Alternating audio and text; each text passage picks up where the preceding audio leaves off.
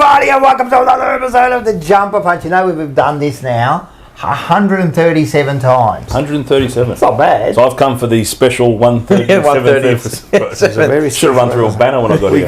We did for the big banner, yes. Oh, we could have ran him for the flag. Oh, true. God, it's not what's it called round anymore? Heritage round. Oh, Heritage round's gone. 2 weeks of Heritage round. I reckon we should have put the little flags on the back of the jumpers. There would have been Chinese flag and the Italian flag. What for who? Darcy Vesio, yeah. Yeah, that's what they promoted. Remember? Yeah. They promoted them too. Not the Lebo flag. They should have got the chink in there. Yes. Sure. So they should have got the chink in there. They didn't. No. They didn't get the chink. They got Motlop. No. No. They got Zach Williams. And Chera. Zach And Chera. No, but when they Zach Williams promoted Aboriginals.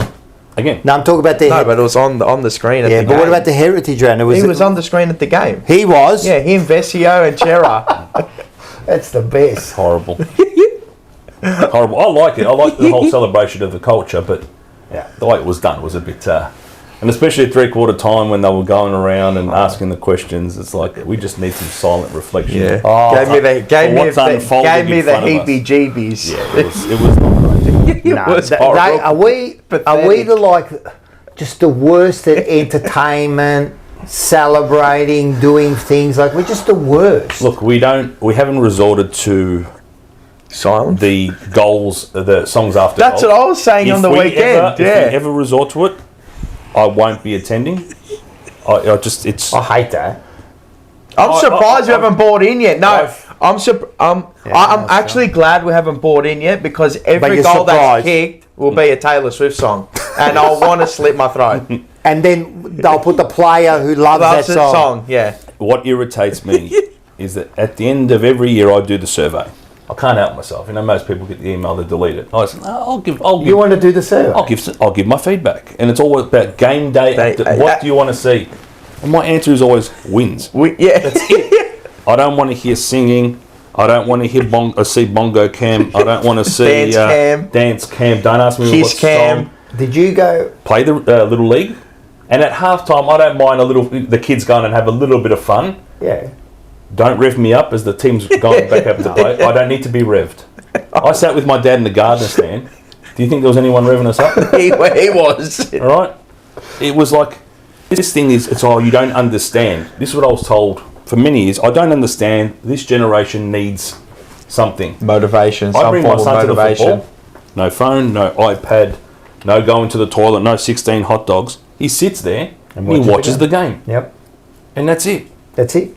The game is enough. And give us wins and we will be satisfied. So, did you go to the North game? Unfortunately, yes. Right.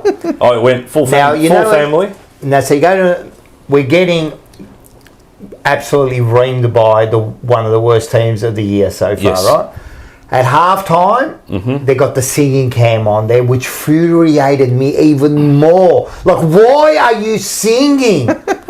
It's because it's not about winning and losing. It's about having a good time. And it's like the American sports. You know, when they're getting belted in the NBA, 30 points down, and with a quarter to go, there's a DJ, they're fucking handing out T-shirts, you got this and that, and they're all happy. Your team getting flogged off the park. Pre-game, there's no reserves and stuff anymore. No, that's fine. You might need a little bit of something to just...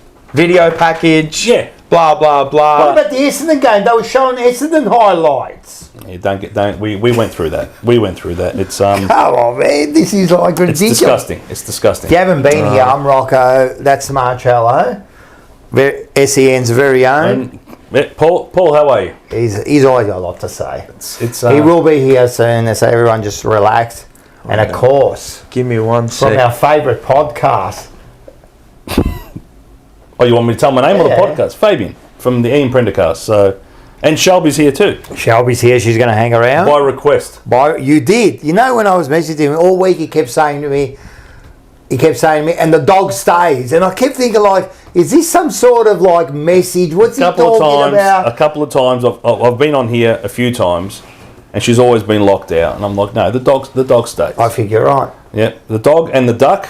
And the duck. She's got a duck. Good girl. Yeah, okay. But now Shall we leave the duck alone? Okay. All right. Wait up. Yep. I think the stream is a little bit. It should be back now. Back to No more, normal. shall we? No more, shall we? No more. No more. Or actually stay outside. Good girl. I think the stream it'll fix itself up. There was a little bit of thing. I tried something and it didn't work. So are we getting some feedback that? Yeah, Carlton FC is cooked. Audio is cutting out, but it should be all right now. Let me know if we're good. I'm pretty sure it'll be good now. What were you trying? Nah, I went back to low latency instead of ultra low latency. So for all you. So is the audio good, guys? It should be all right. It should be good. All right, good. I tried something new, so it didn't work. I hope my I've briefed my parents on how to log in, and so. Oh my god, it's good. All right, beautiful. Thank you. All right, so we got everyone. Look, the people. At least I can fix this shit on the fly, unlike Voss and his coaching stuff. Dad will text if there's Blue Bagger. This is a good guest. Just Blue good. Bagger. Just good. And just wrote, this is a good guest. He's like podcasting royalty. Oh, it is. Yeah, look, OG. Nah, don't sell yourself short. OG. Let's just one of the OGs, but it's. Look, we're a community. We are. We're just. We're gonna give some praise where it's due. We're it's nice to hear compliments, but No, it'll be good. It'll be good. It's good. I think we had a super chat there. Yeah, we did have a super chat. I didn't want to intervene. Lone Wolf Ant, $20. Thank you for the donation. Thank you. How you going? I haven't seen him at the live catch-ups at this present time. No, he didn't, but he's been on he comes on Forever Rivals. He's always on. A champion acts and talks like a champion. Our players talks and acts like losers. Has anyone seen CR7 say he isn't in a rush to win the title, or pat Lionel Messi on the backs whilst being 0-4? It's mentality, isn't it? That comment was bigger than what we thought. That comment by it foreshadowed Mackay, that was bigger than what we thought. And I believe he would have come out and said it with the best intentions of, but I genuinely believe there's a certain group of that next generation that has this mentality ingrained in them. And it's not just a Carlton, I think it's everywhere. Yep. But it's about instilling that winning attitude into 100%. 100%. So, they've grown up in a generation, and, I have children now, and I'm seeing it firsthand that everybody's a winner and everyone's good. Yeah, no one ever loses. It's all about having fun. Yep. The participation award. It's all about the participation award. Now, don't get me wrong, where we were as a society was probably too far one way. Yep. So how do we fix it? We've gone all the way to the other side. Yep. It's like the middle doesn't exist. Yep. So, and usually that happens. The pendulum will go one way, go the other. So what you need to do as a club is understand that these men come in as kids who've literally gone through their entire lives. Everything's been good for them. They've been good at their sport, regardless if they've been good at school. They know that there's going to be a career for them. Yep. They're living the life. It's not really that bad for them. I agree. Do you know what I mean? I agree. The former or the players that come before them had to work for them. Sticks worked fight for it. Sticks, the greatest. Arguably our greatest player. I want to say play the greatest representative of the Carlton Football Club ever. Yep. Worked at the stock exchange. Yes. Do you know what I mean? So this is what this current generation. When people say it's not just us. It's society. So it is society. We have to. When you hear people like Harry come out and say it, it's not bad intentions or anything like that. But it's up to the club to instill those morals, those attitudes, that belief of no, we are here to win. Correct. I agree. So, but do you see other clubs do it? Like other internally. Yeah. Internally, the ones that have. You hear the word culture. Hawthorn had a good culture until they mysteriously started losing, and then it wasn't a good culture culture anymore. Disappears. Yeah. Right, and then their issues surface that they have other external factors going on. Right, winning masks everything. Yes. Football culture. I tell you now. Yeah, everyone should be a good citizen. Everyone should, want to be the best version of themselves. Yep. But the culture of a football club is to win. The attitude of a football club is to win. Do it nicely. Do it in style. Don't be arrogant when you're doing it. Have a bit of, self-awareness about where you're at. But the class. Ultimately, you're a sporting organisation and you're there to win. What are you here? What are you saying? Ella. No, do you know what straight away came into my mind? Is when he goes, they play the song. He goes, oh, How my the fuck song. is this his song? How the fuck is this his song? Shelby, come on. No. She's staying in. By request, mate. By By request. request. By request, she's staying in today. She's staying in today by request. Good girl. Yeah, so... Hello, crew. all right, so we broke the whole... We were in a little bit of a conversation there. Now you've broken the whole... Oh, yeah? The whole... But what we'll do is we'll get some coffees. Let's get some coffees. Sorry for being late. I didn't know you were going to be on time, right? My apologies. Hey, can we have some coffees? And some food? We're Italian. I'm Italian. I'm Italian. 'Cause he's He's Italian. Italian. Yeah. You're struggling there. Right. Just Thank you. Pin it to your beard. Yeah, it's a big game. I know. All right, done. That's got some health. It's got some meat to it now. It does, doesn't it? Yeah. There's a bit going on there. I got the eyes. I got the You eyes. gotta get it, but He's your cousin, mate. I don't know, he's all over the place. But look what I did. How come there's 3 here? Because I thought you were going to be late, and I thought we're going to have the coffee straight away, and Okay, don't that's worry all right. about No, you it. can. That's all right. Okay. No, you know what? You can have it, Yeah. and I'll have Come a on. beer. That's tough. Oh. Let's see. She'll sit. She'll Sit. Shelby, Shall we sit. sit? Sit down, girl. Sit down, girl. Brava. She's just leave her. She'll be all Look right. at that dumb head. She's gorgeous. Leave her alone. No, that's what I call dogs. Are you gonna have They got some of the stupid heads. A little bit. We need it. Yeah, give me a little bit, not too much. Give me a bit more than that. It's a bit weak. Yeah, that's good. Sorry for my tardiness. I've done no prep for this show, by the way. So What prep is there? yeah, What prep is that's. there? What I prep? thought, you know what? They didn't do any prep. I sat down at work. They didn't do any prep. I What sat prep did down you at need to work do? today, and I went on the Wheelo ratings. I was about to It watch was- the it's replay, and I putrid thought, there. you know what? Nah, I'm not doing it. I watched this, but it's worse than last week. What prep do you need? You want to have this drink? Yeah, sorry. And I've also got some polls for tonight that I want to saw the one to our bowl. people. How are you, Fab? I'm well. How are you? Did you put them all in there? Yes. Yeah. Ti salute. I think it's the first time ever that Cinta. Rocco isn't having a... I know, not That's having all right. No, it's okay. Maybe it's a sign of Oh, yeah, change. it's a bit of a change. In the same way Tony Hashem did it, Yes. I'm going to just... You're going to have a little I'm bit going of to it. savour It's it. not Did you hot, like that show last week? Was that a fiery show last week? I thank you, sir. It was a good show. It's good to have differing opinions. Yeah. And that's what I like. You got to. You gotta- can't all have the same opinion. It gets boring. Otherwise, it's Stale, like it is now. trying to not use the word circle jerk, but it's a bit of that same.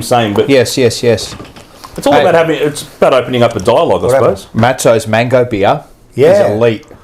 I'm now. How good is it? I love You've never beer. had it? I love beer, Mate, right? that is elite. No, I love beer, but I love trying different beers. I'm always trying Yep. different beers, right? So I walk in, Mate, that's quality. and it just pops out. Mango, Matzo's mango beer, and I go, They got mango you with the beer. I like marketing. mango.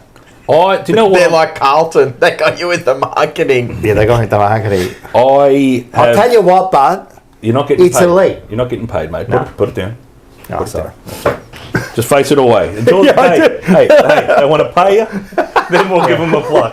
No, but I'm onto the Stone and Wood. I love the Stone and mate. Wood.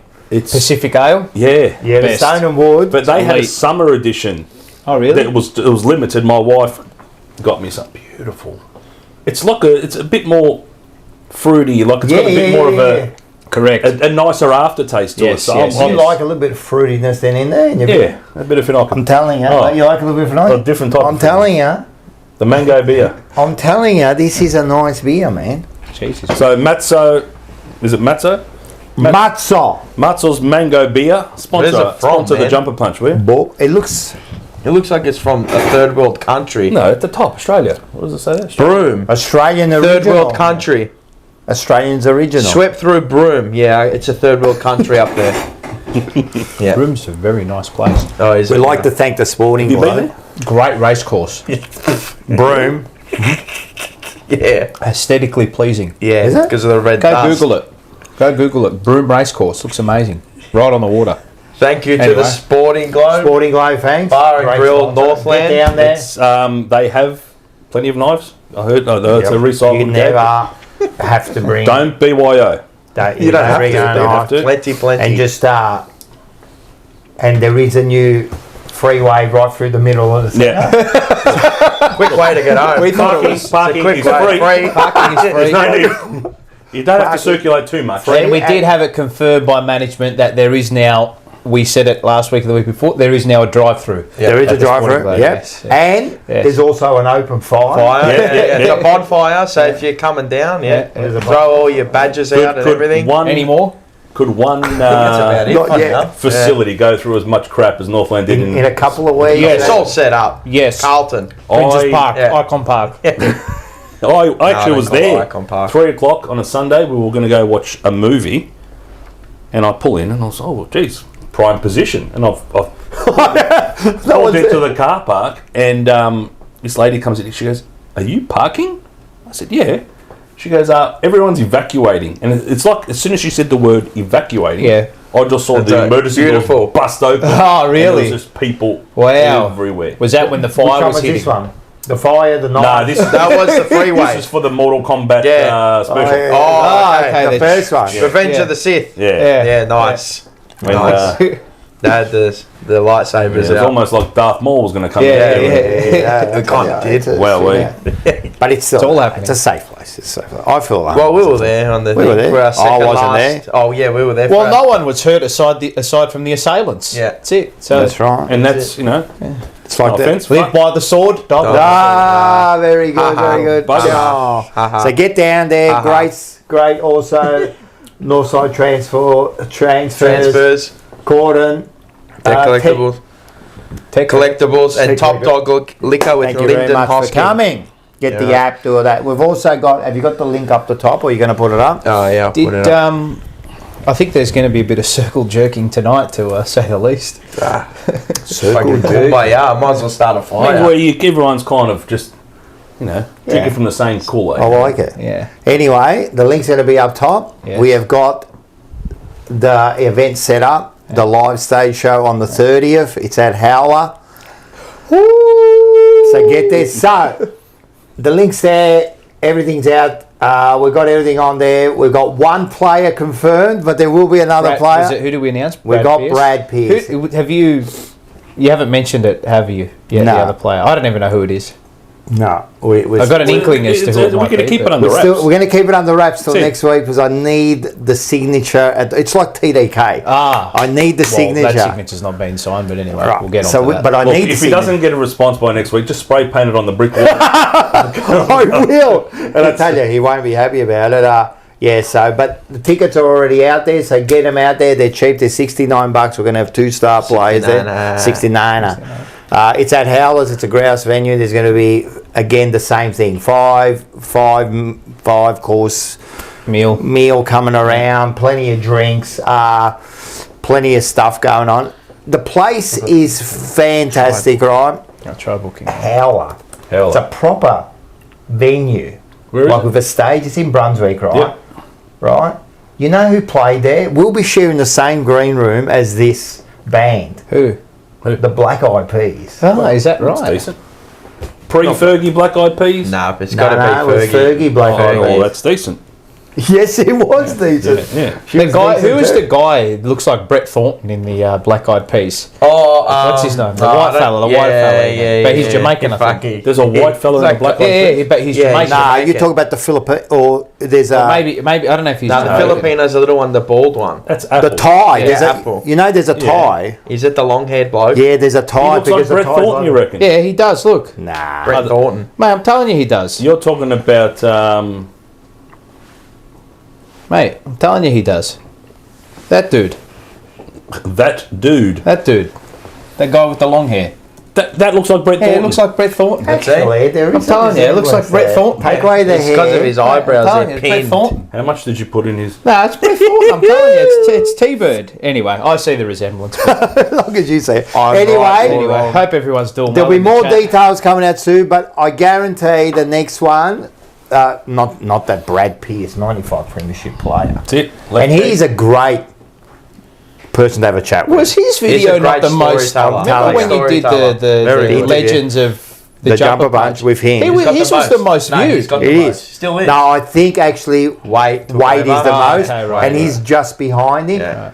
But he's a great storyteller. He's just a clown and star player. Do you know what's good? Because he's obviously an integral part in that 95 wasn't a star team, but he wasn't the star. So you almost got to observe 100%. everything that went on around him. And 100%. Who would he be considered? Would he be like a Neil Bullen type of player? Is that the... Maybe a Bailey Fritsch. Okay, right. Yeah. Okay. I like that. Speaking of, wink. Yes. Bailey Fritsch. I don't know. What's going on there? No, you're hearing something. Don't be surprised if he's wearing navy blue in 2020. Oh, you get all the bloody hot. I like that. This is bolognese or marinara? This is. We've just cut the onions and just put them in here, so there's no sauce at all. Right. It's just from. You've sliced the garlic with the blade. Look, he'd be a player that would fit our need. Yes, I think so. Yes. So, yes. But I'm sure we're going to touch on. I just quickly previews, reviews. Get onto them tomorrow night. Everyone get onto Forever Rivals. There's going to be just a bit of a change to Forever Rivals. So you're going to have to come on, and we have got a special guest who's going to call in. Oh, it's a politician from Tasmania, right? And Scotty Tompkins has organised it. So there's going to be politician from Tasmania. Yeah, and we're going to be talking about the state of Tasmania and the whole thing that's going on. That's great. I know. That's good kid. Thank you to Scotty Tompkins. Good. No, it's a good one. And we found out it's a Carlton support too. So this is a bit of a win-win. So we have got him on. There's going to be a little bit of change. It's going to be really good tomorrow. So make sure you get on tomorrow. Did you see the fly-through of the stadium? Yeah. It looked good. Looks pretty good, huh? Cool. But that's if they get those little boutique-y stadiums. 100%. So that's what thing is. It's GWS and Gold Coast, same thing. Gold Coast. I like Gold Coast Stadium. I loved it. I was there. It's cool. Last season for the Collingwood Gold Coast game. That was a great game. So we flew up. A great game. It's a cool stadium. I like it. Does the job. It's one of the great stories. It's one of those ones we were talking about before. You know that. You got to be there. You have to be there. You have to be there. We're there. I've taken my son for his first game of footy. So it's well publicised. My youngest is a Collingwood supporter. Yeah. So we flew up to the Gold Coast. We've got some friends there, and we go to watch Collingwood and Gold Coast. And Gold Coast get off to a pretty good start and whatever. But once Collingwood start to peg them back, it's full of Collingwood supporters. And I think DeGoey gets one from the boundary. Yes. Either draw them close or put them in front. Draw them close, and then Kruger kicks the goal to put them in. About 4 rows in front of us. And like the Gold Coast supporters, they don't know how to like cheer. They're kind of like golf clapping goals and stuff.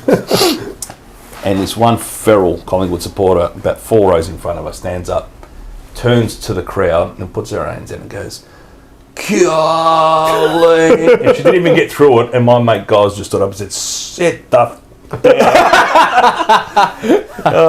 He didn't get kicked out? No. No, that's all right. So there's no security up there. No, but I couldn't believe it. I was laughing my head off. It was just, she was like, "Oh, this is going to be great." No, it's not. Just sit That's down. what we need to do on Friday when they're 6 goals up in the second quarter. Yeah, right. That's all we need. Yeah. All right. I reckon before we get to Wild World, we'll get to my one. And for all the hats and that, I haven't had any time in my day to go and send the hats. Oh, we'll do the hats. I've got to send all the shit out. Oh, not the shit, all the merch out. But yeah, I just haven't had any time. We'll get it out there. So we'll get it out there. Don't worry, we'll get it out there. Don't worry, it's there. It's sitting there. I've been slack, so not slack. I've had work, so. Yeah. But anyway, this is. We'll get it out there. Yeah.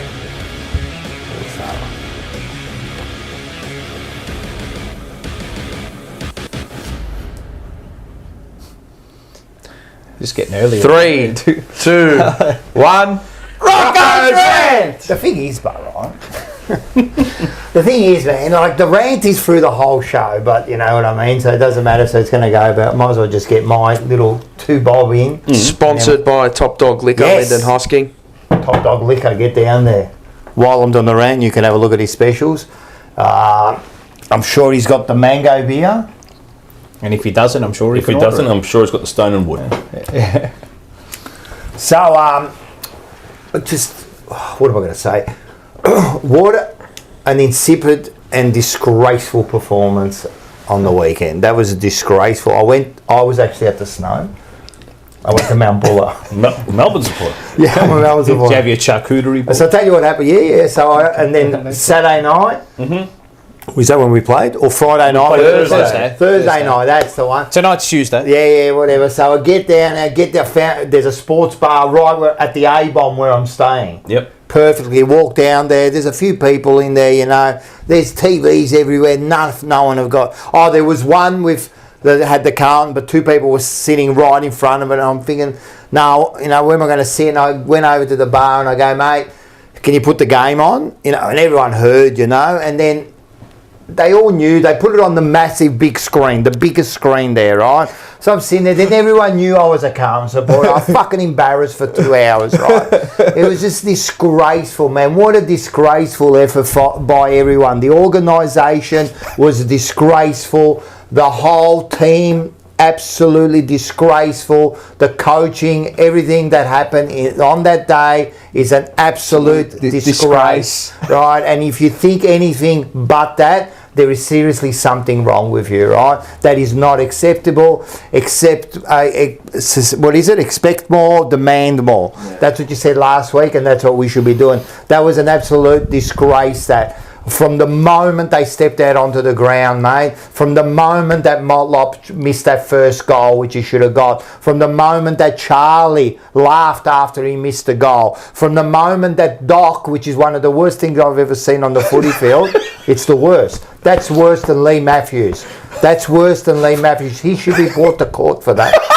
Right? That is a fucking disgrace, man. He patted Boak on the back. Now, today I heard I might have been for the free kick. I don't give a rat's. He kicks the goal and you patted him on the back. Mate, I would have punched him in the guts and got 2 weeks for it. That's what I would have done. It's a fucking disgrace, Paul. That goes through the whole team, mate. Like, what is it? That's one of your leaders too, mate. Would Sticks have ever patted someone on the back, for crying out loud? It's an absolute disgrace. And then from the coach to walk out to the bench at the second quarter, stay in your fucking box, mate. That was a disgrace. They went down there. It looked like an absolute clown show. They walked down there. They didn't know. They were all looking at, what are you moving, bro? Then you get Cripper. He walks down to the bench. They're arguing about something. It was absolutely disgraceful, Didn't right? know if he was going to take Codral or Advil. What was going on there, man? Stop embarrassing me, man. And then you get like, then Curnow, forget it, in the last quarter, I don't know where he kicked it, Acres, I don't know where they're kicking it, and they're smiling afterwards. Like, what do you, I don't get it, mate. You get from there, and then you get the press conference. He's telling me that some of the numbers, that they're looking good. What numbers? What numbers are looking good? What numbers? You can make any stat look good if you want. But what are you talking about? Where is the fight in this side? Where is the fight? It's gone, mate. And then we get like, the president comes on yesterday. Now, this has got nothing to do with Terry. Terry did a great job to get the thing and speak to him, and he done what he had to do. I spoke to Terry today, so... Yes. Is that video up yet? The video's up, right? I'll watch it, yeah. So... and this has got nothing to do with him and what was he supposed to do, all of that kind of stuff. Well, questions about it being, I don't know. But he said a couple of things in there and everyone's heard it. I don't know if he missaid it. But when he said, in any business, and then he goes, oh, I shouldn't, I mean, Freudian slip. Yeah. And we talked about, and you go, oh yeah, but it is a business. No, it's not, mate. You might say it's that, but you can't run it as a business the way you think you are, because there are members, paying members. No other business has that sort of membership who expect wins on a weekly basis, right? This is a different organisation. Soon as he said business, it was done. That was done. You saw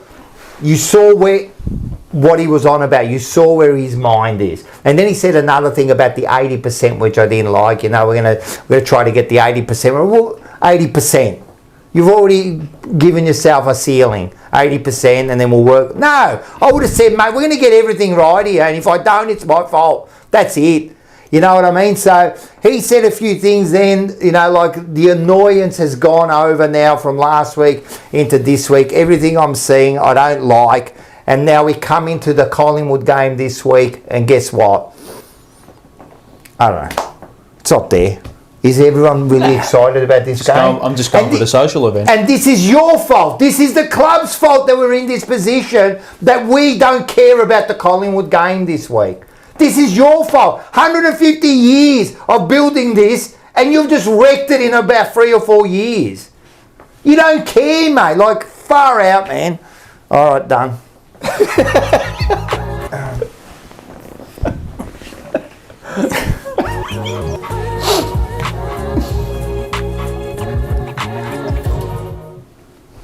Wow, world account. Wow. Brought to you by the Sporting Globe. The Sporting Globe. Thanks to Sporting Globe. Life and energy out of you. I'm a bit down too. Like, I am a little bit down. Yeah. Like, as much as I love going to footy, and don't get me wrong, I'm still going to like enjoy, you know, like going to the game and everything. They've just They're playing like horse crap. That's it. It's just they suck. Remember, I said this last week or the week before. Sorry, before you go, I said when you go to the footy, right? Apart from the winning, what do you want? What do you want to come out of that ground feeling? Satisfied. I get it. You're like proud. Yeah, you want to be proud. And it gets to a point where you front up every week. It becomes tiresome, monotonous, cumbersome. Yeah, it's an obligation. But can I just say before you go on, that cardigan is fantastic. By the way, it is, mate. It's stylish. It's very, very. I like it a lot. I like it a lot. I thought I'd dress up for you guys. Yeah, I do. I like it. I like it. Plus, Mum's watching, so I get it. Look at Bella now. I like the cardigan, mate. I know cardigan's all right, mate. So shaved this morning. Bring back the cardigan. So did I. So look, you trimmed it. When we last won a flag, cardigans were in fashion. Bring back the cardigans until we win another one. Bring back the cardigans. I will wear cardigans. That's it. Now, going back to your rant for a second. Yeah. Now, I want to know, just very briefly, did you expect a response on Thursday night? Yes, I did. No, I thought that was. I could see that coming a mile. I think you're right. I think people thought that North Melbourne was so embarrassing that a response was coming. And I think they walked away from the North Melbourne game going, yeah, just another one of those things. We'll go again next week. I honestly don't think... It wasn't our day. Yeah. I think you'll find more of a response this week. Yeah. I expected that. Don't get me wrong, it was pretty insipid, but pathetic. I expected us to get handsomely beaten. Yeah, I did. I didn't expect us to beat ourselves as much as we did early. Yeah, but but beaten like that, like 60. It was almost the Brisbane game. It was 50 something to 4 points at one stage, wasn't it? I got the margin pretty much spot on the tipping. Yeah. So the first game of the round, you got to give a margin. What'd you get? 50. No, I think I said 40. So mine was the last. So sports bet. I said 18 for you. Yeah. It's all pretty Andy bad, from Monday Blues. It was pretty bad. Shout out. He was during the game. He's messaging me, and then he goes, "I've got him for 60." He said something like, "But these dogs will lose by like 59 just to stick it up me, and end up being like 50, you know." But it's that's basically what we do, isn't it? Yeah. And this is where people fake comebacks. And I'm going to touch on statistics and interpretation a little later, but we've got an average losing margin of 18 points, which should probably bump up a little after the weekend. But what does that mean? That's true. How many times do you think that we're in the contest? No, we're kind of. Well, you know what? It gets. I said to my in it, but with no confidence of winning. Yeah. I said to. I was because of how we play. The North Melbourne game with Goran, and one of my mates, shout out, and I said to him when they started to get ahead, I said, "You'll win by about 18 points." Yeah. This is the North Melbourne. Yeah. Sorry, I said we'll kick 3 or 4 late ones. I said, and then I've never seen a group of supporters. People talk about Carlton having PTSD. Like North Melbourne supporters were genuinely, they were 30 points up with 5 minutes to go. They were frightened. Yeah. And I said, it's over. We have to double our score. I said, just relax. The guy behind us went full Ken Bruce. Ear was rocking. As soon as they went 50, it was done. Goran, I've never seen someone refresh the AFL app that for the time. Oh, I'm like, just relax. He reminded me of us at the Melbourne final. Yep. So we actually had something on the line. Yeah, he was there. Yeah. I said, mate, we can't do this. Yeah. We can't do this. So just... I actually said the same thing. I remember then I said, we'll end up like losing by 3 or 4 goals, and they'll make it, and then. But it's even the worst thing is that when it's not going for them, they just don't hang on. Yeah. They just don't hang on. There's no fight. Like just a bit of grit. Lock down your man. It's not conducive to long-term winning. But if you have to go one-on-one everywhere, you just. I know it's old school backwards, but if you have to go one-on-one around the ground, maybe you do it to a point. But it's just, we're just in diabolical straits at the moment. We're in all sorts. Licorice, all sorts. It's pretty bad. It's pretty bad. And the players, I mean, look, the coach has to take onus, the players have to take onus, they all have to take onus. But, how does, we were discussing this on your potty. Yep. How do you make a player like Charlie Curnow play like that? Yep. It's look, and how do you get someone who's of that? Look, and granted, he has to be intrinsically motivated. He has to, but I thought, look, I don't even want to go down that path. It's give and take. It's give and take. Yeah, but he had a crack on the weekend. But like he said, with a water bottle, spraying people with water bottles, it's just super soaker. And those little things, as much as you laugh about them, you're going to come with an old school which is I don't disrespect, but I have people that I daily have these debates / conversations / fisticuffs with about, they think, riding the bike is a message, squirting the water is a message.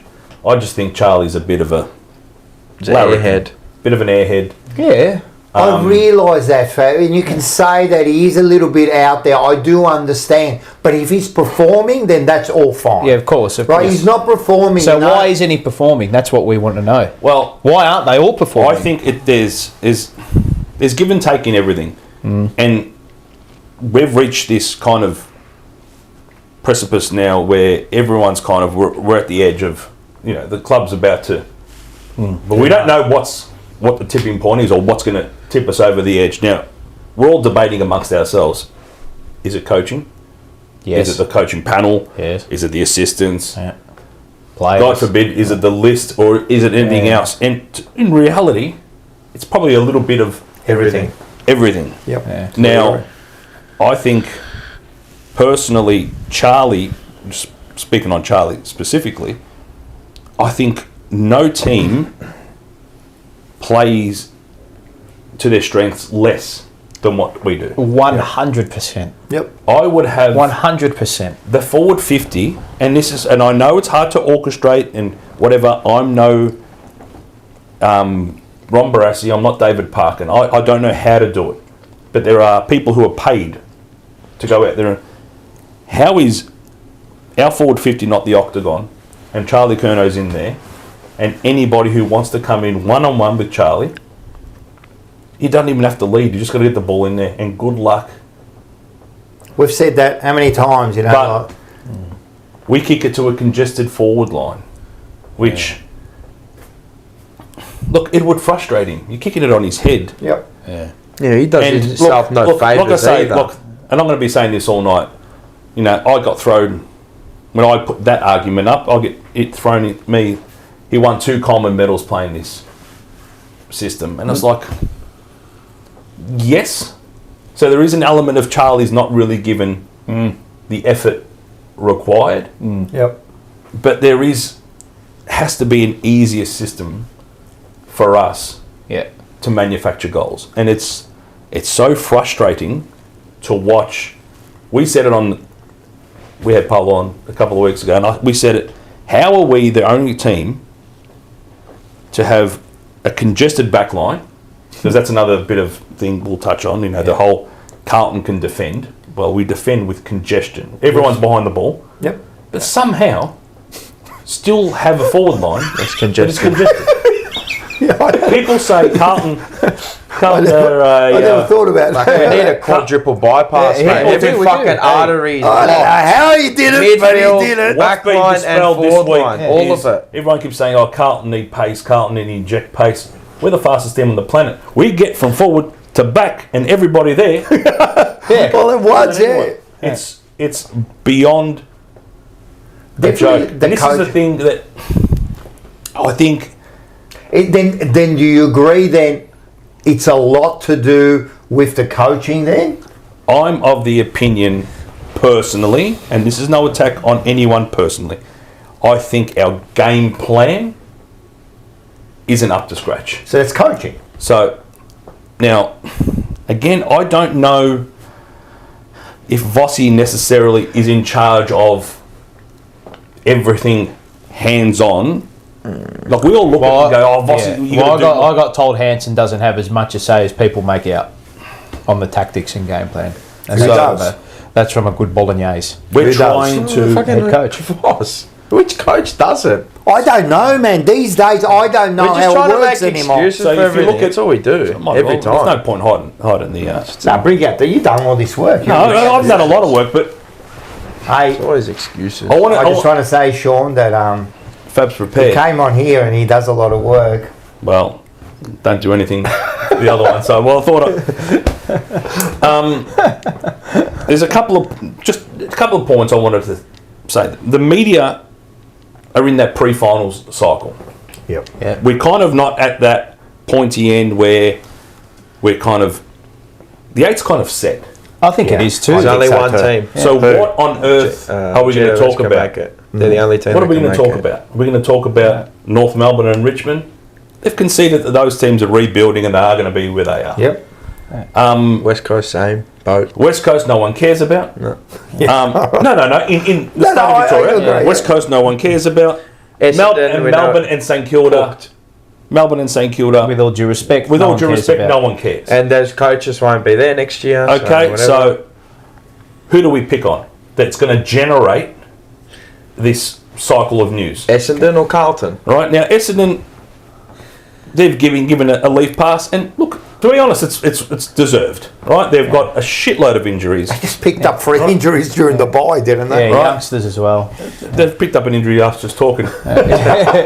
Nate Caddy's gone down because we spoke about it. No, The next Charlie Kerner, apparently. Essendon are doing what Essendon do, so I think they've been given a bit of a leave pass. So who do they focus on? They've attached themselves to this. Disney FC. And what they do, they get, we'll call them passionate people to ring in and talk about this and rant and rave, and then the experts come in, and give an opinion. All right? Now, I'm not saying they don't watch games. We watch every single game, Carlton game, yep. every single week. Yep. Honestly, we would know Carlton better than any analyst Yeah, agree. in football, outside of people who work at clubs who do of course, opposition analysis. of course. So the media live in the stats. Yep. We keep getting told, defensively, we're one of the best sides in the comp. 100%. Wrong. We're a contested team. We don't win contest. I don't care what the numbers say. Then there's a whole ball movement. Now, Daniel Hoyne, again, I don't want to... No, I agree. I don't want you to lose your job over this ball. No. But they put so much emphasis into what he does. And they're inventing stats. So now they've got ball movement. Carlton are the 5th quickest. So we're up there with Geelong. Apparently we were the quickest halfway through the year. We were the fastest. It was the fastest ball movement recorded by Carlton last week against Port Adelaide. Far out. So this whole thing, Yeah, Carlton are slow. Your numbers don't match up with the messaging you're trying to say. Yeah. So then what do? They're trying to do all this, pull it all up. Then they attack the list. Again, they don't know the list. Right? We know because we see these players play the reserves. Do you think King is watching Carlton reserves? Do you reckon anyone's doing Saturday night? My point is, it's easy to say. So a few stats. Well, it's like what you said. It's like that clubs don't have actual we're effectively the correspondents when you look at it. Yeah. So you there's go no club correspondence. You go in the Premier League, and I can only give the example from my side. Mark Ogden is the ESPN correspondent for Man United. The bloke knows nothing but Man United. Yep. If someone farts at the club, he will tell you what they had for breakfast. He knows everything. Yeah. He doesn't care what Arsenal do. He doesn't care what anyone else. He knows the club. Yep. So if you want news on the club, you go to him. He knows everything. Yep. We've got people who have to be over 18 teams. Yeah. So it's a broad stroke. Yep. So then you've got people like, okay, so Lee Montagna we're going to trade X, Y, Z. Look, some things may need to be done. Agree. But what I'm trying to get at is we need to just call the Jets, figure out, everyone's like, I've got a good mate who wants to we should get rid of Cripps. I'm thinking, okay, I think everyone needs to just call the Jets. Don't listen so much to what the outside noise is. And I think this is what, ham-fistedly, this is what our president was trying to get at today. That there's a lot of external noise. I think which is not Carlton. He underestimated how much internal noise, as in internal to the Carlton community yeah. But I think he underestimated it too. There'll be people telling us, we need to overhaul the list. There'll be people telling us we're in a rebuild. There'll be people telling us we need to do a myriad of things. Yep. In reality, it lies somewhere in between. Of course. 100%. Whether Vossi goes or doesn't go, coaching needs to be like our tactically we need an evolution. Okay? Our list, they need to change the panel. It's been the same since 2022. There's only been an addition. Our list. To be honest, I keep hearing, and everyone's worried about, we're going to trade X, Y, Z. They're no good. They're too quick. You've got to inject. The one thing I've actually been semi-content with the Carlton Footy Club the last couple of years has been our list development. I think Austin's already had an eye to evolving the list. Every list needs to be evolved. Our list is at a stage. We are ranked 8th for experience and age. Mm-hmm. So we're middle of the road. We're not a building list, and we're not one of those experience lists. Now, if you look at the experience list, Hawthorn, Bulldogs, Geelong, Brisbane, Collingwood, where are they? They're all in the top 8. When you say experience, do you mean by games played? Games played as in the whole list? Yes. Okay. So the games played. So the outliers, and if the media were wanting to actually delve into numbers, we're 6. Melbourne and Sydney. What do you got there? Yeah. 8th. We're 6, 110. No. And the average is 102. So Melbourne and Sydney are in that upper band of experience and age profile, and they're not in the top 8. So you'd think you'd be looking at more of them, but they're worried more about our list because, it's more. So would they be worried more about our list because of our top end talent? Yeah. There's a lot of money tied into the top end. We've got. I think. Does that elevate us in everyone's? No, look. It does. Well, the top 3. You want me to go to the top 3? What did you just say then? Like our top end talent, like Curnow, Mackay, Cripper, Walsh at the time, Wiedering. Does that elevate us to say? Would you prefer to have them or not have them? Have it. Do you think Charlie Curnow is staying for less than what we've offered him? Would he stay, did you say? I think what we've paid for our top line players has been on or below market value. Yeah, but I'm not saying that. Forget about what you're paying them. I'm saying, does that elevate where people expect us to be? Because what we're paying them? No, where we're meant to be on the ladder. Everyone at the start of the year was saying, top 4 and that. If you're saying what you're saying, right? Oh, the expectation you think improves the players, or what we think of the players. Don't you? Yeah, maybe. The top 3 by age profile, Collingwood, who are absurd. Yep. 152 games average played. And then I want to touch on that when you finish. Okay, I'm just giving you the top 3. Yep. And then you've got Brisbane with 131, which is still high. Yep. And then you've got Geelong, who just under. Then they're 17 and a half games behind at 114. Where's Adelaide, boy? Adelaide is. They'd probably be about 12th with 97. They're humming. 97 games. Hawthorn's at just over 100 games. Take out 1 or 2 top line players in our list. Now, Yeah. This is the 25 and under composition of our list.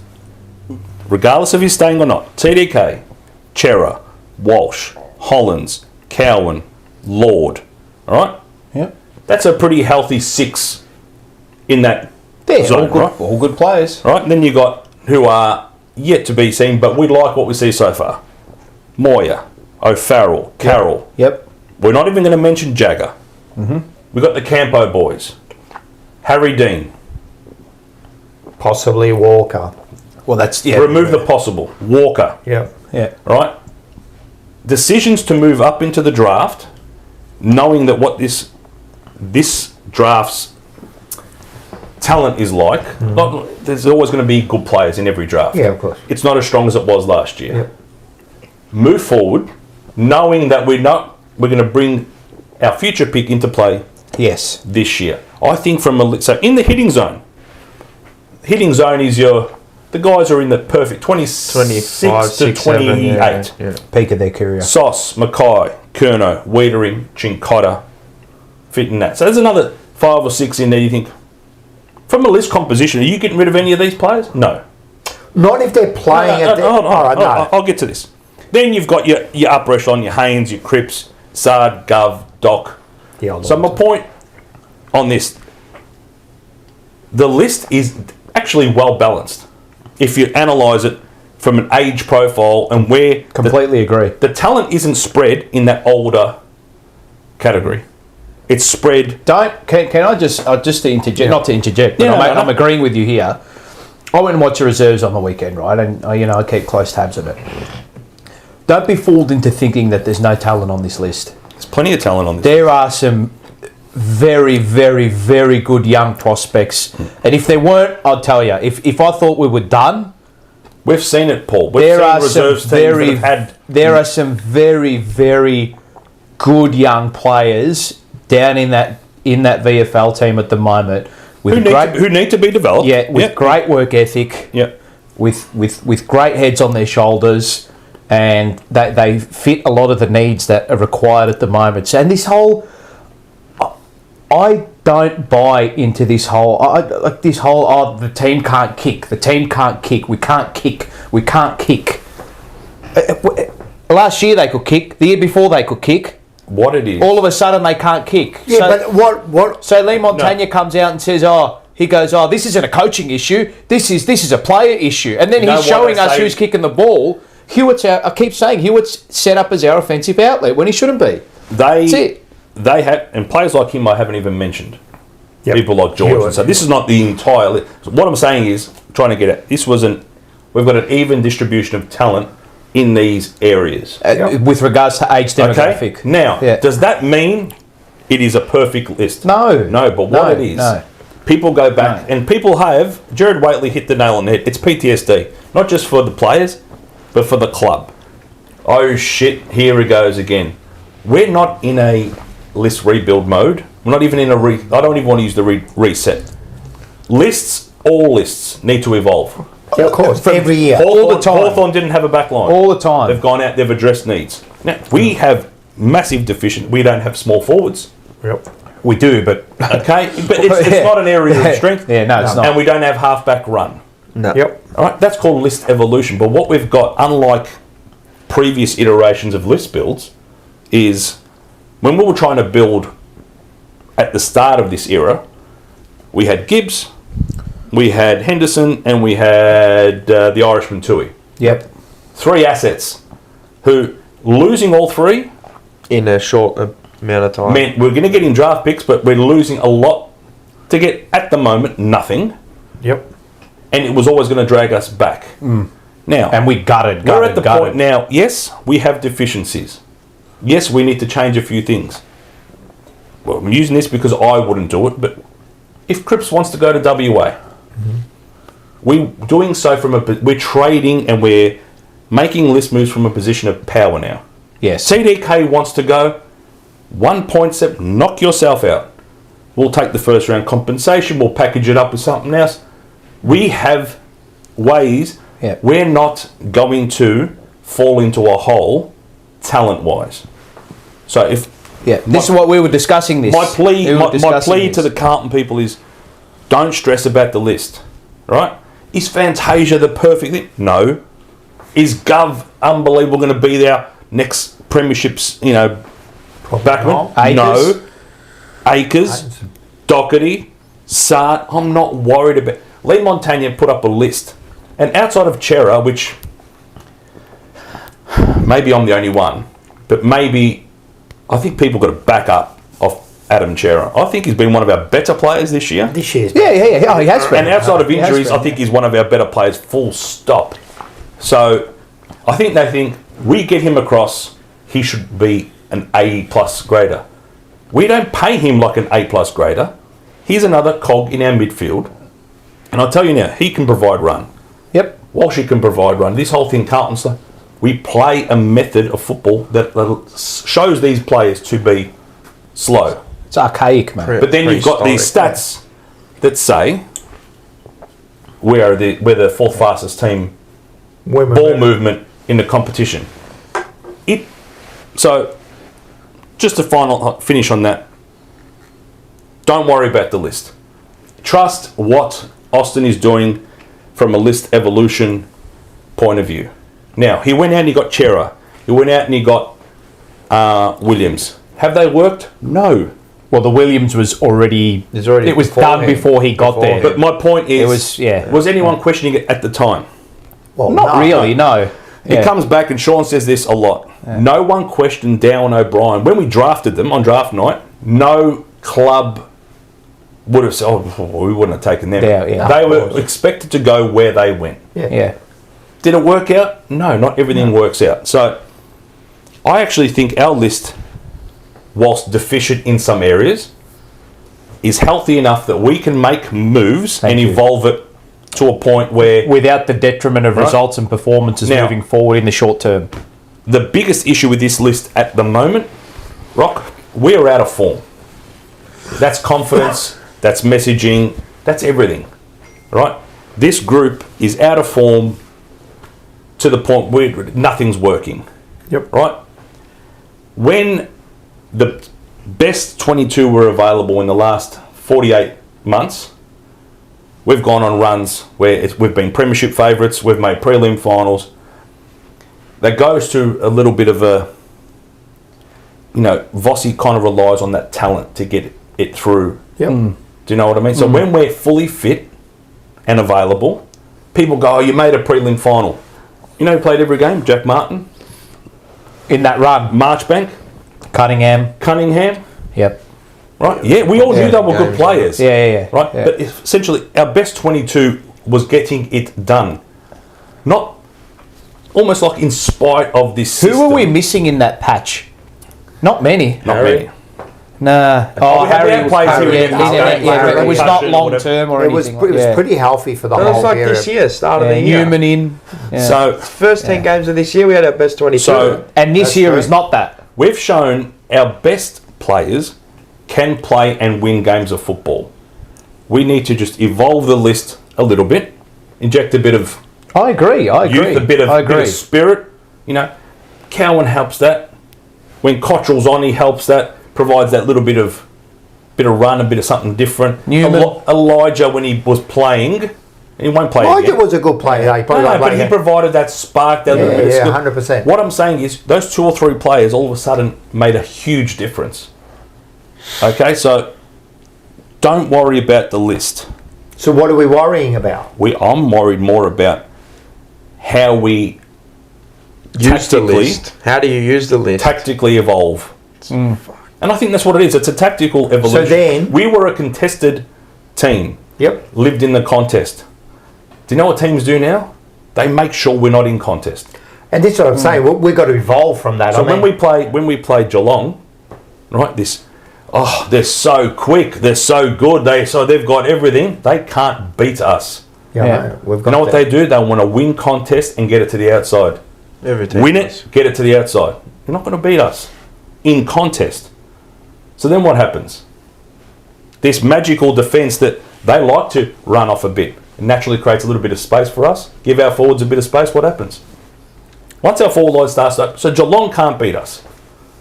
Teams like Melbourne, we match up well. Those teams that can... Because they're contested.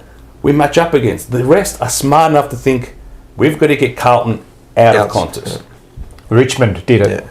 And that was their move. In the second half. North did it. Hawthorn did it. Adelaide, they can all do it. When the game is out of contest and you don't have the ball, you look slow. Slow, yeah. Of course. And there's that whole thing, Carlton are slow. It's just work rate. I love this thing, guys. They need to inject. What do you want?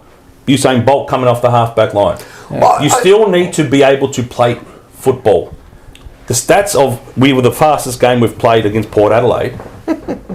That franks the whole thing of Carlton poorly skilled, because when you're trying to move it that quick, you have to hit targets, don't you just miss targets. All right, but then and when you're trying to hit targets in congestion, it's hard. Good luck. All right, good luck. And that's all fair enough. And actually, that's very well. I like that. I like to have a look at it differently, and I do understand. And I don't think any of us have said we've got to get rid of the list. I think we've all said that a lot of people are, though. There has to be a few changes. I'm going to go with this. A lot of people are. This is from my dad. This is... we got Dad's dad. What's your man's name again? Tony. Charles Tony. He said, Big John Elliott always said, Carlton, we don't rebuild, we renovate. Yeah, I know. So it's list evolution. And it is, and there should be evolution. But there's also no guarantee that if you rebuild, you're going to...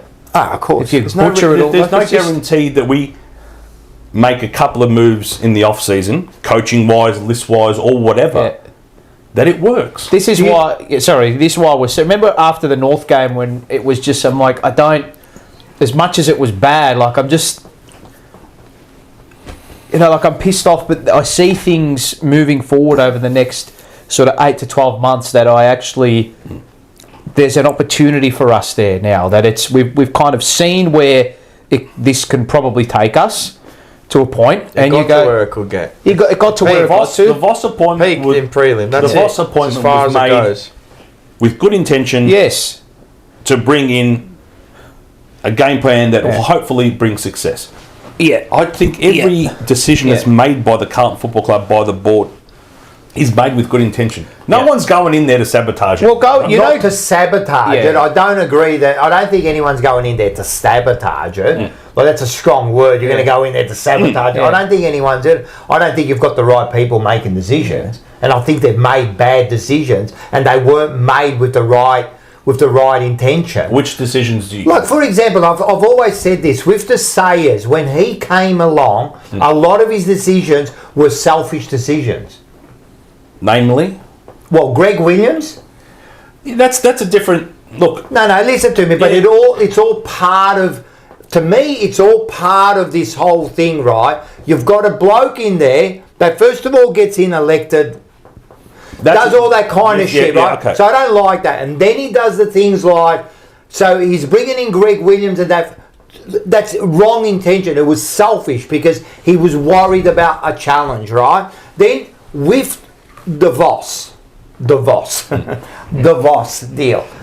Okay, I'm not saying he's the worst coach. He probably is at the moment. I'm not saying all that. But the point was, at the time, the panel was set up. They've given them recommendations, right? They know what's best. Well, they're more privy to it than almost... Yes, I know. And at the end of the day, they've gone another direction. For what reason? For what? Tell me what reason you reckon they would have done that decision. I believe, rightly or wrong, this is just my personal beliefs. So you go back... All right, Dad, relax. All right, we'll get him on. Basta. Yeah. Come on down, we'll bring another chair. By the way, we've got a few super chats. I do. Yeah, why did you do that? I was waiting, I didn't want to interject. Wait, let's do these super chats. People get shitty when I interject people. Eat a dick. Louis 4J, $7.99. Mars looks ready to explode. I exploded last week. I got nothing left anymore. I'm done. Andy TMB. Hello, Andy. How are you? I'll be seeing you very soon, live and free. That's all good. Hit the like button, guys, and make sure you subscribe. Great convo as always. Lads, inshallah, a miracle, and we beat the filth on Friday. Yes, we did. Yeah, good luck. I think there was one from Seba, or did you read that? Fuck. Yeah, sorry, Seba. Anyway, keep going. One from Seba. Thanks, mate. So the boss. We get in So I'll take it a step back. We bring in Kane Little. Yep. So we're going through that evolution where we go, give Sauce the keys, blow the joint up, and rebuild. And I think every single one of us thought, do what you need to do. Yeah. And it was at that point. Membership showed and attendance showed we were supportive. We knew we were going to be bad, but let's get along for the ride. Yep. Okay? Little come in, we're crap. It's going to be hard to make cash. Because I know you don't like the word business, but it's a business. We still got to keep the doors open, right? Don't get me wrong. I understand. So we bring in the fresh business minded CEO. people. Yeah. Right. He gets us to a point where the list is naturally evolving. We have a few issues. We have sauce related issues. He has a few issues as well. We bring in Cookie. Yep. So Cookie comes in. The whole messaging around Cookie, and therefore the whole appointment of Voss and everything around that, I'm not saying they're all, but they're in an era. Yeah. What are we trying to get? We're trying to be stable. We're trying to project stability. We're trying to show that we are not old Carlton. We are new Carlton. We're going to bring in someone who's experienced. Penfolds. I can't even open it. Oh, no. It does it. Oh, the grandfather. Look at that, nice. I know that. Cookie. All right. Severance pay and fucking bottles of Granges till he fucking Very nice dies. drop, by the way. That is Till he very dies. Well done, Cook. Good stuff. So we bring in the theme around the club was stability. Yep.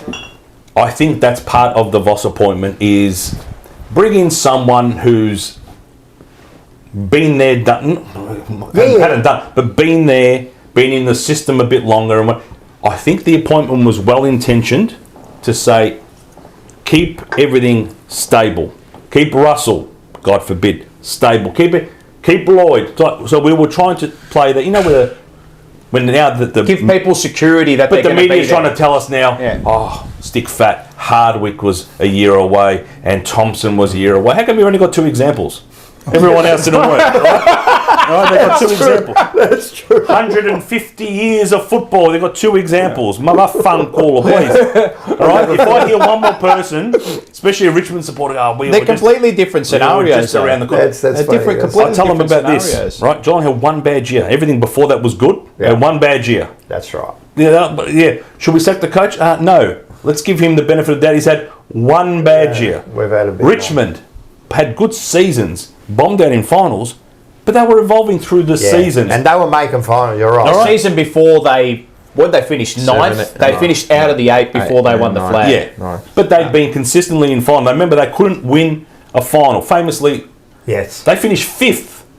And the team who always finished 9th got beaten by a team that finished 9th in us. That's right. Okay, so Then they lost to North. I don't want to hear this shit about, I just got to stick fat. No, we just got to make the right decision. Yeah. If that's sticking fat, then that's the right decision. If it's not, don't tell me you have to do it because of Dimmer and because of Tomo. Yeah. I don't want to hear that shit anymore. Just get rid of it. And because it's happened then, it So doesn't mean anything. that's, I think, goes to the whole Voss appointment, keeping everything stable, trying to ignore outside noise and evolve. Now we're at a point, which I think is great. We had the business CEO, we had the grandfather CEO, the stability. We've got a football CEO. And everyone's saying, he starts August 15th. This bloke started the minute we appointed him. Was it February? Right? Before that. He is January? observing December. every element of the club. Yep. So have faith that this bloke is going to come in and make decisions. But we have faith every time. No. But Rock, you don't have any other option. That You is know what? true. You know,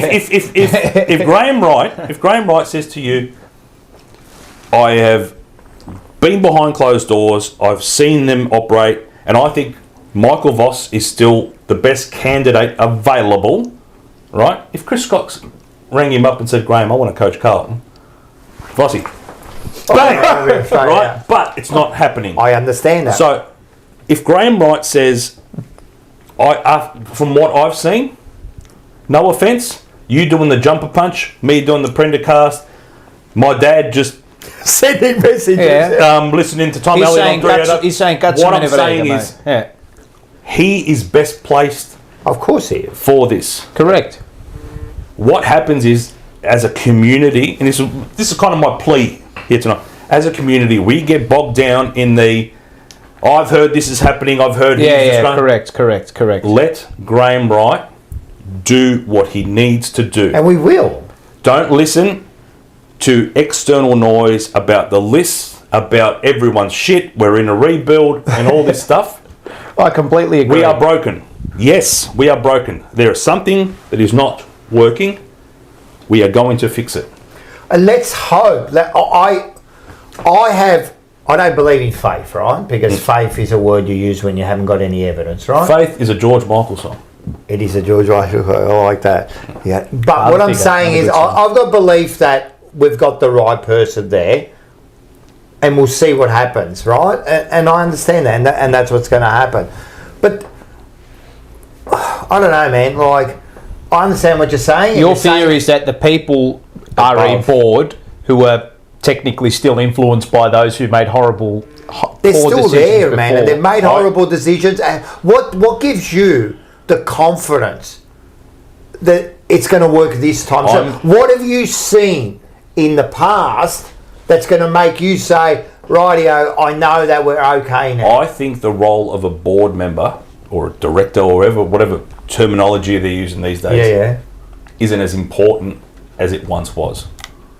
I think the most important position, the two most important positions at a football club are its CEO, head of football, and the head of football. Yeah. Again, it's just an external. I've got nothing against him personally. Just externally, I think Brad Lloyd hasn't been the answer. No, definitely for not. us. Definitely I think he, and replacing him, that position there may be the key to unlocking a lot of things. We hope. A lot of things. Now, that doesn't mean, shit, Brad Lloyd's the problem. Fab thinks Brad Lloyd's the problem. Keep everyone else and change Brad. No. There's got to be a lot more than that. I do realise Graham Wright is doing what he needs to do. We need to have it. You know what it is, Rock? We're over having been told, hashtag stick fat, be patient. Of course. Because we've done it for so long, it becomes burdensome. Of course. We're over it. Look what you're talking about. Right? Yeah. Look what you're talking about. You're talking about the board. You're talking about Graham Wright. You're talking about a list manager. You're talking about this. How long have you been talking about this for? Look, for 20 years. And this is what I'm saying. I don't talk about the games anymore. What's the point? And this is what we go to the game for nothing. And there's what do we go to the game for? And there's the other side of the people who go, the list is shit. Which that's my opinion. It can't be shit. It gets you wins. So it has to be half decent. It's not Vossi's fault that we can't hit a target. It's not this. Akers is no good. And so, yes, there are still elements. Now, Blake is my boy. Mind you, I wanted him sacked 2 weeks ago, but he shouldn't be playing a game in that Guernsey for the rest of the year. Yes, there are elements that aren't working. Bum. We are playing, at the moment, we're playing with no spirit, no heart, nothing and stuff. But even when we did, it wasn't working. Yeah. So it's something deeper than talent and effort. It's something deeper than that. Because when we give effort, football. So what is it? I tell you, not that you've got all with the your coaches and your coaching panel that details. I agree, but what I'm saying, you're saying it's not effort. How can you not motivate? What is it like? No. Of late, yes. How can you not motivate? I think we checked out on Thursday night. We've been checked out since round 1. I think that's an issue. Was it on 4, for God's sake? Hold on, I'm gonna put this to you, and this is where it was over round 1. I'm half the stuff. I'll contradict myself a little bit every now and then, but I like that. Against West Coast, that first quarter, the first time. No, the 2 weeks. The recent one, yes. How do we play in that first quarter? Good. Against a bunch of against MC Labour hire witches hats. Okay, but we played with a directive to attack and run. Chincotta was play loosely. When they felt like it. Because there's no pressure. Right, but hold on. It was us. It wasn't West Coast that changed. But we play with no pressure. Down. Why did we gear down? The players think it's done. Didn't say to each other, "Hey lads, gear down. It was directive. And It's Curnow directive. confirmed as such. Yeah, but how can there be directive? You've done nothing to earn that. I don't know. You've done nothing in the year to earn a gear down. I believe a directive. You've done coaches, nothing. But what have they done? I believe in the year to do that. You haven't earned that. Panel is so risk averse of what injuries. No, just the way that they play, it's the way they approach mentality, things. Everything. It's not about what can we do to win. It's times of what can we do to not lose. Yes. And that is a lot of our problem. You've got to go there to win, not lose. That's why we defend the way we do. That's why but we've always defended like that under him. But it's not working. I understand that. Yeah. And this is my point. And I've said for fucking go through first time he got here.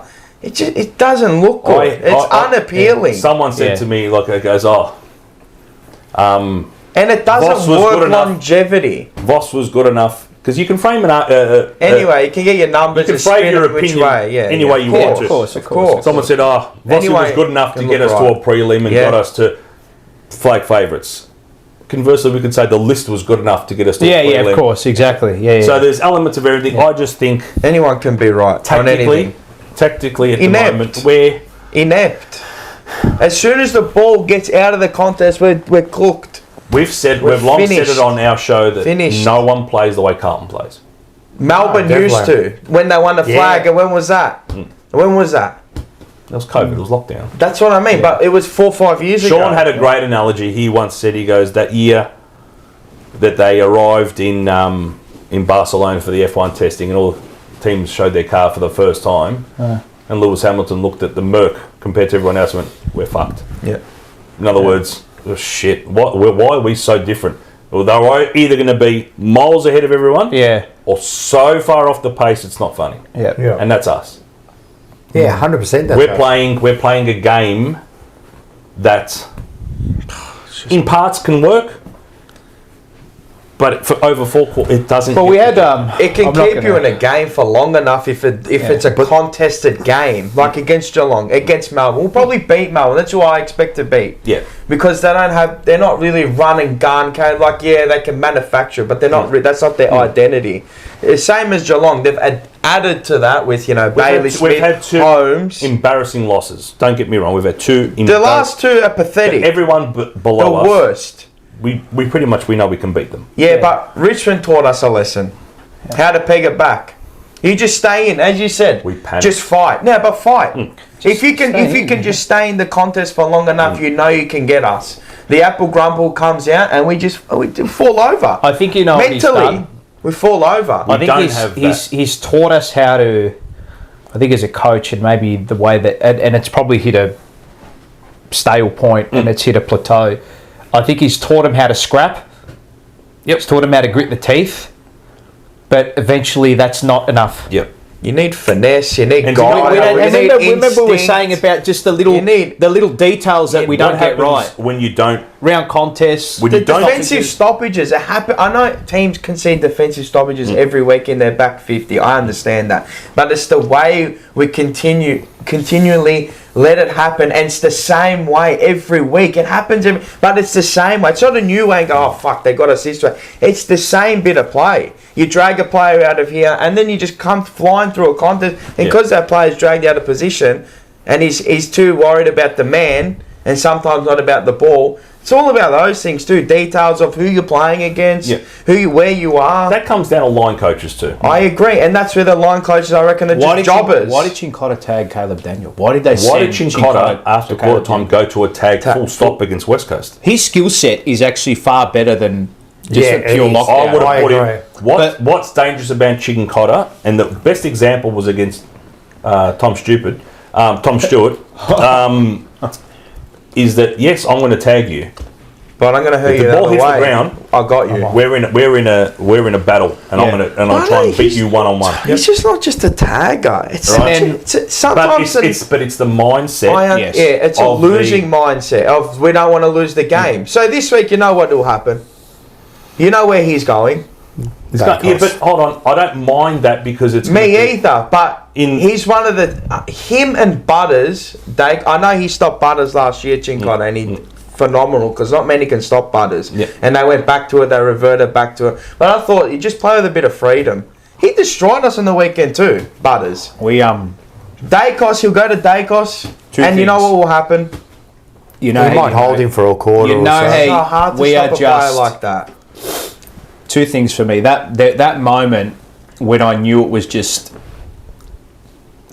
when you just know it's not working for us, and you know it's probably gone past its sell-by date. When the chocolate's gone white, bro. When the three... You throw it in the bin, man. He's done, brother. I asked the question. I'm not going to... Just... You go after... Go. The three... Sorry. When it was... So conscious of interjecting. No. Because I have a poll that I posted. Just can't... Everyone's just going to go, oh... When all three players went up for the one ball against one Port Adelaide defender. One Port Adelaide forward, sorry. TDK came in third man. TDK, I don't know. No, you're Wiedering, TDK. And whoever it was. Might have been Young. Anyway, whoever it was. Third Willie man Rioli is about 10 metres away from that initial contest, and he just said, he was making damper. He just cut a kangaroo and a water buffalo, and then he just put it in the damper, put it on the fire, and said, I'm kicking a sausage. And when he kicked it out of the fucking stadium. Kicked it back. It's ridiculous. How do you come a third man up and not spoil the ball? The bloke was in the back forward pocket, Willie Rioli, having a cup of tea waiting for it. He could have done his laces. Had a bushels there. Yeah. Look, come on, man. That's happened every week. I don't disagree. I see it too. But it gets to the point where I think they try things for the coach and things get changed and they still don't work. And that starts to breed... doubt. Elements of doubt. Yeah. Uncertainty, resentment, and then once something happens, and then it's human nature. Someone's going to go, "Fuck, wish Rock would just fucking lock down his man." Yeah. And then what does Rock do? What did Fab say? And that's the whole thing. He's unhappy. Yeah. He's not a leader. He's not. It happens, mate. People start to get disgruntled. I think it's happening. It's definitely happening now. People go, "Oh, then you need a leader." Yes, we need a leader. Yeah. And we need to be galvanised as a team, but it's hard when everything you try isn't working. Yeah. Now, I'm not for 1 minute saying Michael Voss isn't trying to fix it. I just don't see it happening. First half of the season, how many times have we copped goals by chain of handball over the top? So we'd approach the contest. So someone's got the ball, we run to him like Chooks without a head. Yep. Gets handballed over. The next person runs. Yep. So now what we do, we sag off. Yep. And they're just it's that whole. There's the balance is not right between the two. And I liken it to United in 2009, Champions League final. Rio goes. Fergie told us when Messi gets the ball, press him. Press him, don't give him time. So he goes, we pressed him, he just went around us. Right? He goes, so at halftime, Fergie said, whatever you do, sag off. He goes, so we sagged off him. He goes, he was putting it top corner. He goes, in other words, we couldn't win. We didn't know what to do. In other words, the coach had a crack at trying to fix it. It didn't work. So we're at that point now. All right, you told us to do this. That didn't work. Now you told us to do this. That didn't work. That didn't work. Perhaps the message should be, look, guys, it's going to be somewhere in between. A bit more freedom, a bit more creative license. Funny you say that. We had dinner at a particular place the other night. Okay. Right. I love these little chuckles. And he was with Graham Wright after a match earlier this year in the change rooms. And we're discussing, I think it was, we might have just lost to Collingwood. I think we went 0-4. Yeah, it was. Right? It was 0-4. 0-4. This particular person asked Graham Wright, like, what's wrong? What's happening? Can I, if I get the same story, and I've got the same source, is it that Collingwood and Hawthorn, it's a bit more free and loose? Carlton is so uptight? Yeah, he says they're tight. Yep. We've got the same source. Confirmation. Yeah. Isn't that science? If you've got two people that can... That was the Holy Communion, and that was a confirmation. Says we play tight. We play tight. He goes, but you can see it. But not just that, as a club. We're tight. Goes, as a club, we're so afraid of failure and it not working. We're tight. Whereas there, just everyone's like, no, it will work. Relax, it'll work. We're not. We're so uptight.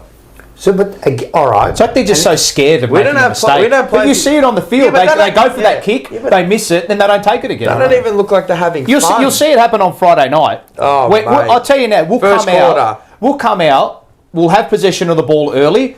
Someone will go to take that kick. They'll hit it. They'll hit it. Then they'll do it again. Miss it. Someone will take the kick again. They'll miss it, and then we'll can it. We'll shelve it. And go into our shells. It'll happen.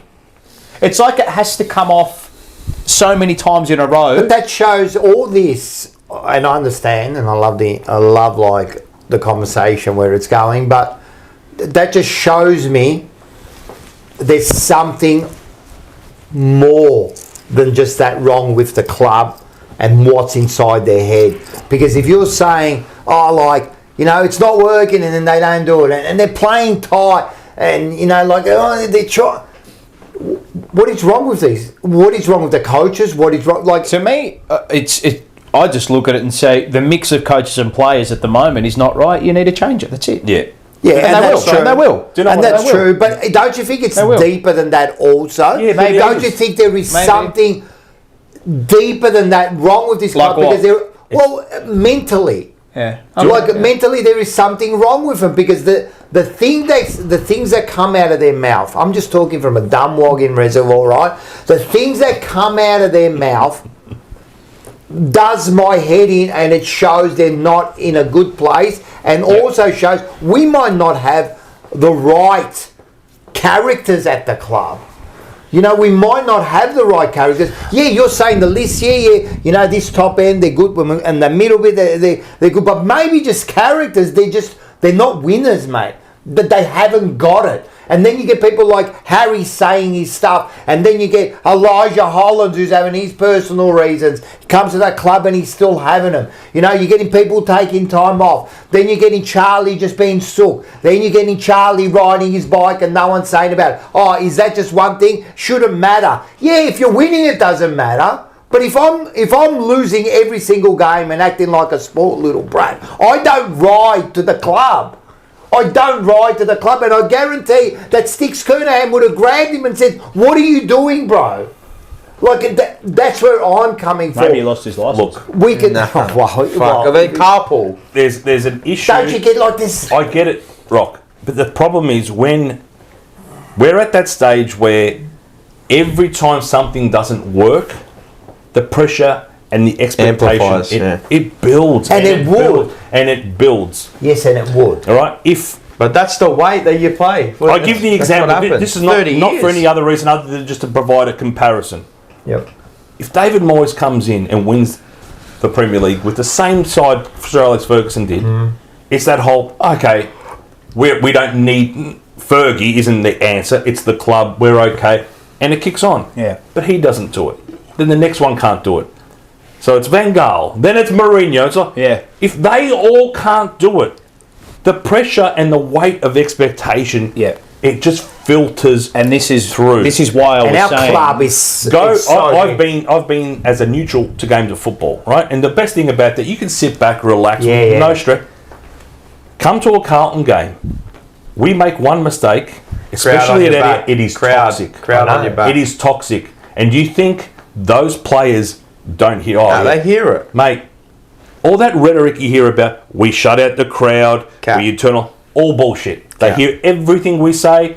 They follow everything on social media. They read every newspaper because it's human nature. How do you not look? This at the moment. All right. How do you not look? Ciao, ragazzi. But it's we have this weight on the club. I understand. Now you talk about leaders. Yep. Do you know? Unfortunately, Sticks had leaders at the club when he arrived. Yes, imparts the knowledge on him. Of course, like the dominator and all that. Right? He wins a premiership, right? Because the club is at that position. Yep. He then becomes the beacon for the next generation. Yep. That's Sticks. When Sticks talks, he talks with authority. Yes. He's been there, he's done that, whatever. And eventually, that erodes, mate. Of course. Now, everyone's like, who are your leaders? Yep, I've said that. Jacob Wiedering could open his mouth and it'll just be like, you know, in this generation, he's a bit of a prick. Do you know what I mean? If Cripper opened his mouth, oh, jeez, you know, fuck. You know, Cripper went hard at me or whatever. Like, they don't carry the weight of who it is. Now, the club, in its efforts to try and forge, we are afraid of this whole old Carlton narrative. Right? The media will say it because they know it just churns. Like, they don't want to fall into the position of being old Carlton. Someone needs to get on the phone and go, you know what old Carlton used to do? Win premierships. That's it. Win. And I've said that before. We used to win premierships. And this is the whole thing. You can't keep on going sacking coaches.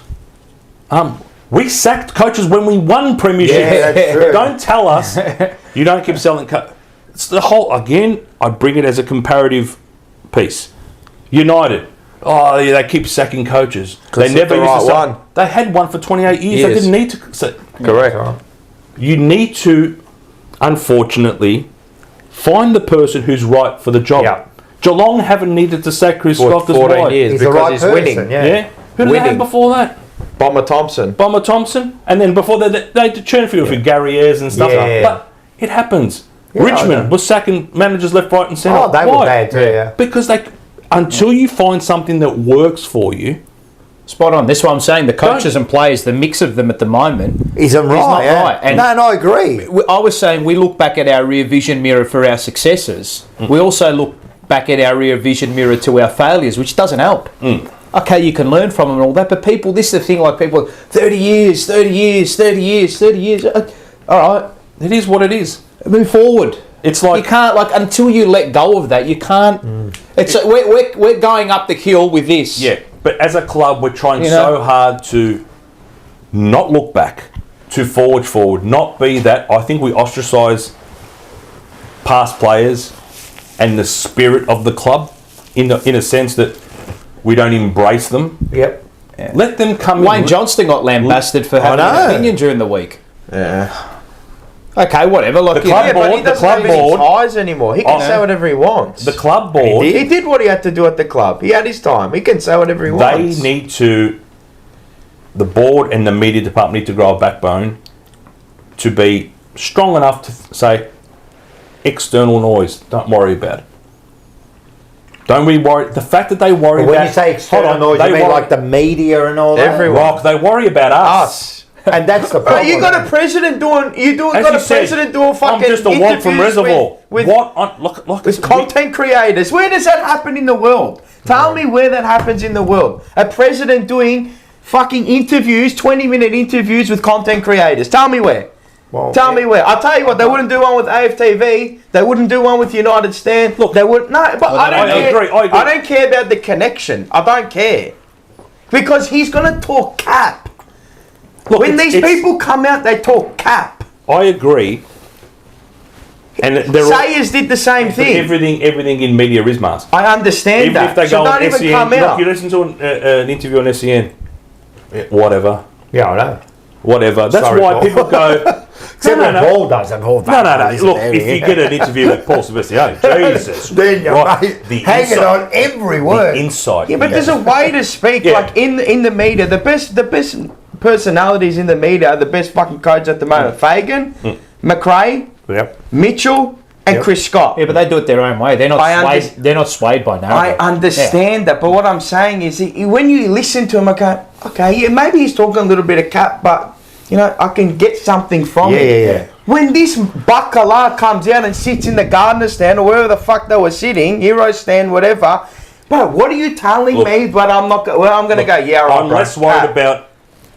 But but why? But why? Why do you have to come now and have an interview with old mate? I think it's a bit of. I understand why they want to control the narrative. They want to control. Correct, and that's the problem. And they'll control the masses. They'll control most of the fans. They always say we don't care about the outside noise. Well, you clearly do, because you're giving up 20 minutes of your time when you didn't have to, when you could have been on the plane back home. I think that was the thing. The Sydney thing. Is he a Carlton man? I think. Okay. How do we show that he's a man of the people? 100%. And he knows that Kerry has the biggest viewership online because a lot of content online now is pushed. Like, a 20-second video can blow up, right? 100%. Right? So we're all, like, young fans. He's talking to the young fans now. Yeah. He's not talking to, like, you or you're like your generation. He is, but he's not. He's talking to us. Yeah, you are. He's talking to our generation, my brother's generation, your son's generation. He's talking to 15, 16-year-olds. Like, who's this bloke? That's who he's talking to. He's controlling a narrative. It's smart. Good on him. Well played. Oh, the media's Rob. Well done. Well done to you. Well done to you. But I dislike that. I don't like it. I don't think it's detrimental. Do you think? No, I just the way that you can. Well, do you think by him doing that interview, right? Is that showing they are under pressure? This is yes. This is. Do you know what? White flag almost. Look, I get it because we know that it's a layup. Okay, that's what is infuriating to us in the know. It's just, look, I don't think there's anything inherently bad with what he did. No, don't get me wrong. And you can tell by Terry, who we love, you could tell he was just handball questions. You know what I mean? Of course. That, and he wanted to show, you know, how you grew up. Yeah, well, when you first meet someone, you're kind of trying to. And it did look, and I don't think Terry wasn't prepared for it. And it looked a bit awkward. It was an impromptu thing. But it was also a way for him to meet the next generation of Carlton supporters on this platform that is a bit. Now, he's never going to do a fan forum where he sits there, mediate it, and we're in the room. Yeah. Well, I don't want him to. Okay, neither do I. But what I'm saying is... I want him to. I don't want to see No one's ever going to do that. Yeah. But what irritates me to no end is that the outlets that have the ability to ask a question... Yeah. So, Michael, where do you think it went bad tonight? Oh, yeah, well, we lost contest, and we took some learnings from it. We'll train it and do whatever. That's it. And then move on to the next. Yeah. It's not follow-up. What on earth? Why did you stop at quarter time? What was the directive to the team? Because you seem to have stopped attacking the football. Oh, no, I don't think much changed. Michael, we clearly... keep pressing him that can't for the answer. They don't. Press conferences...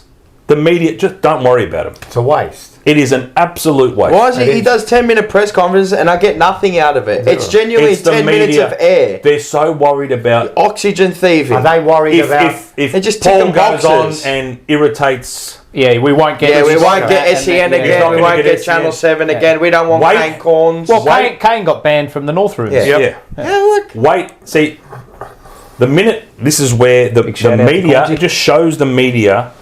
piss week, right? The minute Kane Corns was banned from the North Rooms, 7 and SEN should have pulled no North on here. Yeah, we're not covering you anymore. It works both ways. Exactly. Not one way. Exactly. Right? It works both ways. You want what's his name? Old receding hairline Larky to go on there and have his weekly thing with Jared? Nope. No, that's right. No, it definitely works both ways. You can't just have it one way. You want to come on and have an interview with Kane and say to him, Kane, we think you're going a bit hard. Have the balls to do it. Yeah. Don't be afraid to... So, this whole relationship between clubs, not just our clubs and media, is fucking atrocious. No, it's fake. It's all cap. If we want to know what's happening, don't rely on an interview through Terry or listening to us when you've got the senior coach there and no one wants to ask him a question. And no one will. I think and don't get me wrong, I think it's great, like Terry, amazing. I never, that's not what we're saying. I'm not dismissing credit, on his part, like, it's great, fuck. Who would have thought, right, like, kids from, I don't know, from the fucking Bronx, basically. He's just from here, bro. I'm just saying, think that, the club we love, the club we follow, and because of everyone that watches us and listens to us, and, we get this opportunity to, represent the club in a way, kind of, I guess, right? And we get to interview these greats, these people that are involved with the club, past and present. Direct decision makers. Right? So I'm not like condescending anything, like, towards Terry, like, great, fantastic. But the way that, you're down at training and you know what, there's no one at training today is about, there's more birds than people there. We're just going to fucking, we're just going to turn up. The club is scrambling. I know what they're trying to do, but the people need to kind of wake up, which I think they have. I think a lot of the fans have woken up. Yeah. Because they were a bit blind, they were drinking the fucking mango bullshit here, whatever they were drinking. Yeah. You know what I mean? So I think our fan base has woken up. Yeah. Well, we're starting to hear rumblings of a bit of a board push. We are starting to hear rumblings of that. The problem with the board is, and I don't involve myself too much with all that stuff because, let's be honest, what influence am I going to have? Yeah, I know. The ability of anyone to get all this. I know. I zone out. But in having a discussion with Sean, you need to be nominated. Yep. Yeah. There's no ability to say. It's very hard to move. And I didn't know this, but that's not how a club, not a business, a club should run. Yeah, but I think we should have the ability to go, us 4 bananas want to run for the board. Now, naturally, you know what we'll get? Nothing. Right? But we should have that. But we should have the ability to say, no, I want to put forth my 2 cents and form a ticket. It's near on impossible. You can't do it. You're going to be almost anointed. Yeah. Exactly. So near on impossible. Is that all clubs? Yes, I researched nearly all clubs. And nearly all clubs. I researched the fact that we have it's like an AFL. I've got nothing against it. I love diesel, right? But a board should just be, if you're on the board, it's a non-paid position. We want to pay diesel. Pay him as your coach. Hire him. Do whatever you can't want. pay him as a coach because of the soft cap, whatever. But figure out something else, right? But it's a bad look. It is a bad look. You worry about all these other external visuals and how it comes across, but then we've got this happening. It's like, but we've got people that we're talking to on, when we went down, they want to go and work at the club in some capacity. And it's not just for glitz and glamour dollars, millions of dollars. I'm talking they've circled the wagons and they're just it's very insular. I understand that. That's got its pros. It has its pros as well. You can't listen to everybody. No. I agree. You can't take everyone. What have you got to say today? There's something to say. Whoever's competent for the job. If the person that maybe once played for the club or whatever, and they want to come, you interview them and you say, what are you going to bring me to this playing group, to this coaching staff, whatever it may be. Interview them. If they've got the right intentions, the right skill set, I think we lack at the club. This is a very generalised statement, but I think we lack street smarts. Yeah. As a footy club, and conversely too,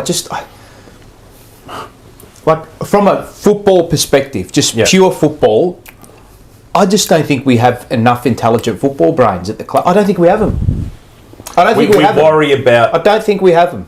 Is that through? It should be through head of football to coaches to players. I don't think we have intelligent people there. Or a lot of people will say, winning isn't our number one priority. I say that. It should. I'm of the opinion it should be the only. Yeah. Right. But do you think? And I get there are elements, and I have nothing against any of these initiatives. I don't care that we wear orange socks. I don't care. The fact that somebody in a paid position has to take time out of their day to organise this and community that, I don't get it. It's too much. I say the same thing. It's a football club. Councils and governments will do all that stuff. That's not saying not to be inclusive and supportive and all that. We are. But it already is. Well, the president did say that they've done. He said that they've done too much of that.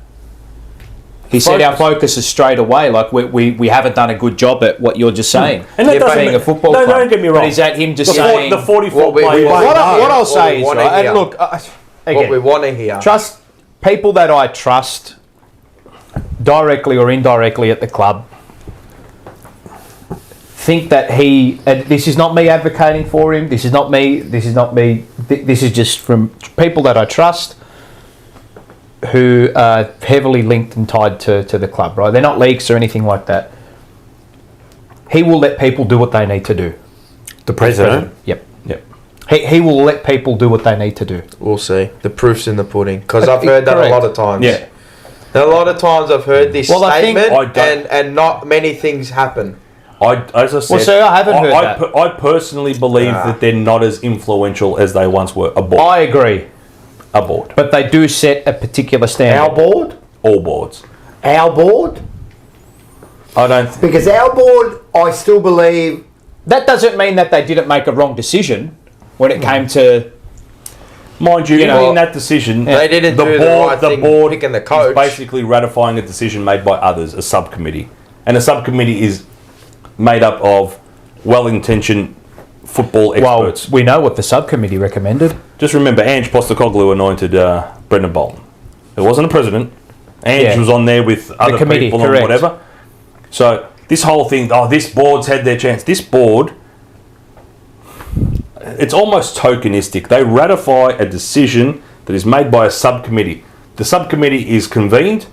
It's got ex-players. It's got ex-coaches, people from other clubs, external sources, people of industry, whatever. They run an interview process. I don't think we run an interview process any different to what anyone else did. Yep. Those people make a decision. Yep. The subcommittee said, we recommend Michael Voss. Yep. Graham Wright, in his position on the Collingwood Football Club subcommittee for the coach selection, rated Michael Voss 5th. Yep. He scoffed at him. Okay? So, it doesn't mean... I'm not saying Michael Voss is shit or anything, but just shows you differing people doing the same thing have differing opinions.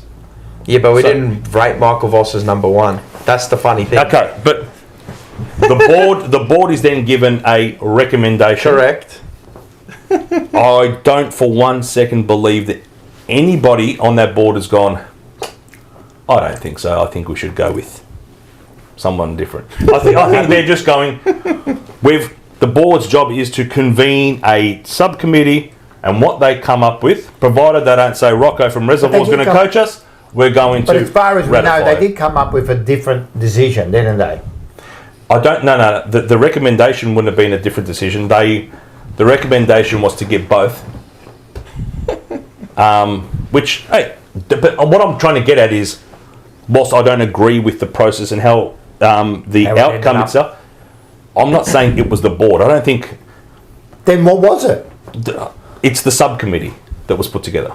The subcommittee, which is the subcommittee that interviewed the players. And Diesel was part of it. Diesel was on it. Yes, he was. You're right, too. There was Diesel. There was. So my take on it is what I'm saying is, if the subcommittee they reach a decision, the board then sits down and just basically goes, was due process. So who makes once they make their decision or their recommendation? So the final decision is the board. So I don't get why we got the subcommittee.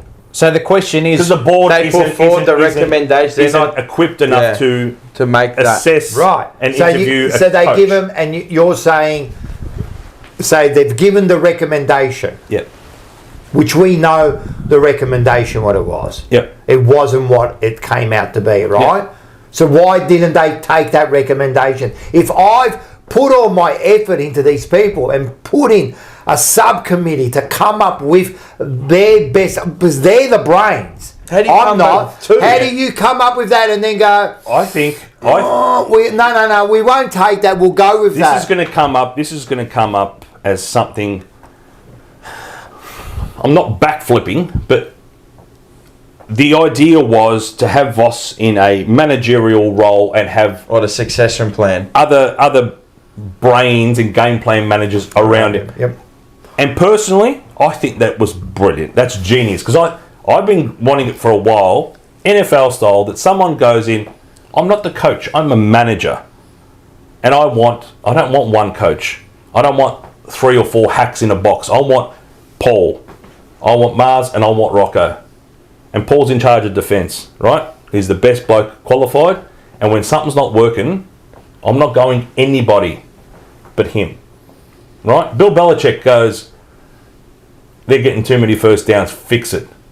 Done. And he's there to tell you, do your job. Got that with our line coaches, haven't we? It's not that way. It's still the senior coach, and these guys are...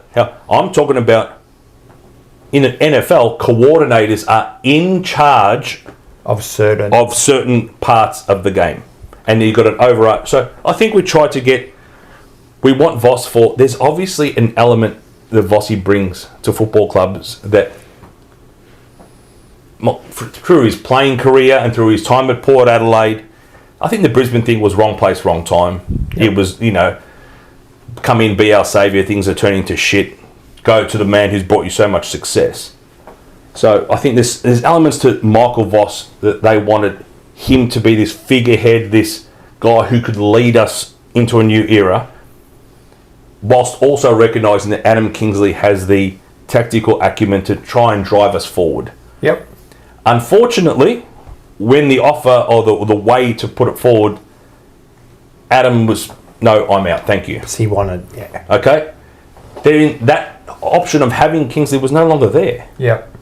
So then you're left with guy who you think was still going to bring all these intangibles to the club. So the subcommittee then recommends him. I don't think the subcommittee said, hire Adam Kingsley, and they've gone, no, we'll go Michael Voss. It's not that way. It was in conjunction. They loved what Adam Kingsley brought to the table. They could see through his experience what his plans were to do. But they've obviously seen something in Michael Voss that they thought could also help. But but that's just indecision. In my mind, that's just indecision. That's because you wanted the face. Indecision. You're there. Hang on. You're there. I think it's less of a face like, oh, we don't. Yeah. But you are there. The subcommittee was there to pick a senior coach, a senior coach. That's it. I think the people that implemented this subcommittee, right? How much faith and trust do we have in them that they're going to do? They are going to do the same thing again. Or they're going to do something different. It's different people that were there at that time than there are at this time. It's a different board, right? But there are still the same people who ratified it. Yep. How can you... what I don't understand is, right... Imagine we're going for the same role. They pick us scrap all that. I completely... What you've said there is 100% true, right? Completely agree with what you've said, right? Those are probably the facts. Actually, they are the facts, right? Yeah. But the subcommittee was there to hire a senior coach. Yep. Not coaches, a senior coach. Yep. And they found it fit to anoint Michael Voss. So why did they go, oh, we like this guy as a senior coach, but then we also want this guy? It reeks of indecision. So, and now this is where we are. So you cannot we wasted 4 years. Not wasted, but we wasted. You know what I'm trying to say? But again, everything is made in good faith. Yeah, of course, I know that. I know that. But you didn't go plurals, but it's incompetence. You go one. But it's incompetence, mate. Yeah. How can you go for one and get two? To me, that is incompetence. Was it done in good faith? Yeah, it was. Of course it was. But to me, it just reeks of incompetence. But was it, or was it done more because they were indecisive? In yourself, and just, this is more about, if it goes wrong, then we can put him. It's better if it goes wrong, because what are they going to say if we get Kingsley or anyone else and it goes wrong? How bad are we going to look, There is also the truth to it that they, to a certain point, did not believe that the members would swallow another untried coach, which is, in my mind, ludicrous. And that's what I'm saying. You need to have the conviction to assess, just dispel and whatever you come up with. Don't worry about what the external noise is telling you. If that's what you've assessed to be the right man. So us members influence the decision. So we influence the decision. In a certain capacity. In a certain way we did. Certain capacity. Elements of it, yes. Yeah. So but see, had they gone with... how hard is it to sell? This is the best man for the job. We think he's got the best skills. I understand, Paul, but what I'm saying is they were that fearful. It sounds like they were that fearful, right, that we weren't going to be happy with the initial... I think we would have been happy. Well, then you shouldn't be there if that's the case. Yes, that's what I'm saying. So are these the right people? And then you say... I know it's not strong enough. I know it's not... Everything's not black and white, right? Everything's not an absolute... No. This week of all weeks, you can't say that line. Jesus. But to me, that whole process just reeks of indecision. What's your... At that point in time, right? What are you going for? You have a role. Right, as a subcommittee, as a board, we need a senior coach. That's all. A senior coach is what we need, not a mixture of one senior coach combined with two. Yep. Because you're trying to absorb one role with two people. That just reeks of inefficiency because you're paying Voss, Kingsley, the same amount or whatever it was. Plus Hansen, plus everyone. Okay, right. But that reeks of inefficiency. Yeah. How can you not... Right, they went down the path of Voss. They picked their man, but it reeks of indecision. Because that's what it was. And can I say something? So... And you say it reeks and they went with the easier sell. Yeah. Yes, and that's what I'm saying. They went with the easier sell. But my point initially was, be shitty with the subcommittee. Be shitty with the subcommittee because they are charged with the role of finding the board a senior coach. So they found two. If you said to me, right? So you're saying the subcommittee was indecisive? You ring me up, Fab, what are you doing? I say, I've blown a fuse at the house, mate, blah, blah, blah. I know an electrician. Sweet rock, I don't know what I'm doing. You give me an electrician and my house burns down. I've charged you. My wife's going to lose it at me. I'm the board, you're the subcommittee. You found me the shekel who put in the new fuse box or whatever. Yep. That's what this is. The board is not competent enough to assess and appoint a coach. But gone are the days where John Elliott goes, was the subcommittee, you're out, you're in. But was the subcommittee indecisive? So who put... Or was the board indecisive? I believe the board ratified a single decision. Yeah. That's it. And just remember, Kingsley wasn't there. By the time the board had a name, the Adam Kingsley option was gone. Yeah. Thanks, but no thanks. And gone. Well, if that was the first, if that was the one they decided on, I know you can't do anything now in 4 years. Should have acted on it, but I get so infuriated and enraged. But it comes back to what I'm saying about you were saying about the pressure that builds. There's this thing even at that level, we can't stuff this up. Yes. We can't make another wrong decision, and doubt creeps in the mind, and it So do you reckon it hinders your ability to make correct decisions? So the board that picked the subcommittee, because they got to pick a subcommittee, don't they? I don't know. Or they get recommendations. I don't know how it works. I think the CEO. They put together a few people, I'm guessing. I'm sure they work out they trust them to make it the right call. It's up to them to. But do you think they were pressured by a board's decision that if we got Kingsley and Voss, who do they want? No, I don't believe that's the case. Okay.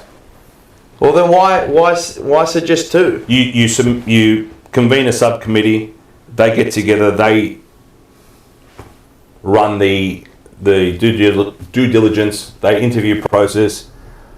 Yeah, they and through all that, they think, fuck, he brings X, Y, and Z, but this guy's bringing A, B, C.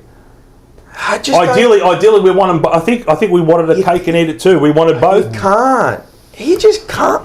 Well, isn't it funny that in that one indecision there, it's gone through the whole club 4 years later. You see it in the coaching now. You see it in the players.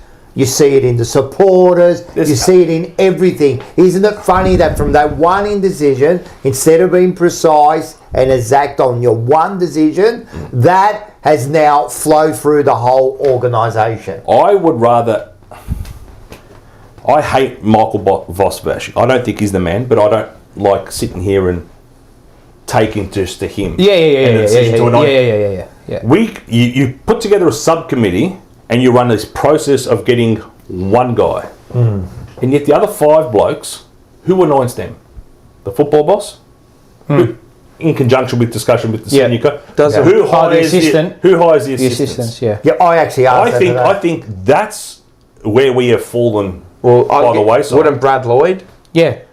Don't get me started. That's snake. So it's footy, but the coach has to be involved in that, doesn't he? Coach and head of football, director of football, whatever bloody hell you want to call him. If you're a coach, yes, you're in the industry, but you're so worried about the team, your team, and your thing. Yeah, of course. Yeah, but don't you bring your own team with you? But that's why you bring people because that you can trust. I work with Paul, and Paul was it, and I tend to bring people across, which he's done, but. A football boss has to be over what every club has. And like, we need someone with this, we need someone with that. But you see it in all world sports. Just every single sport that someone will always bring their... We haven't changed anything. They will always bring their 2IC. A 2IC is different because that's almost like... Or someone they trust next to them. And that I don't mind. No, but that's what you should be but doing. Who's that? Who's that for Voss? I don't know. Is that Redbeard? Greaves, I think, maybe. But what's he, the master of nothing? I don't know. I think he's in strife. I think a lot of them are. A lot of them are. No, Greaves. Oh. A lot of them are. As Sean said, I don't think... We had this discussion about... You sit down with Graham Wright and Graham Wright goes, what do you do? I don't even think he has the ability to answer. Well, he's got a headset on. He's fucking playing COD. He's got a fucking headset on 24/7. It's one of those... That's right. Sean, Terry and I, we were discussing this. It's when you go into an organisation, there's just inefficiency everywhere, even when it's running well. 100%. There are people in jobs that can be absorbed by other people who can get paid a little bit more than what they currently are and do a better job, right? That's right. But instead what most companies do, like that, Rock's not working efficient. Instead of getting rid of Rock and paying you more, we'll bring someone else in. Yeah. Do you know what I mean? And double the wage. So as we said before, the list needs work.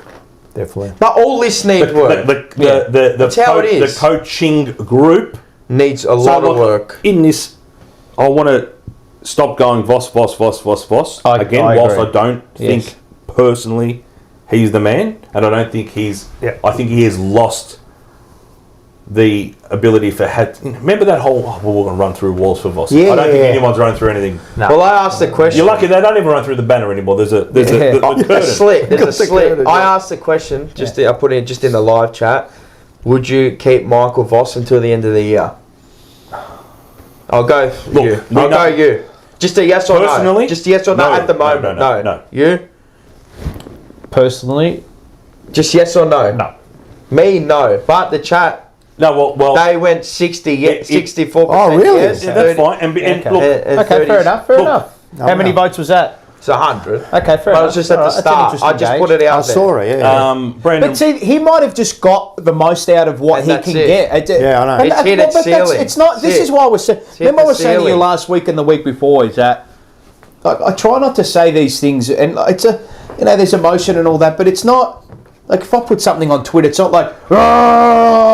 It's he's done what he's done. It might not be good enough for this mix at the moment, and then we need to do some more to it. But that's it. He can't get it. You can see it. Last 2 weeks is... It's okay. That's the fruits. It's okay. I don't think it's getting to a point, and I would be... My hope is that it doesn't get to a point where it just gets so disastrous that it gets to a point where, like how T got sacked. That was just ridiculous. Yeah. The way we handled that was ridiculous. It should just be... Vossi, or if they make the call, thank you for getting us to this certain point.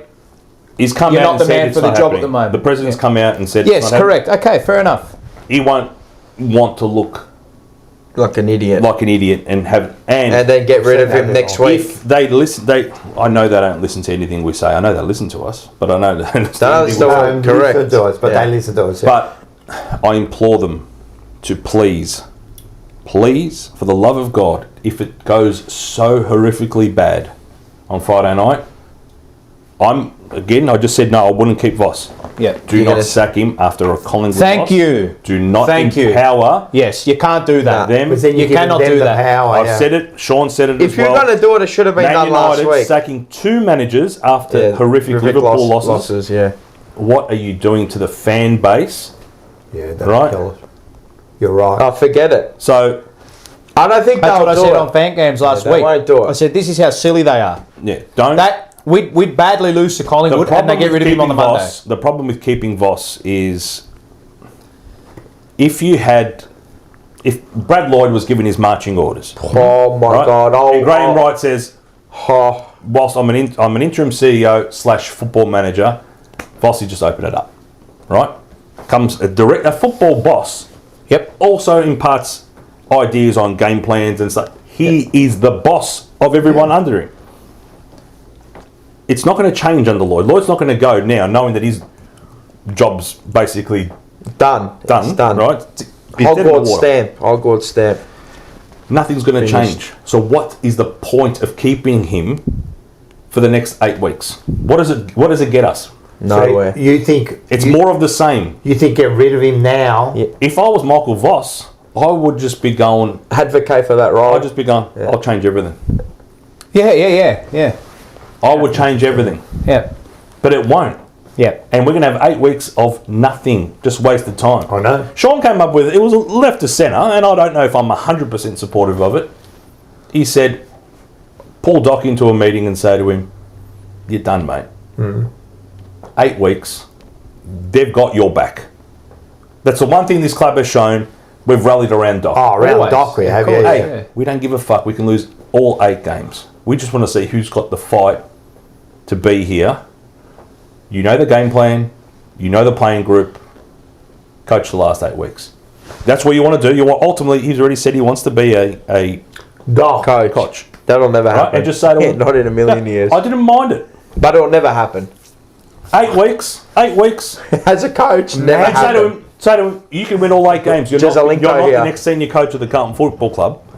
Oh, But just go and get a taste. Go and get a taste of what it is. Because whilst you can sit on the bench when you've done your knee, like Newman is now, with the headset, and you're involved. Oh, that's the biggest Until the keys are yours, you don't know what it's like. Like I said, look, there's elements to it. I'm thinking that's ridiculous, but there's elements like. But we keep doing the same thing. You're just going to see the same thing. Yeah. But it'll never happen. That'll never happen. So tell me something. If you're Graham Wright, Yep. You're in charge from this week. Yep. Today, I'm making you in charge. Cookie, go and have your coffees. Don't worry about it. You're not involved in this anymore. What are we doing? What's the first thing we're going to be doing? Now, this year, 8 weeks to go. We had this discussion. Let me stop you there. Yep. Scotty Tompkins came in with a super chat. No, Doc said in the off season he no longer wants to be a coach, and that there is more to life than footy. He said that on Carlton's own podcast. Well, there you go. As I said, Sean came up with this stupid idea.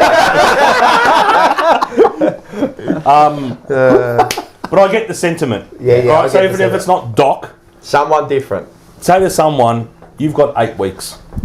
Right? It's it's not this 8 weeks, and if it all goes rosy, team style, we'll appoint you. No, give it to Greaves, man. Right? You know, give it to Greaves. My Just give it to Greaves as a piss take. Giving it to anyone who's under the current coaching regime. Saying, give it to him as a piss take. Yeah, that's not going to work. No, I'm saying give it to him as a piss take. It does nothing anyway. I don't want to see Ash Hansen. Because that's a nothing thing. Luke Or you know who's going to get it. They'll give it to Hamill. Yeah, maybe. I reckon they'll give it to Hansen, but well, I don't reckon they'll give it to anyone because they all won't be there next year. Do you know what would be? But they've got to have an interim. No, because he's not getting sacked this year. You want me to give you some inside word? Yes, that's what we hear on the Jumper Punch. Rob Priest is going to give it to Terry. He's going to get 8 weeks. You've got 8 weeks. Wouldn't be the worst move. Hey, very attractive press conferences. Nothing's changing. The aesthetic beast will dominate. He will. He will dominate. Anyway, you didn't answer my question. What was the question? If you're Graham Wright, who would I appoint? No, well, what would you going to do? What you going to do this What's your week? first move? I'm giving you the keys. I reckon the ballsy move, if we would just, which I don't think it will happen, but I hope it does. If we beat Collingwood on the Friday, shake hands, thank you for everything. Yeah, go out on a win. To who? Voss. That's what I do. Yeah. If we were to beat Collingwood, because he's not there next year. That's what I do. It'd be like Ange. What's wrong with that? But it'd be like Ange against. It'd be like Ange winning the Europa League. If I was going right, I can see that happening. Not if we lose though. I know I said I'd get rid of Voss now. I don't know who I'd put in. I'd put in an interim coach. Right now? Yes. No, not this week. Not this week. I don't think you can get anyone. The chance was the buy, I think. Yeah, but I don't think they're going to get anyone externally out of the club. But it'll never happen. If I took charge this week, you're not doing that. Knowing that the president said you can't sack the coach, but what would you do? I would arrange for key figures. I'm talking about key influential figures to be there in the rooms, right? This week at training, and eyeballing these players and saying, this is what it means to be a Carlton footballer, all right? And you know what? If I was Graham, I'd go. I'd start with, I know what it's like to hate you pricks because of X, Y, and Z. right? Because Graham Wright didn't enjoy that much success against us. All right? Because he would understand it completely what this rivalry is about. And I think it's going to show more about... I think the coaching group is stuffed. Don't get me wrong. But the playing group, who's with us? Voss aside. Voss, Malthouse, I don't give a fuck who's coaching us. Tony from Thomastown, right? John from Epping. Right. Who is with us? And that's what the first thing if I was Graham Wright, I would say.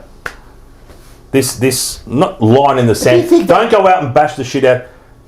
Have a bit of pride. Yeah, but do you think it would work? Because it doesn't. It doesn't mean it doesn't mean you win, Rock. Yeah. Are we good enough to win? No. Look, we got a 5. I give us a 5% chance. Yeah. I give us a puncher's chance if we come out and start strong.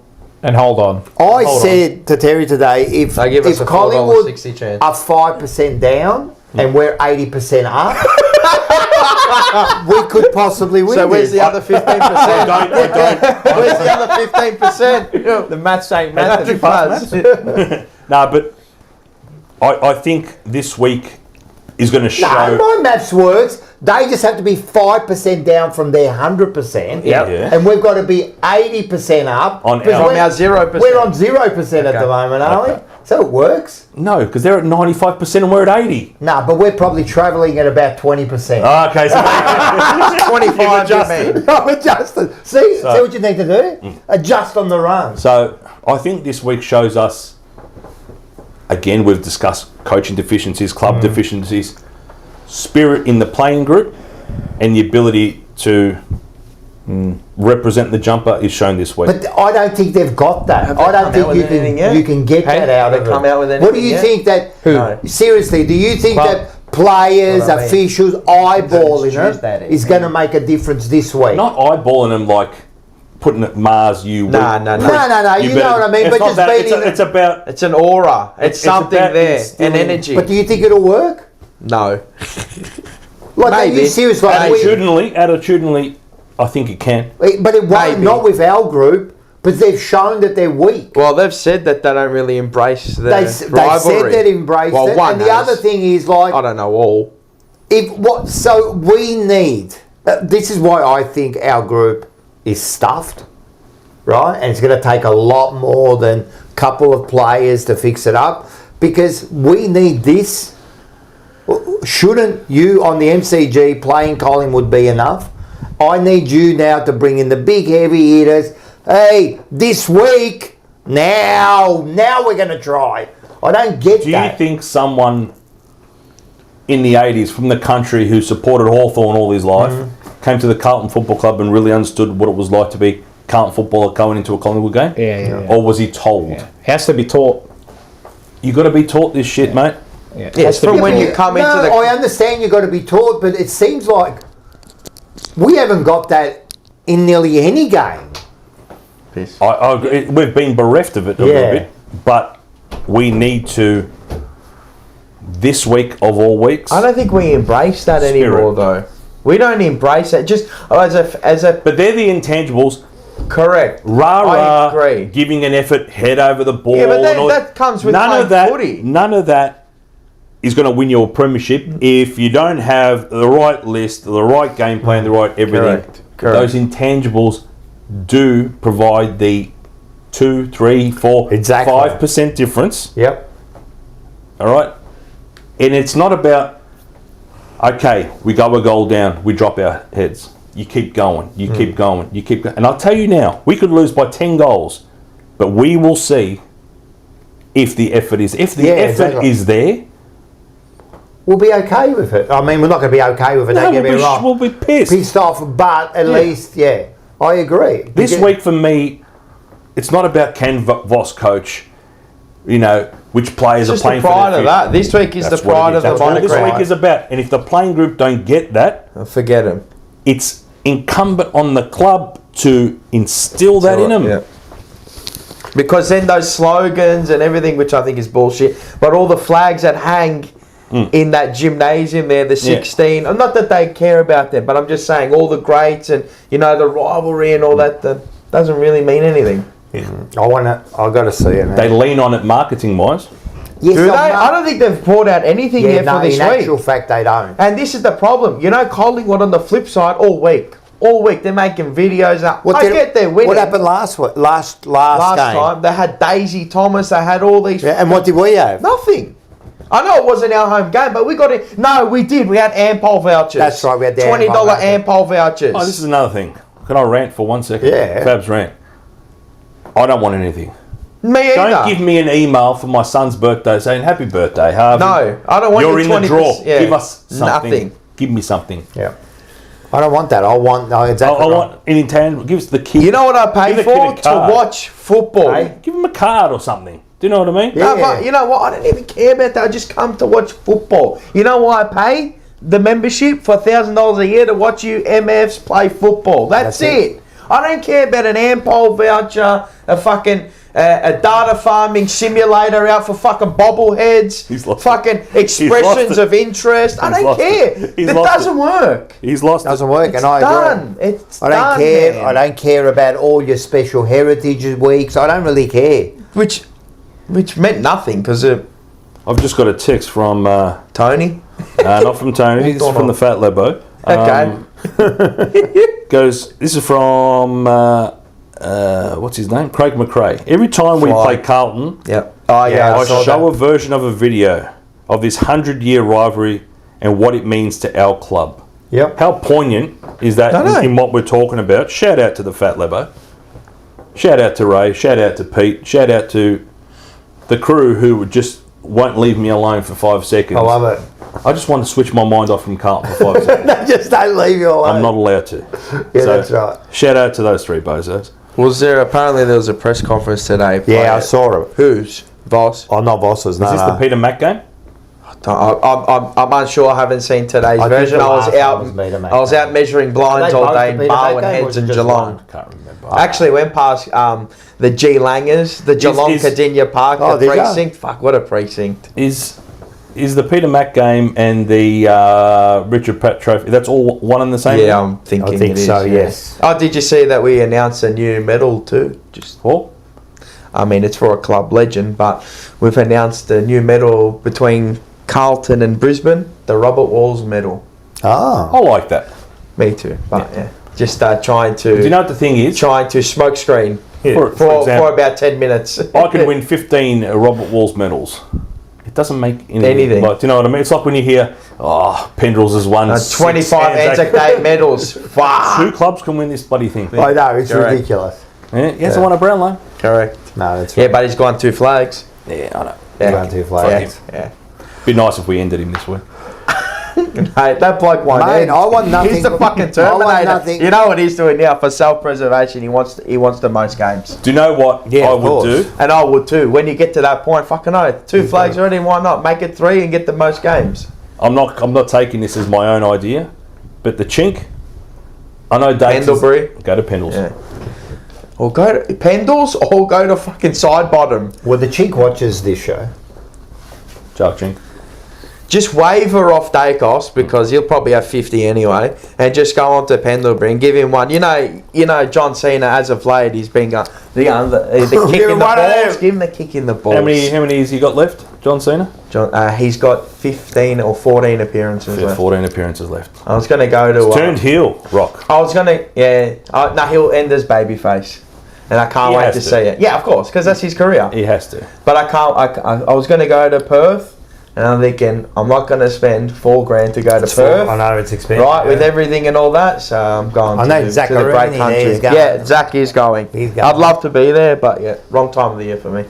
But Pete heard the shout out. So Pete's watching live. It's good. I love it. Pete's obviously a business partner. He's a staunch Fitzroy man. Oh. Fitzroy man. Brisbane Is that the way he says it, or the same? No. What I love about Pete is he will speak about the 3-peat Brisbane Lions with the same reverence and appreciation and joy as he does the dog shit Fitzroy sides that he grew up with. He's like, to him, they're all one and the same. Wow. And that's a good thing. Yeah, it is. You know what I mean? I'm happy for him because, I know Fitzroy's supporters. Look, I'm not happy with him lately. I said to him, I know they won the flag last year, but, you know, they, like Essendon, allowed Collingwood to win a premiership. Yes. Like St Kilda, allowing Collingwood to win a premiership. Unacceptable. It is unacceptable. Unacceptable. Can't cop They did stop a couple. Fucking hate these pricks. Did you want a drink? We've got water, we've got lemonade, we've got Pepsi, we've got beer. I'll have a water. Can't cop a loss to them. I don't want. You want sparkling or normal? A win or nothing. Honourable. I can't normal, take it. please. Thank you. I can't take honourable losses. I can't take it. Not against this piece of shit team. Even though they're like top of that, I can't take it. No, me either. I can't. You like, because when you're there, you're enriched in fucking filth around you. Yeah. They're just putrid. I get it. Putrid supporters, Centrelink liners. But you know what the thing is, and I was saying this today, right? I can't stand it. What did they say? They're actually giving you piss runs through. What is it? Victoria with them now, with us. Like I'm not confident. No, I don't. No, but I don't want to be like Tommy. I want to be at your throat at a game. I want to kill you. I know. I want you to kill me. Mars, we know that. I can't. But stand they don't. it. No, but that's what our club's done to us. I know. They're pissed all and shit all over the rivalry. Kind of like, you'll be all. I hate that line there. What? When someone will go, "Are you following?" You go, "Calm." You go, no, you'll be all right. You're right.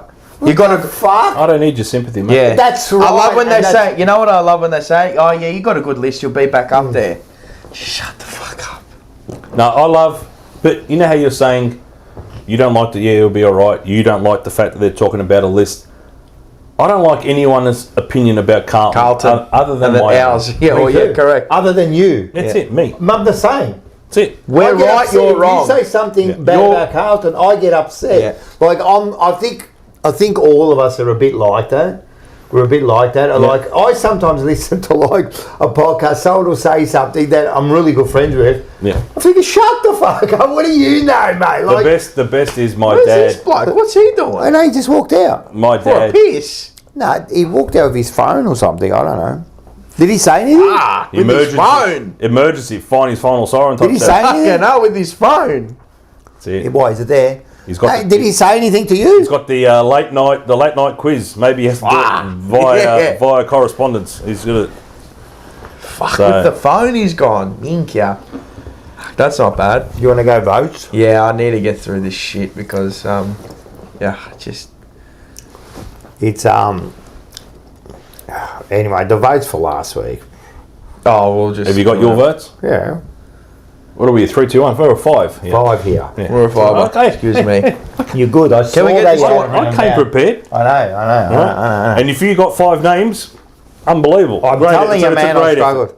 I'll give you a pause. There's 304 concurrent viewers, and thank you very much for being in here. I know we actually haven't gone off the rails tonight. I think we're well over that shit. Last week I exploded. Way out of the I exploded. Classy bunch. Yeah, we are. You brought a lot of class. You brought a lot of. It's the cardigan. Get it. Let's get it to 100 likes. It's the cardigan, mate. Yeah, ultra. If we win a premiership, ultra cardigan left will hang beside the. Oh, really? Ultra left. Cardigan. Ultra left. I love that, but I like it. It's cute. It's cute, man. It looks good on you. It really brings out your eyes. Oh yeah. Unbelievable. I'll give you pause. Yeah, go. He had Fogarty 1, Williams 2, Motlop 3, Hollands 4, Haynes 5. Yep. You go. I had Doc for 1. I had Fantasia for 2. Hollands 3, Hewart 4, Haynes 5. I don't even know if I got them right. I gave 1 to Motlop. Everyone's going to love that. 2 to Fogarty, 3 to Fantasia, 4 to Haynes, and 5 to Hollands because I can't.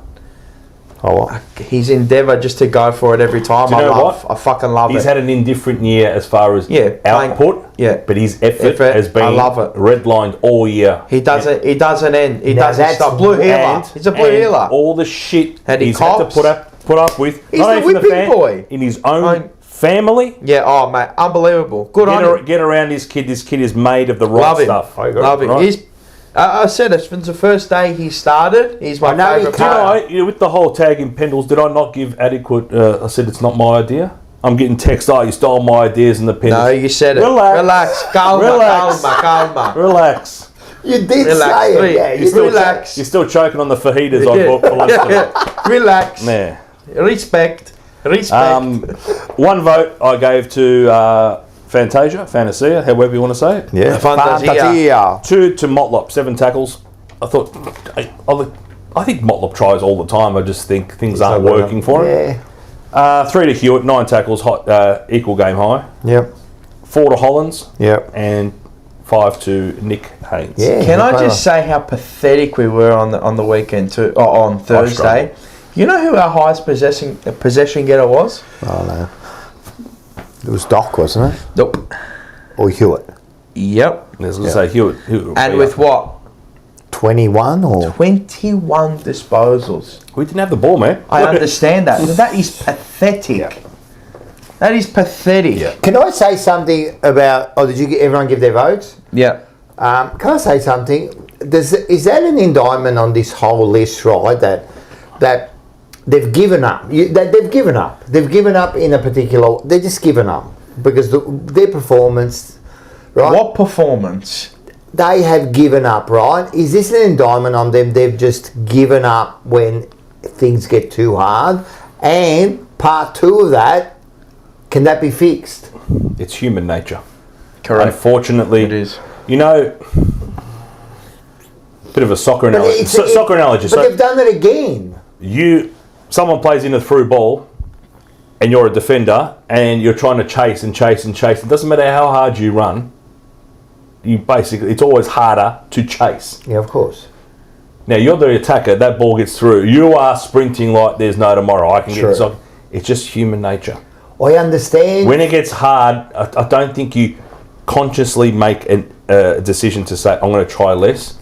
You just get so discouraged and downhearted that you think it's not working. And it's just hard to produce effort on effort on effort on effort. And AFL football is such a demanding sport that the minute you're not 100% switched on, forget it. There's the gulf between on and off. Wolves.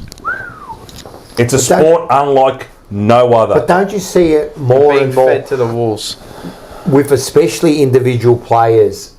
And I'll give you one. Is Curnow. Do you think that he just you're laughing? Pete said, take the Barchi tin like Kramer, the guy playing Kramer with the Sultanas. Yeah. That's right. That was the best episode, yes. I believe that. George Hill was the only player to get over 20 disposals in the game. I can believe it. Is that the... I have to... I don't know. Can you do this? And I'll go ask Tony. Do you have Tony's text message? What do you need? Is this the lowest disposal count for a team this year, or was it like West Coast or North? It'd be close to it. Can you guys confirm close to it for me? How many did we have? 290 or 270? Yeah, it was like 293. Okay. It'd be close, but I don't think it's a low. I think it was North. I think they're like 277 or something like that. Do you guys, can you confirm or deny, the guy who was horny before horny was... Warren Luff. Warren? Yeah. Greg Luff's the racing guy. Okay. He's V8s. Okay. Warren Luff is now on our list management. Is he now... He's part of our scouting and stuff, or something like that, yeah. Okay. Yeah. That worries me a little bit. Yeah. I think those numbers, when you start to dive into it, I've always said use it to a certain degree, ratify or justify what your eyes are telling you. Yeah. Fuck. Has our pressure been off rock? Yeah, we've only had 3 tackles this quarter, Fab. Thank you. Sometimes you get not all of a sudden. Oh, we've only had 3 tackles, Fab, and I would go and rant and rave. We're up by 75 points. We haven't had the tackle. So you take of it what you. Of course. The way in which you assess has to be context-based. Yeah. And this is why I'm losing my mind over people best defensive fapping over our defensive numbers. The only one who's had the balls to say it in the media is Jared Wade. I don't believe any of that. I like you reckon he... The only one who's had the balls in the media to say it, you're fucking looking right at him. Yeah. Have we got fucking said it for 8 fucking months. More. The only thing you should be focusing on is revving up high tempo. Ah, yes, his horse won at Swan Hill. No, Donald. Donald, yes, Donald. Donald, that's weird country. Where are you taking her, by the way? Country. Where are you taking her? I think she's going to Geelong. Oh, what is she, a sprinter? Right. Middle distance? Middle distance, yeah. Nice. She'll get up over 2,000. Have we got some chats there? That you dynamic hypnotic Paolo getting some names delivered. What? Because you were out there for about 20 minutes. The people were worried. The people were worried. As people can probably attest to when they get to this stage, when you start a hardcore protein cycle. Wow. You take nice long ones, yeah. So, I bought some good protein. What did you get? Yeah? It's tech. Yeah. So in EHP Labs, but it's what's it called? It's Reese's peanut butter. Oh. If you need a scoop, I'll give it to you. You know what protein I have? Spiducci. So I like how we did the little overrated though. Little Spiducci, mate. So we had him a couple of weeks ago. We had him a couple of weeks ago up at Kelly's uncle's farm. So I went and I bought some Spiducci and I kind of made myself an ad hoc little grill. Yeah. So I put the coals from the bonfire, put them down. Beautiful. A couple of bricks and I got these 2 sticks, boom, and I got it. Then I went on, my younger son, Alexander, loved them. This kid was just like whack. He was loving these things. I said, I'm going to buy him a little Spiducci thing. Spiducci, mate. I went on the... They're like $400-500 bucks. So I went on... Marketplace or whatever? No. Facebook. iSwap, sell. Even easier than that. Amazon. Yeah. Prime, tick that. Right. Next day delivered. Tick. $25. Hibachi grill kind of looks the same. So we did that on the weekend. We got the hibachi grill going. Good. It's the best. Mum bought us 60 of them. Jeez. 35 made it inside for everyone to have. And the 2 of us, this little legend. Let's have a look at that. Look how he's got it. Bang. That's great. Look how excited fantastic. And he's got the that's the Chinese seat. Yeah. So their own heels. They sit on their own heels. Smell it from here. It's a Chinese seat. Unbelievable. Or the Vietnamese, actually. They love that one. The Spiducci, right? The Vietnamese seat. The Vietnamese seat. They sit on their own heels. So that's the Vietnamese seat. No, but a lot of the Asians, gaffing like that. A lot of the Asians, mate, they can sit. They sit like that for hours. They prefer it. He started the fire. He got the coals, put them on. Good on he him. did the whole process. And all I did was burn my finger. You can attest that. That's massive. But beautiful. That's the protein. How'd you start the fire? Fluid? Billy Joel. Sure, No. We've just got firelighters. Some natural stuff. Or kindling. When you cook, kindling. Yeah, when you cook, you don't want to be using. I said because it goes onto the food. I told him, kills the food. Not too much paper, because then the paper once it starts to go, there's just there's much alloy everywhere. It's just get that out of there. A little bit of work.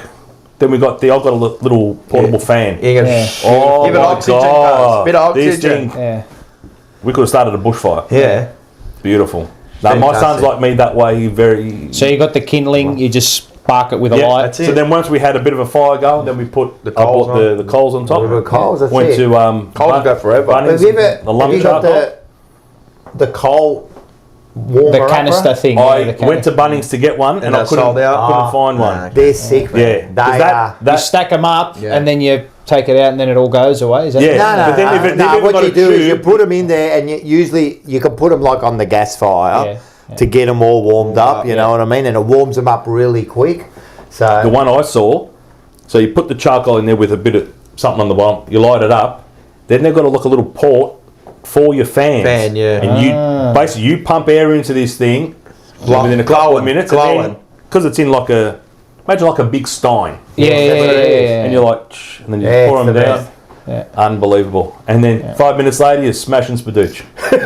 Unbelievable. That's the best, mate. All right, well, our leaderboard reads like this. George Hewitt's just still on top, 87. Chera, 80. Hollands has made a move into the top 3. Yep. 64. Nick Haynes, jeez, he's made a fucking rapid rise. Like what he said on the weekend. 57. What did he say? He said if you're not going to do your job, there's people in the seconds waiting for you. Nick Haynes said that. Yeah. I like it. Yeah. I like it. Maybe he sounded pissed off too. Like he sounded like because the ball lives down there. Yeah. I actually said it today. Standard striker. Because he comes from a culture, and then I started laughing. GWS. GWS. Yeah. Expanded. He comes from a culture, and I went, "What am I talking about?" Well, see, he's going to be good for those younger guys coming in. We're all right down there. We're all right. We'll get into the. But see what I mean? See, again, all our best recruits. Isn't it amazing? all our best recruits are misfits, cheap buys. Boy, can I just put... All of them are. The best recruit of all time is the best set shot at the club. Lewis and Young. He got 9 games. He got over 8.5. Lewis Young. He's the best set shot at the Carlton Football Club. Are you dead set? Is that stats backed? With my eyes. Jeez. And my eyes don't miss. Well, he hasn't missed many this year, Do you know has who he? the best kick at the club is? I promise you, if I'm asking for someone to save my life, well, I don't want my life saved, so I'll put Charlie Curnow there. But I'm seriously, Lewis Young, he's dead idea. If it wasn't in a match, if it was at training to kick for my life, I would put it in my dad's... McGovern. Yeah, correct. He's the best kick we've got. I'm telling you right now, Lewis Young, and everyone is going to disagree. I think he's half concussed. Best set shot at the club. Okay. All I know, that game there was like 2 heartbreaks in a row when he missed that goal against Collingwood. Who? McGovern. He didn't even get close to it. Come off his shin. Yeah. What question have you got in the chat? Because I'm alluding to what's coming up this week. Collingwood. Oh, okay. Have you released that question to the chat yet? Yeah, it's in there. Oh, okay. What is it? So the chat is, predict Carlton Collingwood. Is this a chance to respond or a looming massacre? I'd give anything just to... And we'll go into that preview. Have a win. Carlton Collingwood round 17, Friday the 4th of June, 7:20. MCG. Bright lights. Bright lights. They'll be bright. I think the league would have been anticipating that this would have been a blockbuster. Yeah. When's the last time we've upset Collingwood properly? Backs against the wall, come out and done them over. A long time ago, man. I can't remember. I mean, even our last win wasn't. We beat them on their birthday, didn't we? The last 10 matches, we're 2 wins to their 8. But even then, they were not travelling well back then when Bolton first started with us. They're 8 to our 2. 2 and 8 in the last 10. Yep. I think they got a few players out too this week. Yeah, Boss has only beaten them once in his tenure. Yep. Friday night, 7:40. Round 23, round 20. Sit down. 2023. In front of my TV. You're not going? And watch the centenary match. From start to finish. 99, 2000. Was that when Fev kicked out? No. 92. MCG Thursday night. Was it? It was a Thursday night. It was Collingwood's 100th year birthday celebration. We've been there last. It was the opening, like the grand opening of the Great Southern Stand. Yeah. There's a period in the third quarter where Sticks and Dacos basically go goal for goal. Yeah. And Sticks, in other words, you could tell he was mentally telling Dacos to go and get stuffed. Yeah. He gets the ball from about 60 and lets one rip. Yeah. And it's like, bang! Got ya. Yeah. Sauce nearly kills himself that game trying to take a mark over the bench. Yeah, actually, I do remember that, yeah. Fuck, look at the names, huh? Tony Shaw decapitated Ron Diolio. Yes. Oh, yeah. Actually, I did. Darren Tarkson went down the wing, took 2 bounces, kicked it out of bounds in the full, and never played again. I did see something. It's, I still remember that. It was a Thursday night. Went to school on the Friday, and it was the talk of the town. You know how people used to say back in the day, like Friday night football was like a new concept. Playing on a Thursday, were they crazy? Yeah, I know. And they had, if you haven't seen it for the younger generation, they had Lou Richards, was it Mike Williamson, and what a call. They had like an older style commentary group, and they'd commentate for 5 minutes, and then it moved to Sandy and Ian Robertson. And Peter McKenna. So they had made sure they had Carlton Collingwood. And there was the whole. And you know what? That night, not only did we beat them, but we showed some class. Yeah. It was we ran through a banner. I still remember it. Had the Carlton mascot hugging a magpie, saying thanks for the memories. In other words, it's just, and to go out there and smack them. Yeah, and now we go out hand in hand. Now we kiss each other before games. Look, hopefully Nick Dacos just remembers that he's a Carlton supporter and just puts on another jersey. They love ripping us, mate. That's the problem, man. And because they relish it, Rock. Yeah, they love it. That's all it is. They love it. Yeah. They love it. Doesn't matter how bad. But it's the club's fault. When you try to, again, I think with well intentions, when you try to remove all that to forge a way forward, you're losing a bit of who you are. Yep. Don't be afraid of the past. We are not shit and haven't been shit for 30 years because of our past. Exactly. We're shit because of what we do now. You know, actually, a while back, I did this rant. Remember my rant about... We're shit because of what we do now. That's true. Yeah, that's true. But I did this rant about... I'm sick of, like, these younger tacks, right? What they do is they turn around sometimes and they go, like, we're sick about hearing, it's time for the thing and that. And I'm thinking... Why you reckon my memories? Like, they were great memories. Like, why? We'll be doing that if we ever get It's got nothing to do with what we did. If we were great. You know, it's got nothing to do with it. But it's, like, we've got to start looking forward. I'm sick of, like, talking about the older players. Let's get rid of the frame. I don't want to be seen. Why? No. That doesn't... This shouldn't be hindering... Yeah. Our progression as a Carlton football club. Because we're trying to find excuses for everything. Is that just another excuse it's now? Bullshit. Maybe. And anyone who thinks that this hinders us, looking back on our success, hinders us being quote unquote old Carlton, it's all bullshit. I like that. I like it. It's got nothing to do with what we are now, and that's like when we got penalised for our salary cap and that. Yep. When people go, oh, that set us back. Not 25 years for crying out loud. It's just an excuse, bro. They've got more money than they've ever had before.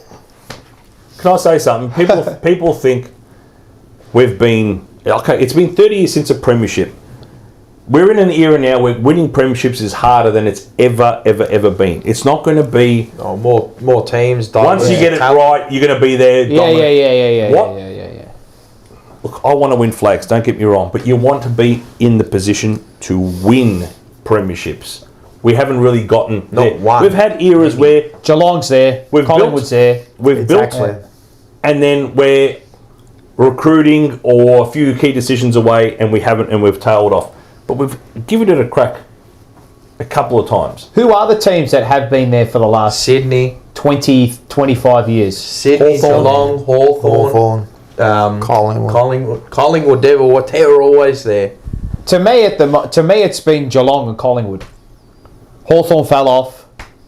Yeah, but not for a long time. Yeah. They went off for 5 years. It was 2 years, 3 years. They're always winning flags. Don't forget, between 2008 and 1991, I saw a lot of Hawthorn. Horrible. Horrible. Yeah. I love that horrible Hawthorn team. Well, they nearly merged. Correct. My cousins being Hawthorn members. That's right. My cousins would take me along, to the Waverley. It's the 90s, mate. You want to stay home and do nothing? Clean the house with mum?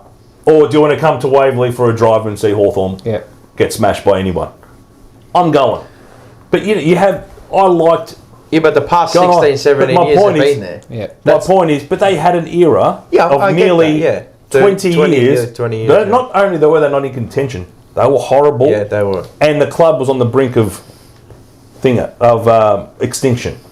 Even Richmond. Well, it's like us now. It's taken we before Voss and all this tenure has come in. 20 before it was an elimination final win. Yeah.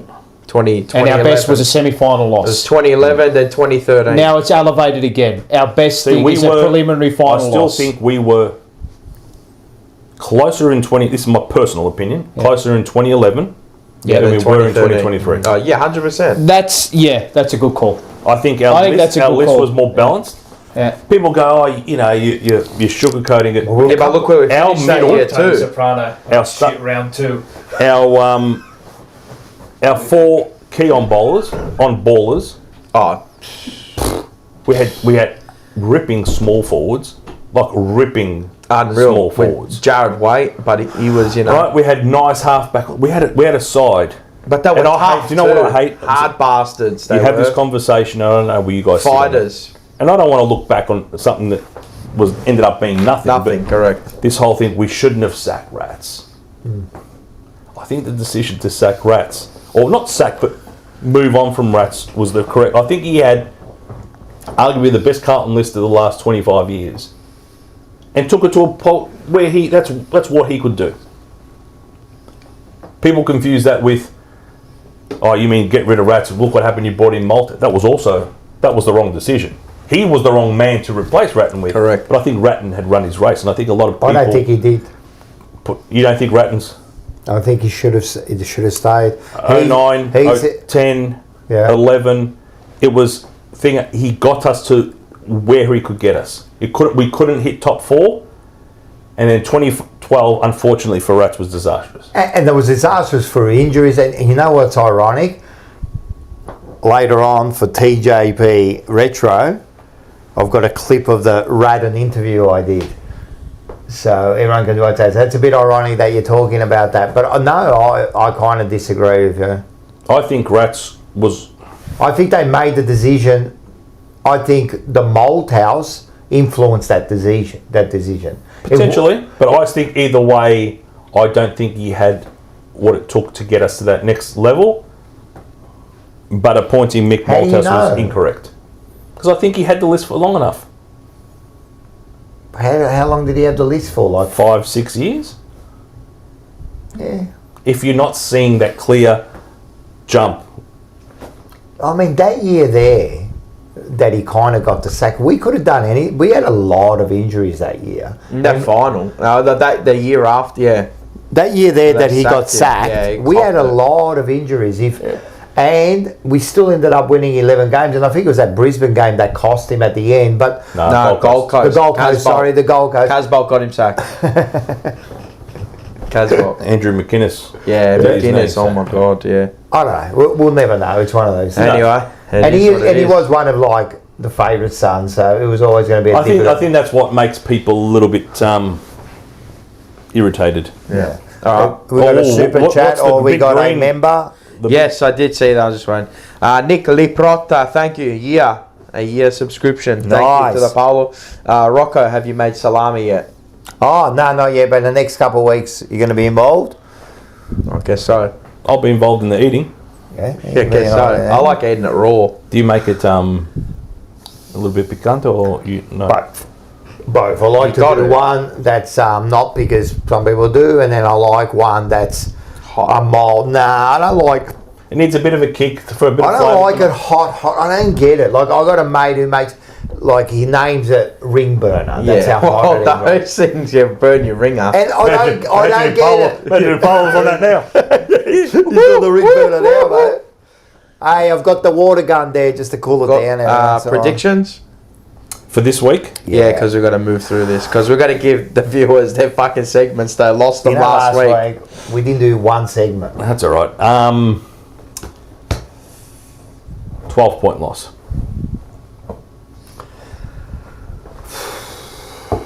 Fucking hell. I'm going to tip Carlton. Right. That's fine. I have nothing against for my tips, I'm going to put down Carlton. Actually, I'm going to change mine. Carlton for 1 point. That goes out to someone special. Carlton by a point. They know who they are. It have to be something special. Yeah, I want. My head is saying a 4 or 5 goal loss. But your heart's saying Carlton. But I'm going to pick Carlton. Half a point win. Yeah, I'm going to pick Carlton. Paul, prediction? Where is he? What did Clubber Lang predict in Rocky 3? Pain. Yeah. So it could be. I don't think we can inflict pain, but. No, I think we can receive. We can receive. Yeah, right. We're Rocky in this. We're Rocky in this. No, we cop 1,000 lashings plus another 1,000. Oh. And apparently they got a few out this week. Yeah, but then he hasn't played all year. Bobby Hill, he hasn't played for the Bobby Hill, DeGoey. No, I heard McGiddy Maguire will be back. Who? McGiddy Maguire, I call him McCreary. I know, I heard it today. I'm not too sure. The thing with Collingwood, they go. It doesn't matter. If you read out their lineup, it sounds like a Betsy Mabda. It's rubbish. And that's what I said. No, it is. It is. They got a team of just ordinary footballers who play... Or misfits. Well, yeah, and who play extraordinary game, an extraordinary game. They're playing their role. Our injury list, I'll go through it just before I give my tip. Sam Walsh, still out, expected to return around 19 and 20, so he's out for the year. Yep. Out for the year. Harry won't play. Mackay, 19 to 21, he'll be out for the year. Cottrell out for the year. Hudson O'Keefe, Sex in the City, not Cottrell. No, it's Cottrell. I call him Cottrell. Matthew Cottrell. Or Cotty's Cordial. Because he's red. He is Cotty's Cordial. When he plays well, we play well. Unfortunately, he plays well. So infrequent, it's not funny. When Cripps plays well, we play well. Jacob Wiedering, well, he's a test. So whether he plays or not, I'm guessing he'll play. Yeah, and that's what I was getting to. Yeah. Yep, he will be out. How old? Yeah, I think he's out for the end of the season now. Yeah, round 19, he said round so in fact, nice now, nice. Don't worry. Sard, concussion, out. Yeah, honestly, I think it might be a good thing. Not that he's concussed, that... Who do you think will come in? Anyone, just get the ball and run. Well, that's what I'm waiting for, old mate over here. Yeah, because he saw the reserves. All right, put it this way. If Cripps has a blinder, which he does against Collingwood, and plays like Cripps of last year, which probably don't see happening, we win the game. He's genuinely the barometer. Yeah. Because when he is the best midfielder, which he should be nearly every week, on the ground against Collingwood, hard to beat. But he has done that time and time again, and we have gotten robbed. The one out. But he's the one. Cripps is the one. So for us to win, I think Cripps needs to raise his level and go to the best that he's played this year, which I'm not. He can do it. We know he can do it. Whether or not he will, I'm not sure. But my tip goes to Collingwood. You know how we're going to win? Eddie bet. I'd say Collingwood by... Fuck. I'd be surprised if we get within 5 to 6 goals. That Carlton's got to win. I'm going to say 41 points. Carlton going to win. It could get real ugly. Yeah. Could get real ugly. No. Let's hope not. Have you done your tips? Yeah, they done. What was your prediction? Calm by a point. That's for someone special watching. Calm by a point. I think we'll get rolled by 4 or 5, but I'm picking Carlton by a couple of goals. You said between 5 42 points. Well, I want to, because my old man will be watching. The great Gino Sebastiani. Now, obviously, during the week we did a great preview with two men of great sons. We had Eddie Corns. And we had P. Sebastiani on. Oh, wow. Yeah, two greats from he would have great been lines. He was wrapped when yes, you had exactly. that. Actually, came with very complimentary of the preview. Yes, it was a good very preview. complimentary, Kane. My old man... He was good man. For all his pessimism... But he said we're going to win last week. He thinks we're going to win this week. I was driving from Nodners and he goes, we'll win tonight. I said, well, rocks. I said, you need to get back on the look, reality, if you go through line by line, and I did this against Collingwood the first time we played them, they've got better players in... nearly every line. Yeah, a lot of positions. So, I mean, my head's saying, even my heart to a point is just saying, oh, look, I think Collingwood will win, but is there something we can do to win this game? I mean, even when we've been at our... Food poisoning? Yeah, we could have Lasagna Gate. Pizza. Was it Lasagna Gate? That was... I'm happy to cook for Was that Tottenham, I think? Lasagna Gate might have been. Yeah. Maybe give Collingwood some of that protein you've been having. They've been shitting themselves all over the ground. Even when... Cacarellas everywhere. Even when we were at our best in this phase, in this... Can't beat them. Mix, we couldn't beat them. Can't beat them. The worst one was the 22. Yeah. I know the other ones we lost by a kick. Late game. That just felt like it was the breaker. 22. Yeah. Could we miss any more chances at the start of that last quarter? Yeah. Right. When Curnow swung around and missed that goal. If I see him snap. and do we... He won't ever get a kick is there an argument to suggest that maybe Collingwood... I mean, they're 2.5 games clear. Will it be neutral? No, I don't know. They were in neutral last week. Yeah, we're just they didn't even start the car last week. The problem is, Paul, they won by 40. I'd prefer not to tip us back into form, but to see it before. Look, there's an argument that Collingwood maybe... They'll be up, but maybe they could be a little bit down. Can we win? Yeah, of course we can win. Like what I said, we've got to... We don't have to lift 5%. A lot. We got to lift a lot, man, like a lot. From last week, yeah. But the only way we win is the stars align. That's the only win. What about the week before? Against the only way I see us winning is if we start like we've started 95% of our games. Yeah. And hold on. That's the only way I can see it. But they'll come. They'll come and come until... We're going to be repainting the walls. Repainting painting that wall. Oh boy. Enzo Valentino. They're going to get excited anyway. Member of... It's just so exciting. Delicious. Enzo Valentino, thank you. That's it. Tim, as an old Essendon man, you feel like you want to barrack for Carlton, don't you? You just want to barrack for Carlton. Member for 15 months. Can't believe you guys are tipping the Blues. Must be good shit going around in Reservoir. It's just a love, I guess. Can I have some? Look at it.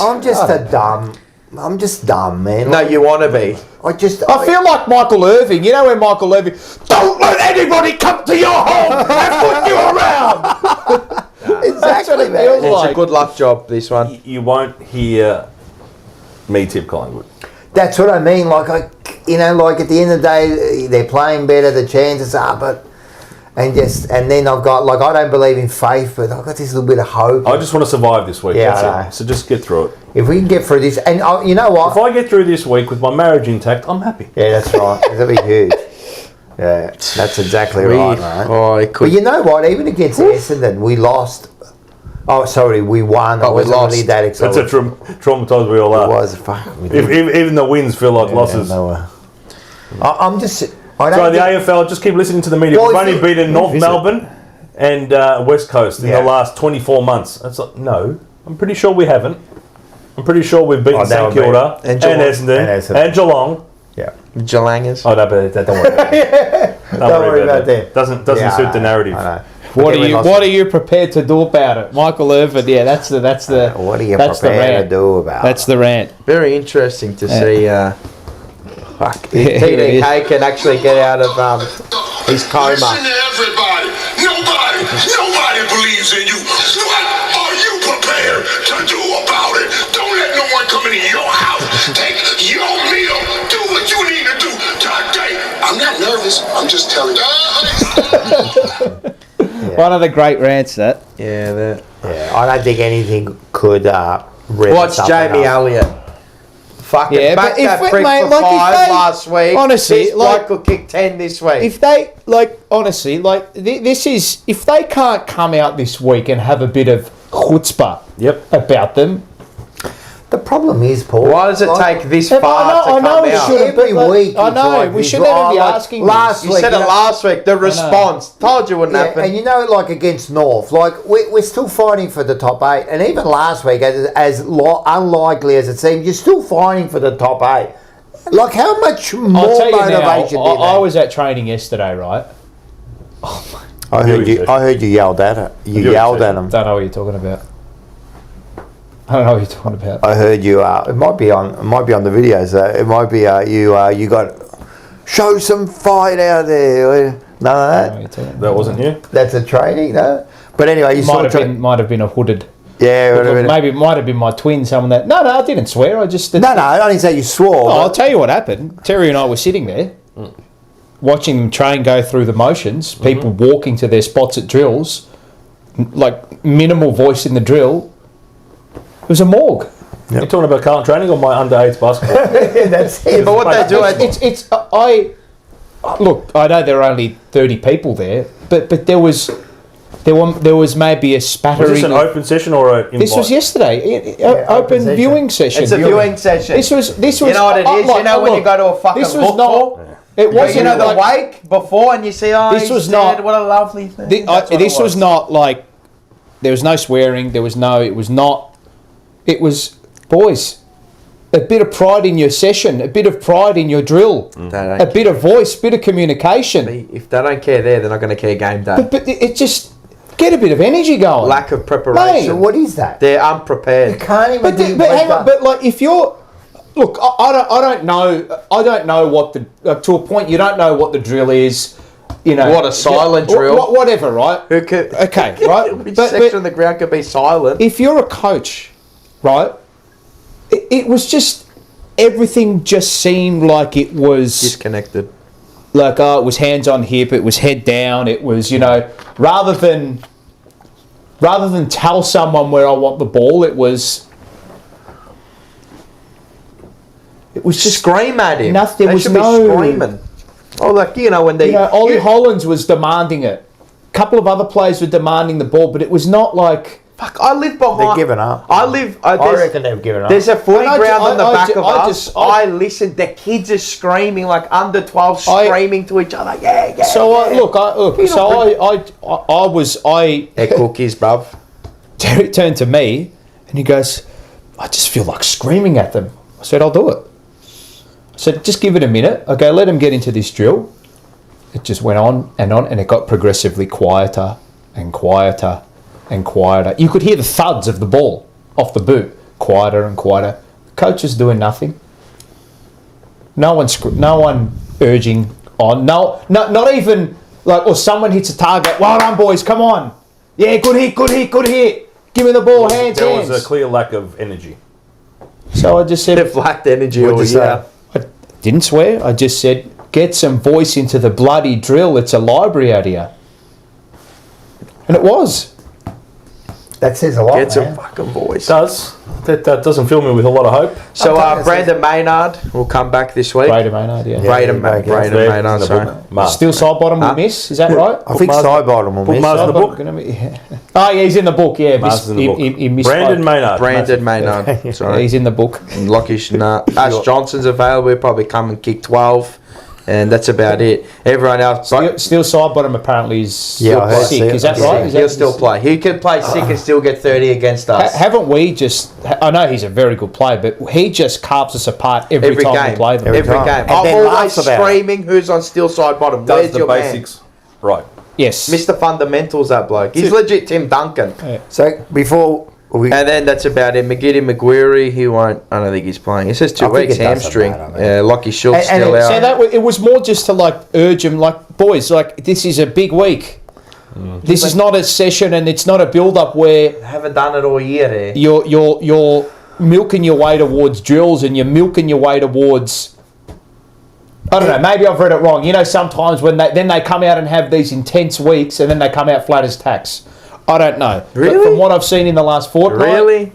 You know what? I didn't like what I saw. You're at the elite level there. It should always nearly be... It was not necessarily the intensity of the drill. No, it was the lack of voice and the lack of communication out there that it almost felt like they were just there to... be there. Yeah. They got out of bed. What am I doing? They're there in spite of it. You know what it is? They're just soulless beings. You know what's funny? I'll tell you something. Soulless. So right now on Sunday, I mean, the debutants couldn't even get them up and about. We made ours a bloody sub. What debutants? Did they play? Yeah, I know, but how come? You know, I felt sorry for him. Flynn and Billy Wilson. Did they play? I actually felt so. Our debutants always a baptism of fire. Forget about it. They might as well not even. That's why I say don't play them. Yeah. You might as well not play them. It's more detrimental to them being out there on the ground. Yeah. Than you start them off with the bad. I don't like it. You know what? Let the others burn in hell. You've got to play them. I understand that, but when they play, they don't even get the ball.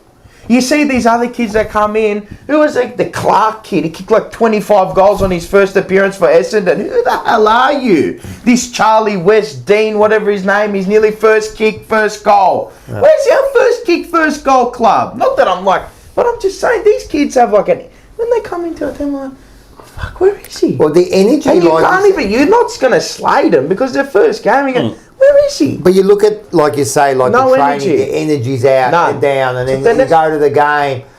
And this is what I'm saying, like, have we got these footballers who aren't going to get out of this? People like, have they got the right attitude, these footballers, our footballers? I think the kids have got the right attitude, mate. Well, what about the seniors? They can't. What are they going to do? It's hard to say. I know. But your first kick, first goal, yes.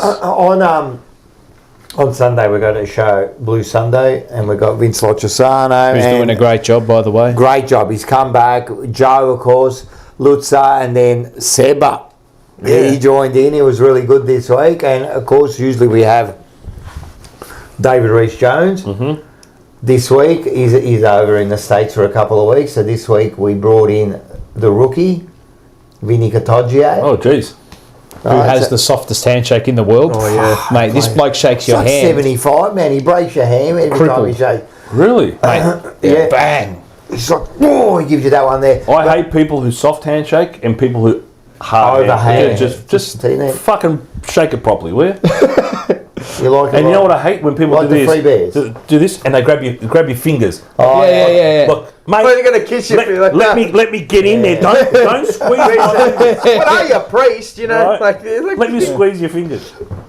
Anyway, one thing he said was they asked him about training, and he said when we used to train, so at training, if we had to step off our mark to receive the ball, that was a bad kick. Was that 10 push-ups?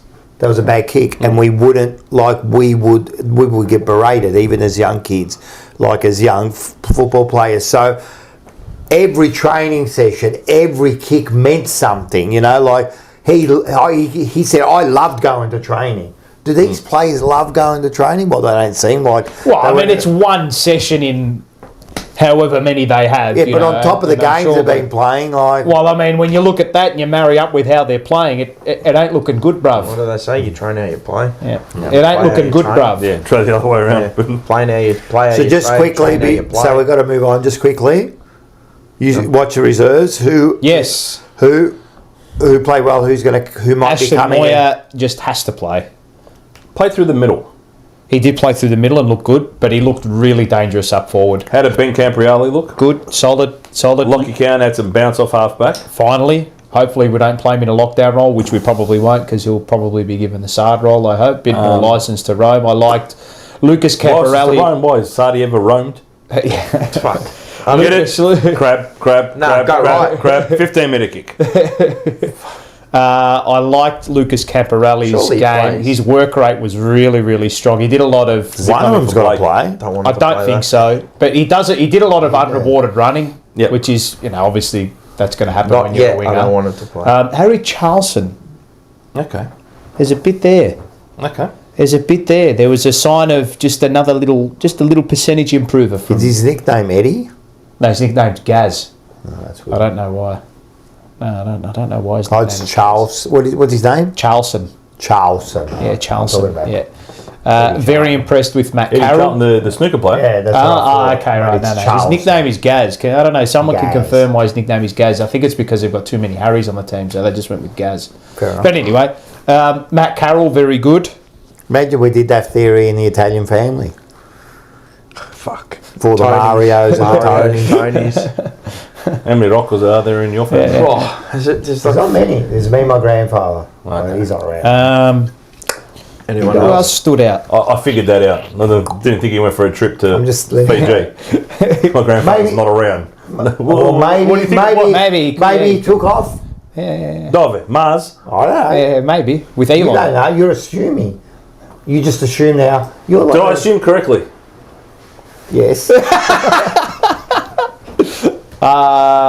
Where were we? Oh, yeah. So who's coming in, you think? So we reckon the Moya? players that I think will be considered, Moya just has to play. He's had a really good 4-week block. Really good 4 months. Block. Yeah, it could be 4 months away. But, the only thing he needs to work on, it probably just goes without saying, is just his fitness, his tank.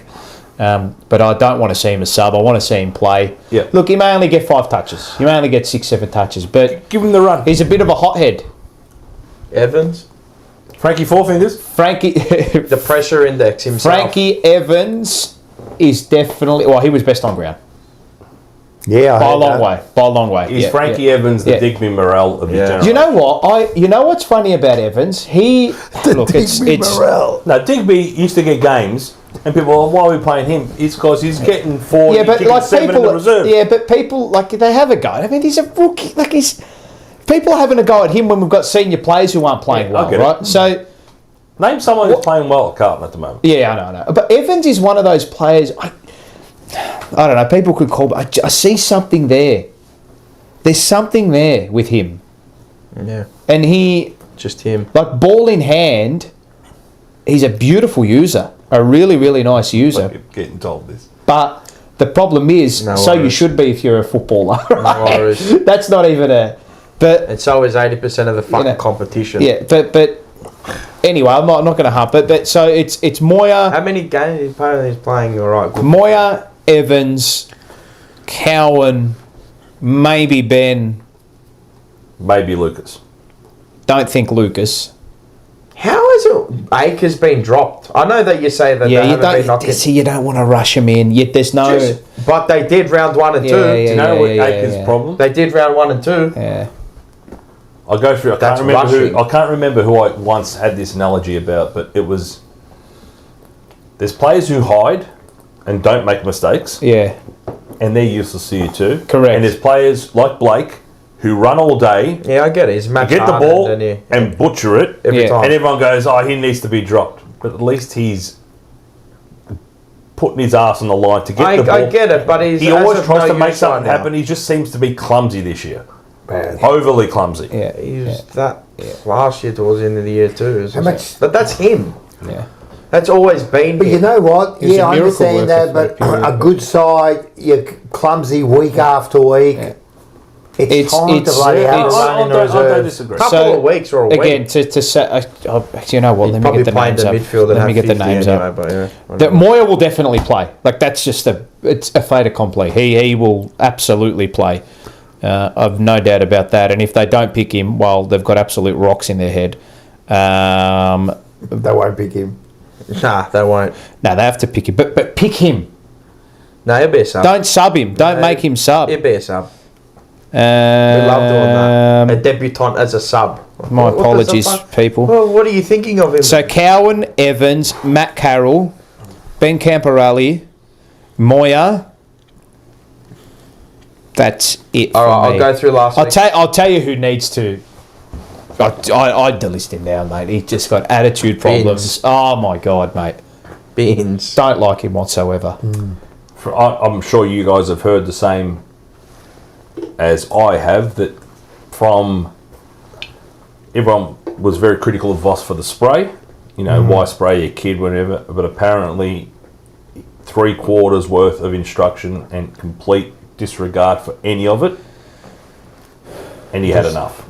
Yeah. Just do your job was the word. I don't think. And obviously...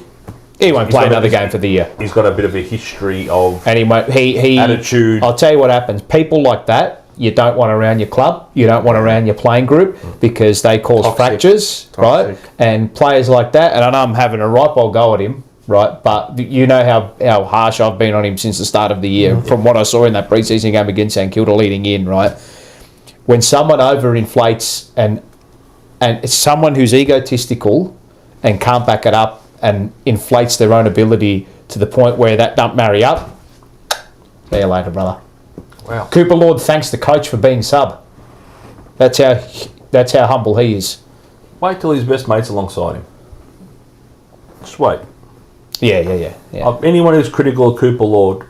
No, I don't think anyone. I think Cooper Lord is. Yeah. He's been given fucking just. There's some good. There's some good young players in that. Look, and you know, Austin picked Bins. Look, you pick the outside runner. You think, all right, you know, we can work. And he's probably just a bad egg to a point. That's it. You know? You can't analyse and anticipate everything that's going to be. Yeah, and my thing is, if you're going to have that type of attitude, and you're going to do this at a contest. Back up, yeah. Sorry, mate. All right, I'll just go through the team quickly. Not for you. Out. Jordan Boyd, Wiedering, Fantasy. Who the fuck's putting that? But anyway, it's got them, but they don't come out. No, old Boyd. No. Sard is out. Yep. Silvani's out. Yep. Doherty stays. Farrell will probably play. Yeah. Sam Doherty stays. Yep. Has to. Okay. Cooper Lord stays. Yep. Cripps, Akers will stay. Chink, McGovern, Billy Wilson. Give him another run at it. I would. Yeah, he trained. But he came off injured, didn't he? Yeah, but he trained. He was there on... I reckon he'll play again. Okay. I think he'll play again. I've got no issue with that. Yeah. No, because the team was fucked. They did no help for him. Keep so I think going. he'll play. Jesse Motlop will play. Kerno will play. Zach Williams will play. Yep. TDK. Hewer, Ollie. Yep. And then you got... How did Pitto go? How did Pitto go too? Pitto did well, apparently. Okay, I think we need Pitto in. Would you drop the Koenig? Yeah. Yes. If what you hear is true? No, I just would drop him. He's been out of What are you 5 weeks. I don't... It's done. No, he's done. He's finished. He's finished what? Carlton, see you later. Oh, in that sense. If it's a Lockie Henderson type thing, bye-bye. Yeah, But his form at the moment... That's what I'm saying. Oh, he's been a jobber all year. Yeah. Mate, look, he's been jobbing. This is Come where on, man. I think as a supporter base, They won't drop. And even as a club, No, they I've got won't. to stand for something. Unless He there is is something about. he's not a first ruck yet. No. Look, he may go on to be, and again, this is the whole selling of the newspapers. Do people read newspapers? Well, listen, the listens, the impressions, or whatever. Yeah, the Lee Montagnes and the that. sound bites. Yeah. Carlton are going to lose TDK. Carlton are going to lose. Good. Hold on. Give me my first rounder. Give me your expert analysis on St Kilda blowing a $1.7 million hole in their salary cap. Do it. For a bloke who's playing like this. For a ruckman. When Rowan Marshall's playing good football for I know. But he consistently roll Marshall 6-7 every week. He My might have point a is, bad game. Fair enough. Everyone I can have haven't a heard bad anybody game. analyse it from the St Kilda perspective. But I heard from good sources, there's no signature. Nothing's been signed. No, he hasn't signed, but he's done. No, he's what I'm leaving. saying, as far as St Kilda, there's no offer there for 1.7. There is no offer there. I know where he's going. He's going to join his brother. They're going to be on the farm together. Geelong is too Jalangers. quiet Jalangers. around this deal. Jalangers for me. They want Walsh, they want De Conning, they want... They won't get Walsh. They get De Conning. You're not. No one. Walsh will stay. You're not getting rid of Walsh. Yeah, I think Walsh will stay. We need him. Would you put the big boys up for trade, or at least? This is the thing. If you when I hear people, and this is what I started the show with, when I hear people say, Cripps needs to go. Wow, Wiedering's attitude, he needs to go. De Conning Fuck, why did he get rid of a ball? We're fucked. Nobody needs to go, but everybody is up. Everyone's got a price. Correct. Right. Patrick Cripps for some magic beans? No, thank you. No. Patrick Cripps and our first round draft pick, or future first round pick, and Harley Reid, I'll drive Cripps across the Nullarbor. Yeah, of course. And that's, I think we've Well, this is what I'm saying. mean? Every list manager has a player on the board. Everyone has Everyone a scenario is and says, expendable. this is But what for you're what worth. price? What do we Charlie get? Curnow, What do we get? Charlie Curnow, for Two example, first rounders. wants to go to Sydney. 2 first rounders. This minimum. idiotic discussion that comes out of the media about Ollie Florent. For fucking level? For Mackay, you're taking the piss. You need him. You got donkeys up for it. Amadi, he's a donkey. What I'm saying is, I'd keep Harry. Mate, I would keep Harry before, because if it was roles reversed, I think. I know that who wants your forwards chasing that. It's not about that. It's just the appetite for the contest. I think Harry always has that. Yep. Charlie, when he doesn't get his way, Suki Lala. Suki Super Soaker comes out. Like, I don't like the antics. I don't care. I like characters. But when you're not getting your way and you just stinking it. Brendan Rodgers got great character. When you're stinking it like that and you've done it multiple weeks, he hasn't hit the scoreboard in how many weeks? He's been goalless for a fortnight. This is a guy who has the longest act. He had one of the longest. No, had the longest. 41, I think it was. He's been all year he's been nowhere. Do you think the coach and coaches, and it was not rumoured, but it was reported that there's a lot of preferential treatment? Maybe there isn't. But even if still, he's been playing like that. Who? Curnow and Voss. Nope. I also heard there's a division between those top Italian players and the bottom. But you could see it on the field. I know. They're not united, So mate. it's not like we're making. They need someone. Going back to the original question, everyone is tradable. Someone needs to go in there and smash the egos in that dressing room. The egos need to be just completely wiped. Everyone's on the same playing field here. We're all in it for They are, but they're not. No, but they're not in it for that. They're just not. If you were, I'm telling you, the biggest statement at the start of the year would, if you were a united team and a united front, I'm telling you, if TDK signed the dotted line start of the year, it just says, I'm committed. You said it when we did the show together. If you're the list manager, here's the contract. You got a week. I've been saying this since round 2. You can't. If you don't sign, who are you? He's got the bosses. They shut down a factory or something. Oh yes. He goes, Rocco, I can't see your signature. Gets a pen. Come here. Sign. Because no, you can use my pen. Yeah, sign. Got him to sign it. Then they're in the room. Then he goes, give me my pen back. In other words, this is what we have. Don't Who do you reckon Cripper was referring to on that Ball Magnets podcast? What did he say? I missed it. He said something along the lines of I'm saying TDK. In this moment, it's you find out who's actually in and who's not. Kerno, TDK. All. Maybe he wasn't. Yeah, but hasn't he said that a few times? No, in a presser, he said, if you're not with us, you're not playing for us, something like that. Not like this. Yeah, I know, but it's still along those lines. This it's not the same thing. It would have to be TDK. TDK. You'd think so. TDK. I don't. Maybe he would have been referring to a few. TDK or Kerno. But I wonder who he was. Well, you're not saying that if it's like I don't know. It's not a jobber like Cottrell.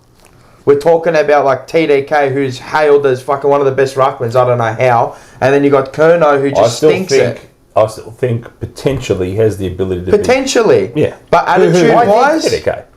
I don't want to get caught up in... No. I think there's an offer for him from Carlton at a certain price, and I'd love to keep him. Yeah, well, absolutely. I don't want to get caught in the... He's going for 1.7, therefore he's shit and dead to me. The max I'm paying for this bloke is 800k, brother.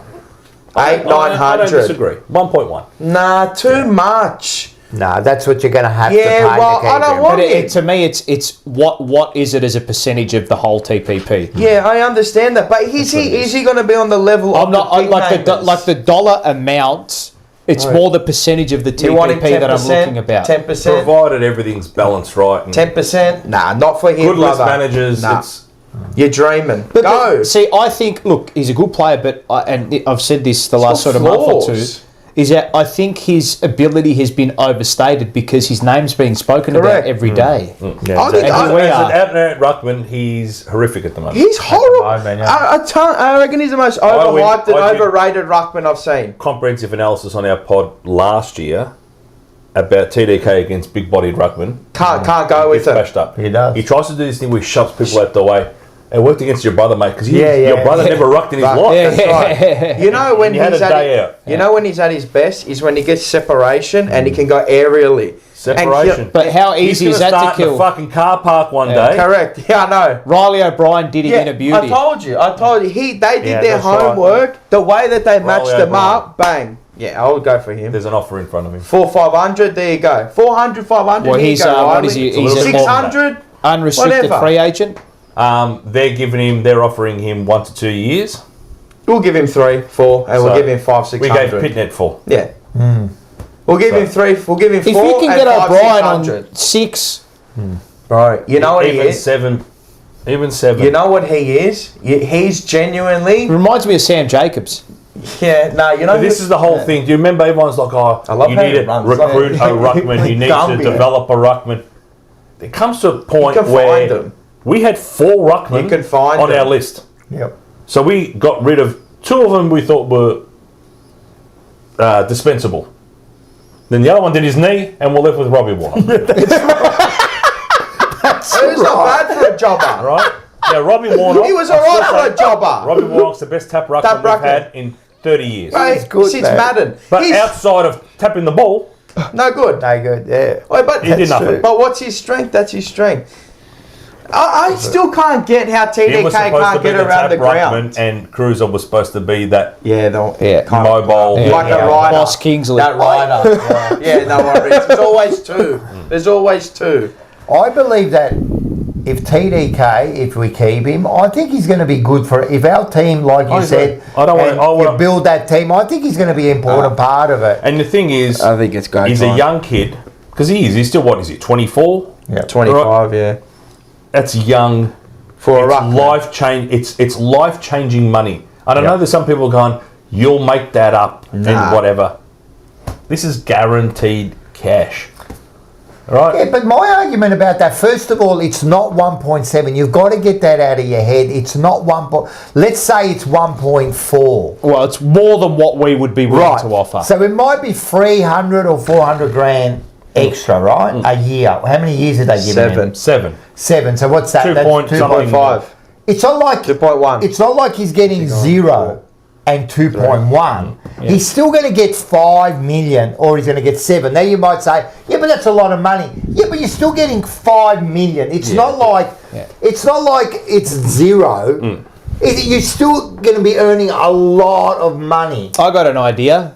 How about the pick that we get for him? We pick up a bloody gun. I just want to win premierships. I don't care who's there. Get whoever. Go and get a gun. Give me Burri. Well, that's what's going to happen. They were saying pick 9 if we lose pick 5. Well, it's usually where you finish. It's usually the pick ahead. I think. Oh, not you, but like they might go like the pick ahead of that. And what Ben Mackay got? There's no rule. Yeah, because there's no rule, mate. There's no rule. There's a formula. No one knows it. Yeah. It's kind of like the pressure index. Yeah. Or Carlton are going at 190. Yeah. And what the fuck does that mean? No one knows what it is. Just like Brisbane going at 150. Yeah, you know why? Because they have the ball. It will be determined given this thinger. Now, Buddy went for pick 20 or whatever it was. They won the flag. Yep. So the compensation for Buddy was the first round pick, but you won the flag, you're getting jack shit. I see it. Look, if it's 1.5 plus, it has to be pick 5. It's going to be close. The band will somehow calculate. We'll get pick 5, 6, 7, somewhere around that. I reckon it'll be pick 5. That's now, what I reckon. It's fair. It's not too high, not too low. Packaging that up with our future first and going to Burri. Because we're trading out of next year's draft. That is a given. We're not going to go and hold a first round pick when we know Cody Walker is going to be our first round pick. Yep. So we package that up, 2 first round picks, especially with the notion that there's be clubs out there going, well, Carlton are going to be shit. That future pick's going to be something. That's so wait, hang on, wait. What are you saying coming into this draft? Coming to this draft, so we'll get a compo pick. Yes, correct. High. Yep. The assumption that our future pick will be high as well. Future first. Yes, for the 2026 draft. That's 2 first rounders, 2 high-end first rounders. Yep. Don't be surprised if we use them as... We're trading him. But what about Harry Dean? Is he... He'll go low. It's all right. They'll make it go low. Yep, he's touted to go in the top 10. Yeah. Oh, we need draft capital. We've got no draft capital. We've got no points. We'll work it out. That's why we'll trade it out. You trade it out. If you've got it, you have to use it. Yeah, so what we... what do you do? I'd split it. You split it, you use one on Harry Dean. Correct. And then you try and trade the other on something else. This is what I opened the show with. Don't be afraid of where the list is at. And I agree. Oi, 17. I agree. Uncontracted players next year. And within the next 2 years, 35, 35. Perfect spot. And that's why people go, work it. Zach Williams, you're paying him all of a sudden. He's done after next year's done. I would keep him. For $400. That's right. Wait, when his contract's done. Yeah. 2026. D-list. On a you don't want unreliable players, Fab. I know he'd be on a reduced. I know it's reduced, but to me, if you're going to go reduced, I'd rather go reduced and that band to use for someone new. No. You go and pick up a new young player. Point is, our cap opens up next year. We've got flexibility. Just let Austin cook. I like your optimism in the whole thing. No, with regards to having the ability to evolve the list. Yes. To suit. I believe that's what Graham Wright likes. An enhanced game. That there's so many players out of contract. Yeah, but there's talent there, mate. No, there's talent, but you got there's scenario. Absolutely. We've drafted in the last couple of years. To move. We've brought in players that aren't getting senior games. God forbid we change anything. And now, we've been vocal. Sean specifically has been vocal on our twos development and how our twos need to stand for a bit more than what they currently stand for. We need to want to. Well, they play the same. Be a better club. So, well, that's good. At least they are aligned. But we are drafting. I think we have been drafting, recruiting. Okay. I agree. Well, these have to change. I think this is my take on and again to go back. The problem with the Rats era is we got all these players and the drafts during those years where we were trying to be a good team, we drafted absolute merda. So when it fell off, bad. There was nothing coming underneath it. Yeah. So you like what you see underneath it? The past 3 drafts. I like what's coming. Drafts. Yes. I'm telling you now, the move to get Jagger Smith was fucking outrageous and will reap dividends for the Carlton Football Club. This is why we're saying thank God. Thank God we didn't get Houston. Carlton, who's a great player, but Carlton don't have. He's not what we need. First round. I hate that. They're so bad, and they don't even have first round. No, we've got it already. We've got Jagger Smith. This kid I'm not putting the world on his shoulders, but he can play. He can play. Fucking talent, mate. Yeah, he can play. He's talent. He can play. He can play. But you need to make a the world. The arse isn't falling out of the Carlton Football Club. We need to make the correct decisions to move forward. Yep. This season's fucked. This season's gone. Done. Finished. Round one was finished. And it doesn't give me, like, at the end of the day, and you know, we're here again. Yeah, and then at the end of the year, I'm sure when next year starts, you know, I'm going to be up and about again, but doesn't give me much confidence, bro. Because you can't. It's hard to see it because you're not there. Yeah, it just, and then I'll keep seeing the same thing over and over again, you know. And now we've got the new Messiah in Graham Wright, you know. I hope Graham Wright comes out begins September 1st. I hope he comes out next year and kicks the 60 goals, Graham Wright, because that's the new Messiah. You know? No, but it's not the. I'm telling you, you need football people making football decisions. And I hope this is the right thing. And not that goon, Brad Lloyd. He's a goon. And there's definitely got to be some change. I want to see it. I want to see some attitude change, you know what I mean? How pathetic. I think it's gone through the list. Nah, pathetic. Look, he doesn't. What am I going to? What am I going to say? What am I going to say now? That's it. Like I'm not wasting energy. No, but it's that jobber. I'm not wasting energy. He's come out 3 times in a week. Whatever. Brad Lloyd, stay in your box there. Stay under the carpet. Whatever. People calling him, we haven't seen. Nah, too late now. It's finished. I agree, but it's too late. If you're going to come, go start of the season. So you got. Don't even bother. You know, the media are all having their little digs at Carlton. Don't even bother. What's the point? I expect it and I appreciate it. You know, it's your job. That's what it's going to sell for you. Knock yourselves out. But when I hear Matthew Lloyd, who I generally like, I think he's quite funny. I think he's got a bit of something. When he talks about football as well. Yep. What do you say? No. It's what he has been saying. All right. He's had a go at the coaching, the list, everything, the players, the board. He skipped everyone. He's gone to 100 people. Yep. His brother, old mate, of course. His brother's never been mentioned. Yeah, that's true. So, which I get it. That's your brother. So shut up about everything. Shut up else. about Carlton. Yeah, that's exactly right. Just say nothing. Yeah. You know, in the pre-production meeting, who's going to talk about Carlton? Samuel McClure, you can take it. Always, yeah. Jimmy, you can take it. I actually like what Lewis has been saying about our club. Is it Jordan Lewis? Jordan Lewis, yeah. Well, I don't mind him. Well, what has he said that's wrong? Trade him. No, I think the more thing he was saying was just another one, which is what Fab is going to. They don't follow the club religiously. But I think what he was more saying was, don't be scared to trade. I don't think he was saying trade that. And then I think they asked him. Of course, he's going to try to give an answer. But I think it was more on the lines of you shouldn't be scared to trade. Don't make decisions with fear. I know. The media. The entire AFL media, it's oversaturated. There's too much. Yeah, there's so much going on. So what are you going to do? We all can't talk about, and that's the thing. Like, you reckon there's 2 types of people in the world. There's the sycophants who just want to hear. I'm going to listen to the jumper punch because they're going to talk about my team and how good we are. Yep. Right. So. Like Pete in the office, like, did you watch Footy Classified last night? Did you watch on the Pete? We're shit. Why would I want to hear anyone talk about Carl? But you being a Brisbane Lions supporter, you've tuned in. But then you got the saddest on the other side, right? Who Carlton are shit. Like, they're Carlton supporters who just, we're shit. They want to hear and they want to call the radio and they want to criticise the club and just all about negativity. So and they just feed off this shit. Yeah, they love it. Of course they do. So, but it's all the same recycled garbage. Yeah, it's a cycle. That's it. Of course it. Circle of footy life. You ring, you get on. Yeah. Let's go now to fucking whatever. All right. Well, since we're there, I'm going to get on. Should we go to the tipping comp or no? Do you want to do the keep? I reckon we miss out. All right, but I'll give the leaderboard. Yeah, of course you want to give the leaderboard. Oh, that's our leaderboard. Come on, man. There you go. That's a massive score, 101. If you're in the sports bet comp, you'd be 2 off the top. No, that's a good vying score. for 10 Gs. I thought you meant our leaderboard. Oh, then I'll put our one up too. I pulled away. Perfect 7. What can I say? I'm the best analyst in the room, even though I talk like a fucking idiot. But yeah, I'm just glad I'm on top of the guests now. Struggling this year, tipping wise. Well, you saw I just pick Carlton again.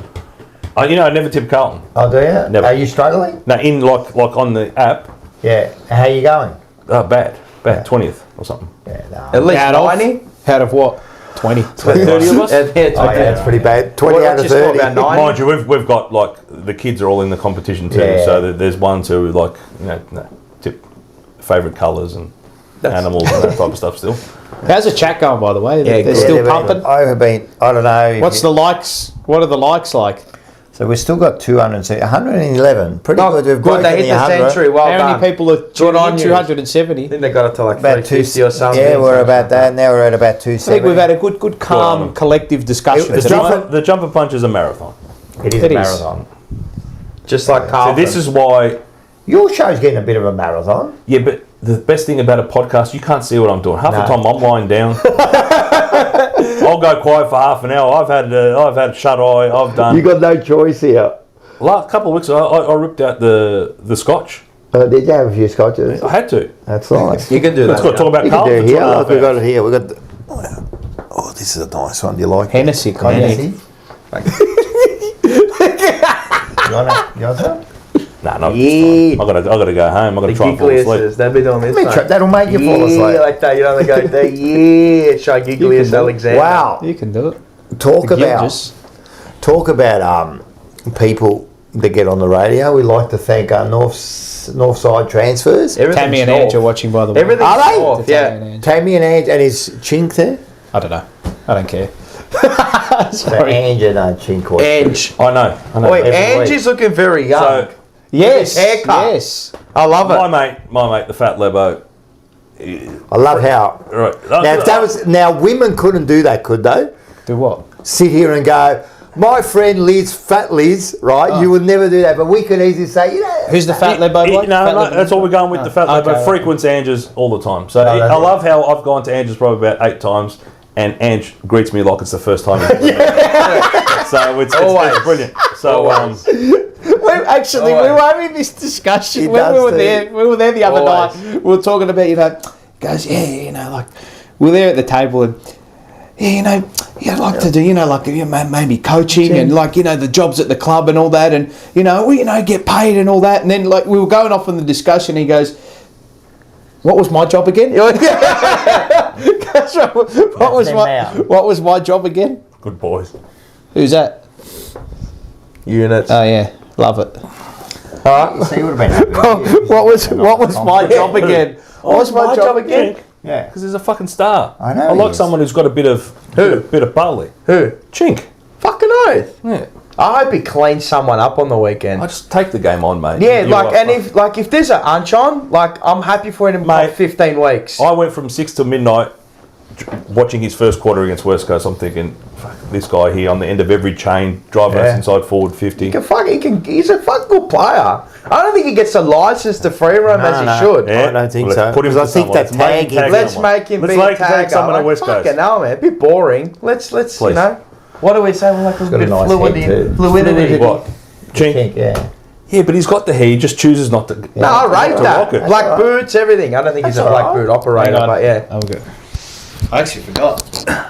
Oh, you got the chink on. You got the chink.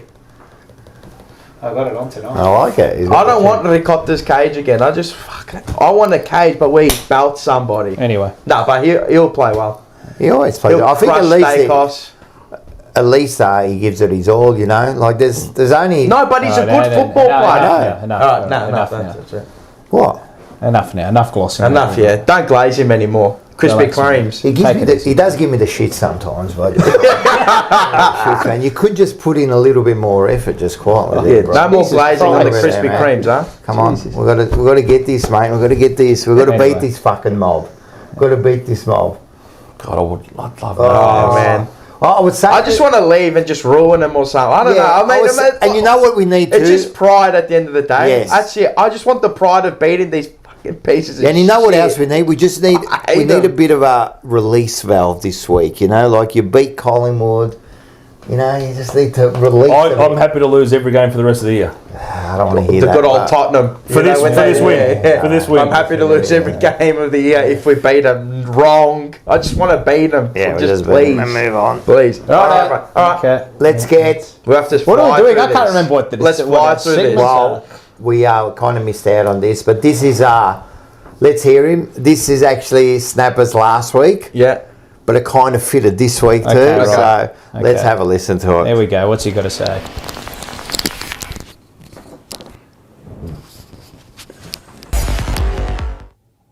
G'day guys, Snapper here from Northside Transfers. We're all in black, we're all hiding. Done. Just fucking done.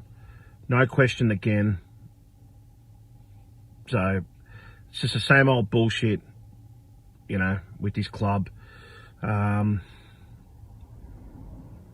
already made evident they're not going to get rid of the coach, because they still think we have a mathematical chance of making finals. Not sure if anyone's seen the Bulldogs run home or the Gold Coast run home. There's no way knowing we're fucking making it up to them. But it is what it is. We still support the club. That's the thing. As I said on Dwayne Russell's program on Monday, we still go to support the club. The emblem. That's all that matters. The emblem. That's why we go. Okay? I don't go for the players anymore. I don't go for the coaches. I go for the club, for the actual emblem. The emblem that I grew up, and a lot of us grew up supporting and following and loving. Just remember that. We can all be upset, but at the end of the day, fucking this footy, at the end of the day, we all support the emblem. We will die, and that emblem will still be there. I love you guys. Great show. Port Adelaide this Thursday night.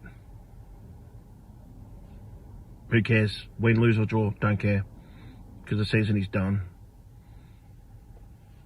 Remember, send us your question and you get a $50 gift voucher. Can't be that hard. Go the emblem, happy fishing and tight lines. Tight lines, Chich. Tight lines. That's a week old. Yeah. He's hit Media Street. So, look, I'm not going to tell anyone how to barrack. All right, he's obviously a very, very, very passionate man, but there's a fine line between, you know. He gets very passionate about it. Just be careful. They're not using you. Do you know what I mean? Use them. Don't let them use you. Who? Media outlets. Yeah. You know what I mean? So, well, I'm sure What you say will be used by those people to portray a certain image of you, which is not actually you. No. So just be wary of it. That's all. That's the game. It's the game. And I'm in it. We're all in it. Mm-hmm. Go Blues. Oh, you missed out on our man. Have we got bananas? Do you want to do banana first? Yeah, I do. All right, we'll do banana. Fab's got his. You got a banana? I do. Oh, he does. This banana is going to. It's going to go to 3 people. I've mentioned them all show. Oh yeah. Oh. The first one, the Fat Lebo. I love him dearly. I'm sure you do. I love him dearly, but he's been a banana all week. Ray, he's a constant banana. He's the banana in my side, the thorn in my side. I hope he's the banana in your side. He's an Essendon supporter who's just loving where we're at. Far heck, I can't take an Essendon supporter giving it to me. The final banana of the 3, I'm going to put him in. Now, my great mate Pete Molinas, who's staunch, has been nice. He's a Brisbane Lions supporter, but he's always been a Carlton sympathist. He's been influenced by these 2, and it's not good for Pete. So, all 3 of you, bananas of the week. You've been copying it a bit then, by the sounds of it. Well, the first one's a Carlton supporter too. So, you know, the fact is, you know, but I do love him. I want to preface that. Because he's going to shit can me tomorrow. Tomorrow I'm going to cop it left, right and centre. Hey, listen, it's a privilege to get banana of the week. That's it. Not many people have got banana of the week. Look at that. He's pretty, look at him, he's happy. He's happy. I'm going to give it to Zoe from Boopa. Boopa, yeah. She rang me up today. Oh no. Yeah, she rang me up today to tell me about, yes, we are a main sponsor of Carlton. Oh no. And we're just wondering how your health insurance goes. Oh, mate, surely you had some answers. I said, listen, I'm pretty right, but I'd ring up the club now because they need plenty of help out there, you know. And she laughed and she goes, okay, that's fine. So last time someone from Booper rang the Carlton Footy Club, then they say... There was some text exchanges. Oh, no. And then, God. Bang. It was out. It was out. Now they're sticking fat. Yeah. They're sticking fat. Our problem was we stuck fat at the start of the year. Yeah. It's stuck fat, yeah. So poor little Booper. So I was thinking, it's amazing, man. They're just out there. I think Terry was right. Once that happened, the year was done. That's it. Wasn't good start. All guards. The Melon John came out, mate. It's unbelievable. The Melon John. Mine goes to whoever issues the daily news, mail, email, letter, whatever newsletter from Carlton. Oh, what do we got now? God. Great Southern Bank. Oh, yeah. Footy fun. Oh, yes. Okay, right, yes. Footy Fun Day, Thursday the 10th of July, if you'd like to get down there and berate them, 9:45 till 1 p.m. at Icon Park. Berate them. Right? Don't berate them. Berate them. Kick-to-kick opportunity on Icon Park. Wow, amazing. Okay. AFL and AFLW player interviews and meet and greet. Fuck, amazing. Watch the AFL team train. Fuck, can't be better than the I did that. That ain't a fun day, I tell you that, mate. AFLW, I said. Oh, sorry, AFL. $1 million. Even worse. $1 million footy live giveaway. $1 million? $1 million live, footy live giveaway. $1 million what? Might get down there. $1 million what? A I loan. don't know, but it's Probably a loan. probably cap, yeah. And then let's go to the second item. Oh, no. He's done it. Oh, no. The audacity of this club there. No. The audacity. Toyota. AFL Grand Final ticket giveaway. Oh, I saw that. To who? To who? Maybe they want to go. Us? Maybe they want to go. To who? Who's it going to? You know, every club gets an allocation. I understand that, but just give them away. Just give them away. Sell them as packages to supporters. Yeah, it's horrible. To who? Read the room. More clout, man. Read the room. I've got my banana is one of the biggest bananas you'll see. And the great Marco Donini commented on this particular post. Big shout out to Donini's and Did the he banana get and whatnot. He got... Hey? Did he get Also been on Media Street got this sucked week. in? Yes, he was. Yes. He's very, very... Pulled out all the big guns. Was he on the radio? No, 7 or 9? One of them, it could have been 7. Okay. Snapper was on 7 too. Fake news One media, of the great men, Marco Donini. Big shout out to him and to Ricardo, who 6-0, you fell in love with the first time you met. I'm engaged, brother. I'm engaged And now- to a woman. Now, Marco commented on this post, right? Now, What did he comment? Do you have a thing? No, I don't have a screenshot, but I'll find. Yeah, it was swearing. It was basically your pack of idiots, right? Now, in Carlton, right, the speed limit to a certain point, and this is the case for most of inner city Melbourne and the city of Melbourne. What under? 40. Lygon Street has been slowed to 40 k's. Now, not Lygon Street in the heart of the city, not Lygon Street in the heart of Carlton. Lygon Street was 3 lanes in each direction. Lygon Street where the cemetery is. Minutes ago. Has that got down to 40? 40 k's. When? 40 k's, a couple of weeks ago. There's no one there. In that strip, there's no activity. I at least The do dead 80 in the down that cemetery are road. going to be driving faster than us at the moment. 40 k's.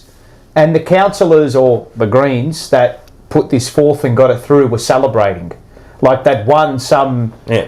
Hitting the big issues. Yeah. Oh, yeah. Let's bring it down from 50 to 40.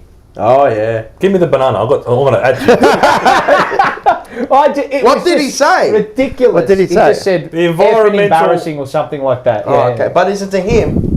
Who? No, he's going to... No, it's to the Lygon Street Council, the Greens. We To the Greens. assumed it was for him. No, to the Greens. I've got another authority that's going to be put in the bin, banana of the week, whatever you want to call them. The Environmental Protection Agency. The EPA. The EPA. Sent me a fine today. Oh, For $400 Someone lagged you in. that I littered Someone lagged you in. on a street that I don't drive on. Right. I lit it at 8:50 something p.m.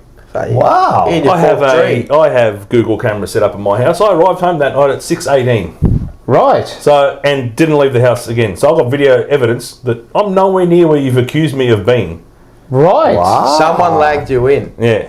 What a scumbag. Between the EPA like I hate littering, but and that scumbag. Yeah. But I don't litter. So I've got no issue. Like, they couldn't produce evidence. Yeah. But not only that, I've got video evidence of where I am. So correct. EPA, It's got an alibi. How do you fight that? Google the ring. You go online and submit a. Oh, you got to submit like a request with your evidence. How much is it? 500. I don't know, but I'd love to go to court with these people. Wonder who lagged you in.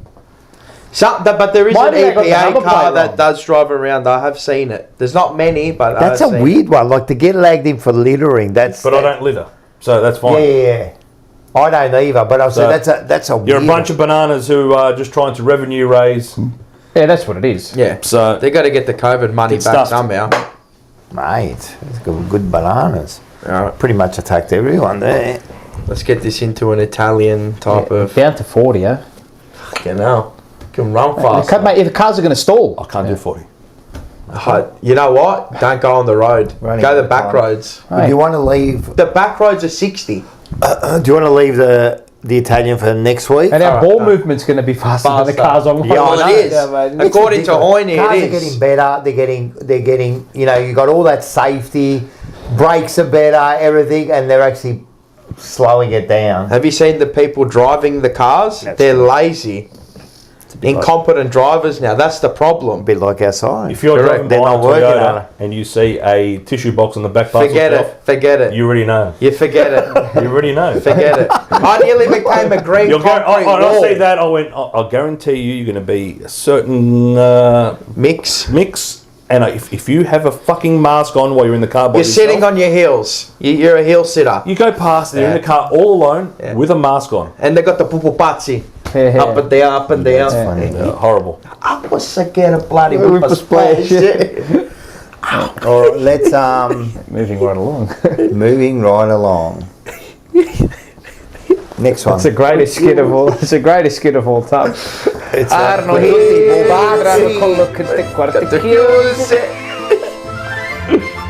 you. What did you say? You can't believe it. No, but before that goes. You can never imagine. You cannot imagine. What happened to me from my life? When he walks out of the car, he walks up to him. What does he say? He says something. Oh, that's a great skit, man. That's his best ever. I reckon that's Early Joe was brilliant. Amazing. I saw him. Unbeaten. I saw him at the best. Calabria Club. Yeah, right? that's where they're all. Or not. I'm talking about years. Calabria early or the 2000s. Abruzzo. It's either one or the early other. 2000s. It's We've still Abruzzo. got. Nah, Oh, you in Calabria? Mine was at The Calabria. Calabria. We've Club. still got a tape of him. Yeah, Tape. cracker. Do you know what I got a tape of?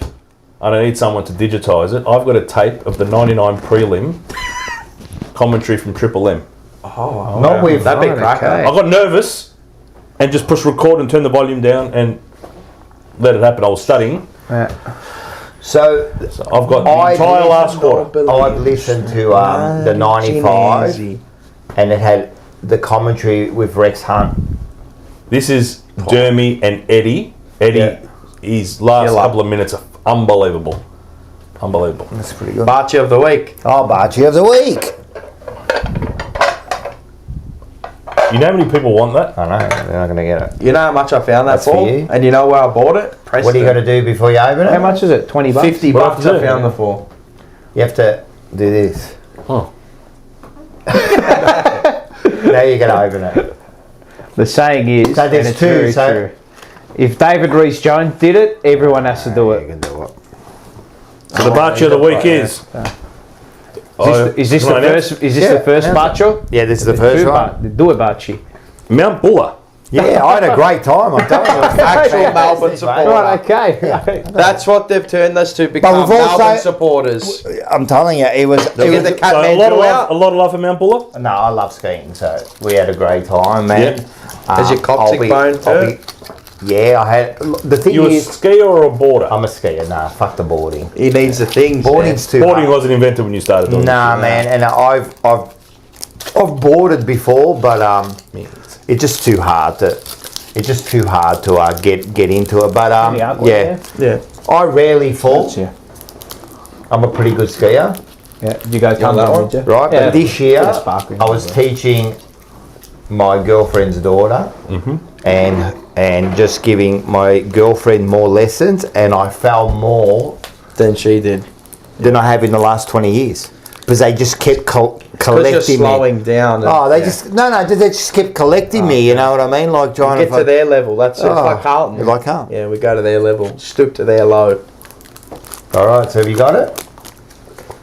What? The second budget of the What's week. the second one to? The most important second budget, because you told us this later. What's the this budget goes to?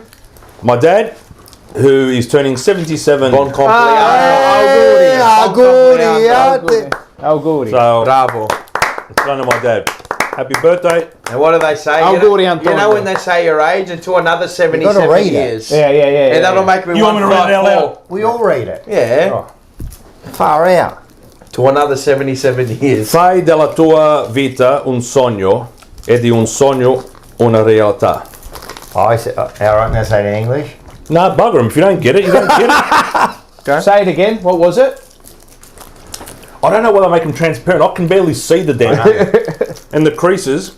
Fai della tua vita un sogno e di un sogno una realtà.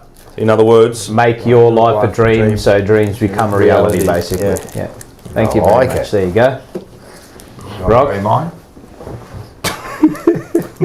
you can't see it. That's actually good. I can barely see that. I'm telling you, they're laughing. But You don't have glasses, do you? Contacts? No. You need them Are now. you stubborn or you? No, I've got can't? 20/20 vision. Oh, yeah. But this thing's transparent. You can hardly see that. I can see his carpet through it. I got one from the Buddha.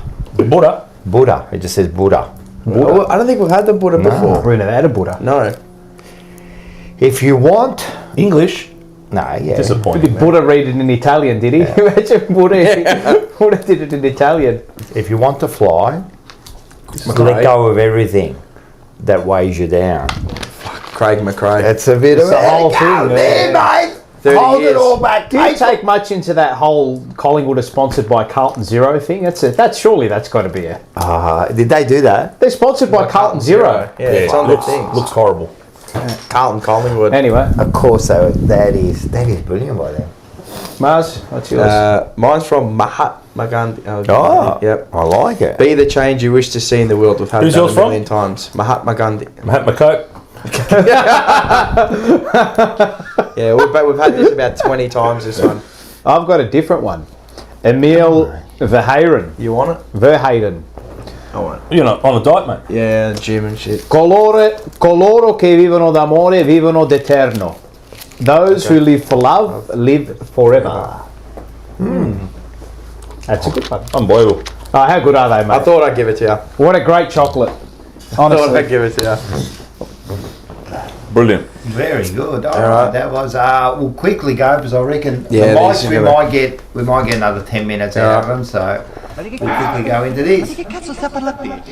My one's definitely going to go. Hey, you want mine? All right. 3, 2, 1. Ma che cazzo! I got a mouthful of chocolate. All you got was a bit of this. Oh, the first one. I think you like this one. All right, tell You've me, mentioned it Shane. before, but everyone wants to know. All the rednecks out there, the Australians. Yes. Like Sean. All the Scotty Tompkins. Yep.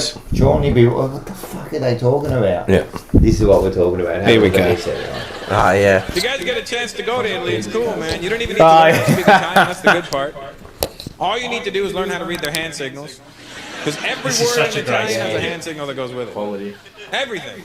It's like they all used to be deaf at some point, you know? Right here, this little hand motion is what the They'll look at you and they'll go, hey!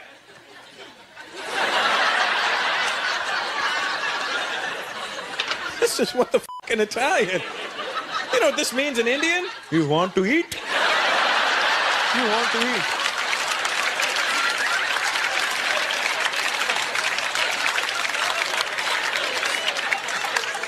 Imagine an Italian guy walking into an Indian restaurant. Hey, what the buffet He's over there. And you watch your language. Somebody gonna get hurt real bad. Russell Peters is one of the best. That skit is elite. Do you know what I like? I can relate to him in the sense that, like, he's Canadian. Yeah. And he goes, when I'm in Canada, I'm Indian. I'm Indian. He goes, when I get to India, I couldn't be more Canadian. And as Australian Italians, like, we don't feel what we consider Australian, Aussie Australian. No. But we go overseas. Do you know what happens to me overseas? Especially when I went to America. You would never describe me as a yobbo or an Aussie. No, right? My mum would every now and then. Some of my behaviour, but I said, "Cheers, g'day." Nah, done. Cheers, mate. I couldn't. I was like, I'm picking myself, and I can hear myself saying, "What has come over me?" I was the same in England as well. I went full. Yeah. Aussie. You know what else? And my wife hates it. Whenever we're overseas, you went full blown ochre. I'm full Carlton gear. Yeah. Overseas, I'm the same. I arrived at LAX in my tracksuit, Carlton tracksuit, going through security. Now LAX, they do the fingerprint and the retina. Yeah. And as I'm doing the retina scan, the guy goes, "Matthew Cruiser did his knee." And I went, "You don't get it over there." What? Yeah. It's like. Yeah. Because Matthew Cruiser did his knee. Yeah. This is a TSA guy. What, an American dude? Yeah. And he goes, against Fremantle, man. Yeah, Fremantle. We played Fremantle that Friday night. I missed that Docklands. game. I was basically in transit that whole game. I remember that. Left Friday morning. I arrived at LA. The first thing in America, people go, "Oh, yeah." Yeah, they What's know. the first thing you remember? Matty Cruiser did his knee. Thanks for the info, mate. The first thing I was like, it's a ruin my holiday. Yeah, TNT Sports. I also did if you remember the dinner box at McDonald's. So my former employer decided to do a dinner box challenge. Eat 4 burgers, 4 chips, and 4 drinks. So we all did the nuggets. I did that the night before I had to fly out. Right? I can imagine the cacarellas. Do you know when it came out? Going through the retina scan and everything like that, I was sweating like a terrorist. Like bad. And the only thing that stopped me from shitting on myself was that the guy said Matthew Cruiser did his knee. Trust me, it went straight up on it. What? The plug went back in. Never forget that. Yeah, the first 2010. London. As soon as I landed, it was Carlton jacket, Carlton shorts. Yeah. Walk. I've never seen so many jackets, puffer jackets into a. When I had 3 puffer jackets for summer. Yeah, well, it got chilly at night though there. Well, you don't know, but it's London. It can get cold all of a sudden. I have shorts, singlets, everything. Short, and they only get ripped out overseas. That's what happens. I couldn't believe this bloke had a full banquet of clothing. He had about 12 pairs of shoes. No, it wasn't that many shoes. PowerPoint presentation. They were about 10. They were about 10. He bought a fucking suitcase for his shoes. No, not a suitcase. No. It's a bag. I'm looking at my brother. I'm like, he's for real? My wife, when we pack, Megan Gale, especially now with the kids, so we'll have. I don't want to smell though. That's 2 big suitcases. What do you mean? She bought 10 pairs of shoes. They will fill up half of one suitcase with garbage. With their entire wardrobe. My wife's clothes fold down to like kid size, and then one pair of my shoes takes up like an entire suitcase. Yeah. Well, what do you wear? Size 13. 13. Yeah. I'm good with that, huh? You giving up, Rock? No, well, that's going flat. And by the way, this looks out. I'm going to go on with in 10 minutes. Okay, go. Yeah, no, we got that. We got that. And yours about to go. Hey, this one here, I just call this ahead of the sexuals. Assume you were, what's the opposite of the homosexual? Heterosexual. I would assume his ass is a homosexual. So if he was not a homosexual, You gotta say heterosexual. a heterosexual. So if he was a heterosexuals, bro, I'm gonna assume that you a heterosexuals and bro a heterosexuals too. I'm already a heterosexual. So I'm assuming everybody who hangs with me is a heterosexual. If you're not ahead of these sexuals, I'm tired. That's funny. You seen the one where the guy goes, it's now turned into like a TikTok, like a meme where the guy goes, What did you say? And the guy goes, oh, can I get some headphones? He said, can you get some head from it? He goes, no, he said, can I get some headphones? He goes, sorry, what was that? Next. It's quite funny. Yeah, let's do the next one. This one here. Oh, Italian ordering a coffee. Hi, what can I get you? Per favore, mi dai un caffè? Un caffè. Yeah, it is. Small coffee. Un small coffee, yeah. Con lo latte. Coffee regular, okay? Latte. A large coffee, regular? No, con lo latte. Milk. Okay, you're confusing me because regular is 1 cream, 1 sugar. No, stiamo assente che ti spacca capo You stamattina. want a small coffee with 1 milk? 2 milk. Okay, small coffee, 2 milk. E 2 sweetener. Sweetener? Sweetener. Anything else? Una sfogliatella. Pardon? Sfogliatella. You have the sfogliatella? It's from Napoli. No, we don't have that. You got no sfogliatella. Abbanno cannoli. No, we don't have that. No cannoli? E no sfogliatella. Ok, va buona così, yeah. Pardon? Sta bene così. Quant'è? How much? The small coffee is 155 per single, please. Ok, grazie assai, Destrami la morte. Capisci? Anything else? A sfogliatella. Jesus. Oh, the sfogliatella! What's wrong with you? I reckon that's in Canada. Yeah. I reckon that's Tim Hortons. Nah, that was Macca's. Yeah, it was Macca's? Yeah, it was Macca's. That was pretty good. How good sfogliatella? Oh my Instant God. Instant fail. Instant fail. Oh yeah, this bloke, they set him up for a challenge. Do you reckon you could do this challenge? Let's have a look at this. He tries to. Here we fucking go. It's 2 peppers. Oh, Chrissy boy. Spilt more of it down your chin. Swallow it then. It's just it's just fly out.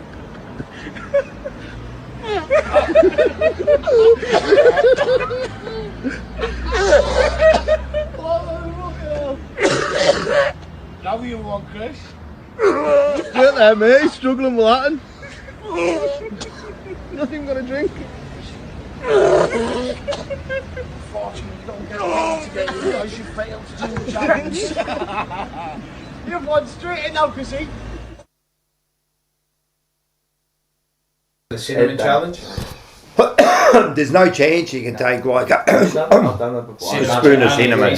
Yeah, I did a teaspoon. I can do it.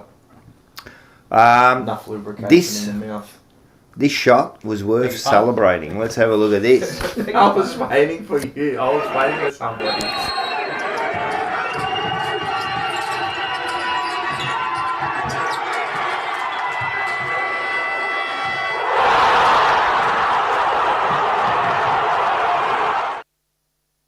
Lost it. Well, Far out. That's worth That'd be challenging. nice if we won on a buzzer beater on Friday. Shout out to Manda Tens. Yes, there you go. You do coach down the centre. How you going? 50-50. Boy, now. Better than Vossi. All right. Sorry about that, guys. Do you have the peppers, mate? All right, this last one. I just called this experience, man. This old lady looked like she's got some experience behind her. What's that? Okay, right. No. Nah, that's all right.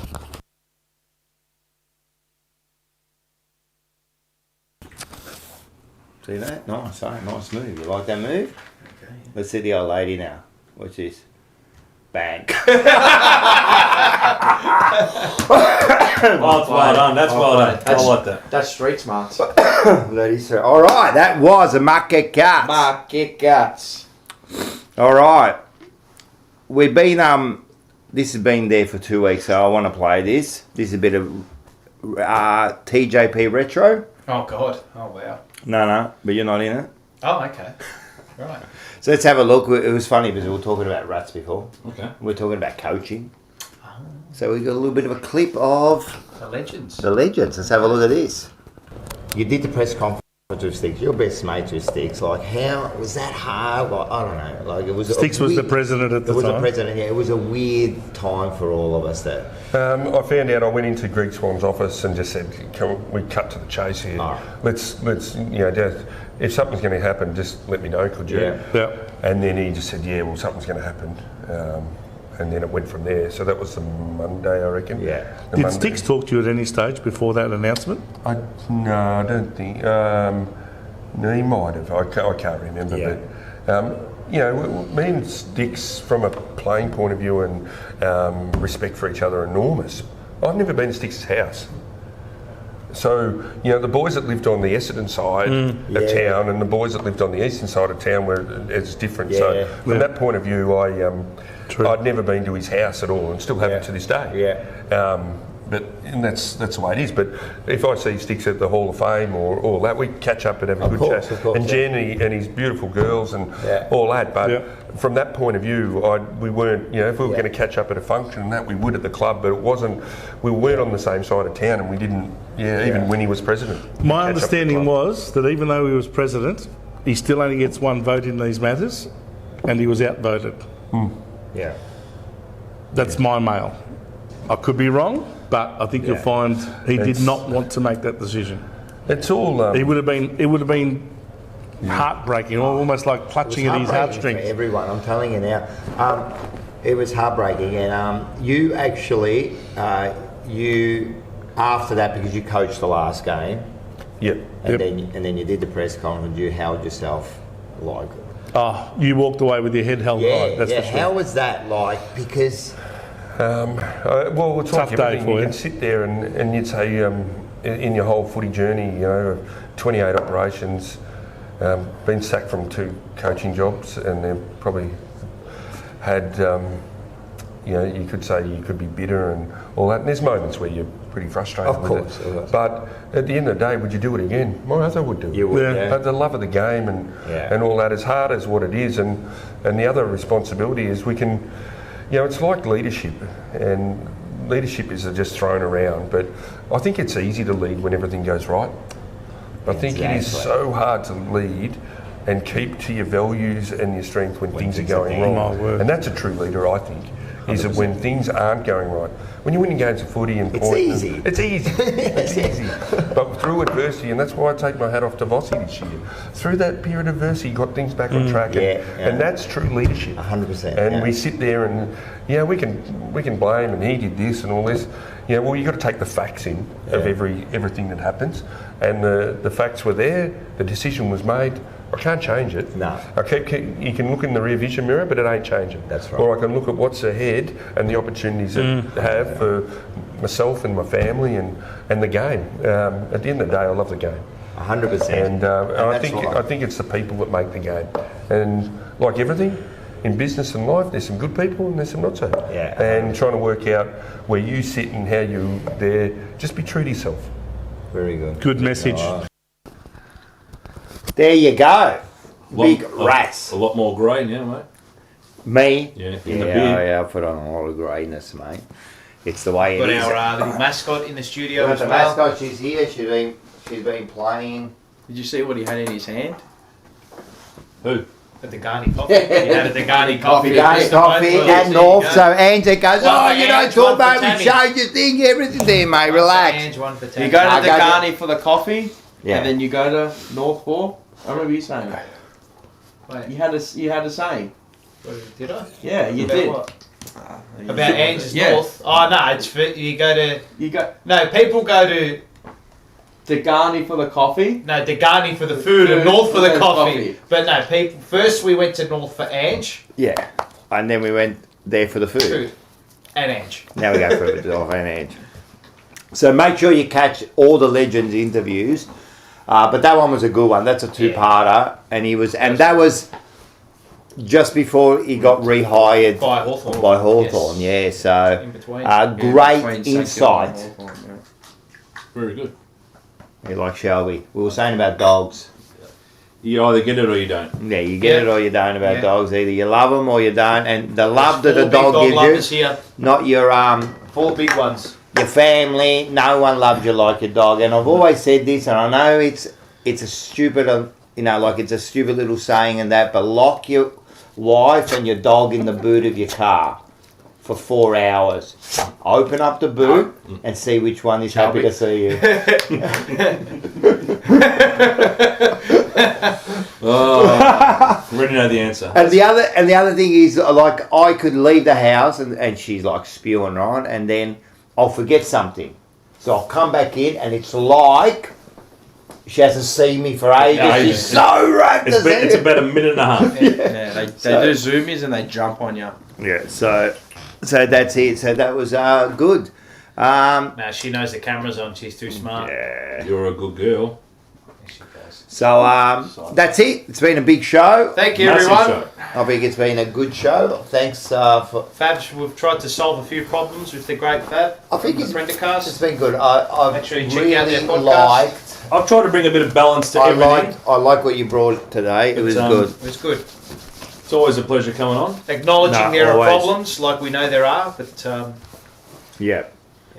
Well, last week we went flat out 1 week, the week before, now we're looking at it. I mean, we're all trying to find answers ourselves, but really no one's really got any answers, haven't they? September the 1st. So that's it. Everyone happy? Thanks for joining us in the chat. Also, what a show it's ended up on with us throwing the toy for the dog. Maybe that's what they need to do. This might be the best thing that happens. Good gear. See ball, get ball. She loves it. See ball, get ball. And look at the concentration. Look at that. They're just obedient, aren't they? Yeah. Obedient animals. I love an obedient dog. I love when they their ears prick. Got a good mate of mine from work, Mitch, who's got a border collie. Yeah, smart His dog. name's Moose. Very smart Moosey. dogs. And he got a text through saying they're amazing because they put so much thought into what they're doing. That's it. That's all that's all that matters. Yeah. That one thing is all that matters. Just put so much. I love it. Yeah. She'll put her paw on you if you don't give it to her. Yeah. Yeah, take it away. Like, it's cruel, but I like doing it. They're just look. She's fixated. I love the fixation that animals have. Look at her. Look at her stupid head. I wish Kerno was like this. That's what we.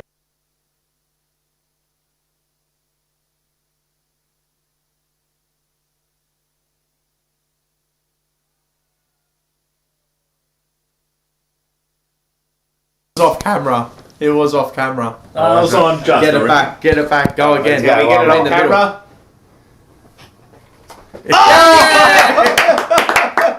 Look at her.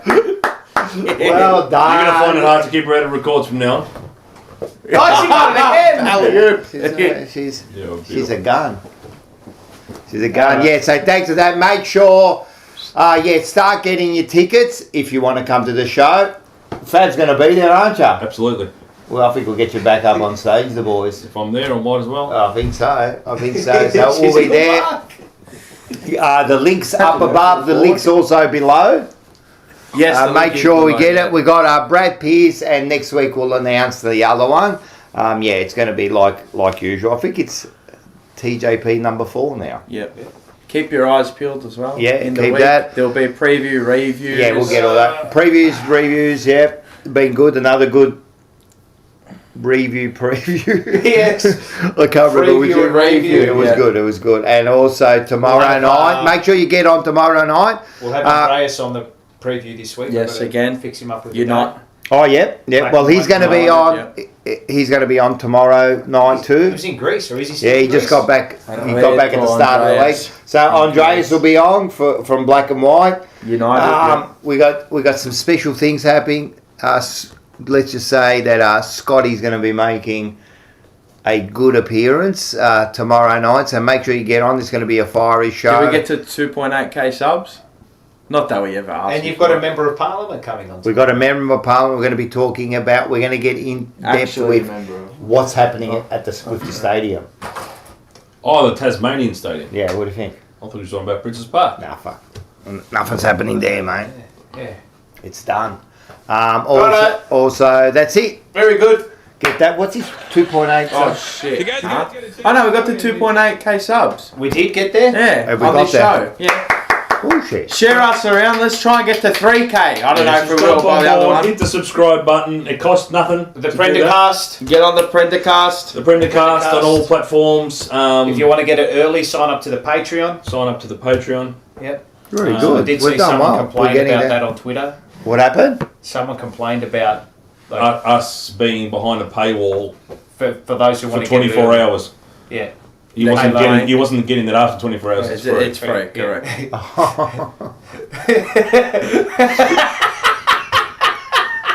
We've basically it's the way it's marked. It's there if you want exclusive. If you want to pay your thing and you get your but it's more of it. And most people, when they filled out the survey thing, said they want to do it as more of a like a contribution to the show, as opposed to anything else. So, but if you don't want to, call us threat. You want to just get it free. Call us threat. I like that. It's free. And that's so true. And most people, like even with our members and that, I mean, they're contributing. And the ones that have signed up, like you guys, we appreciate absolutely everything. We've got a fan base that's just I've been stopped in Coles.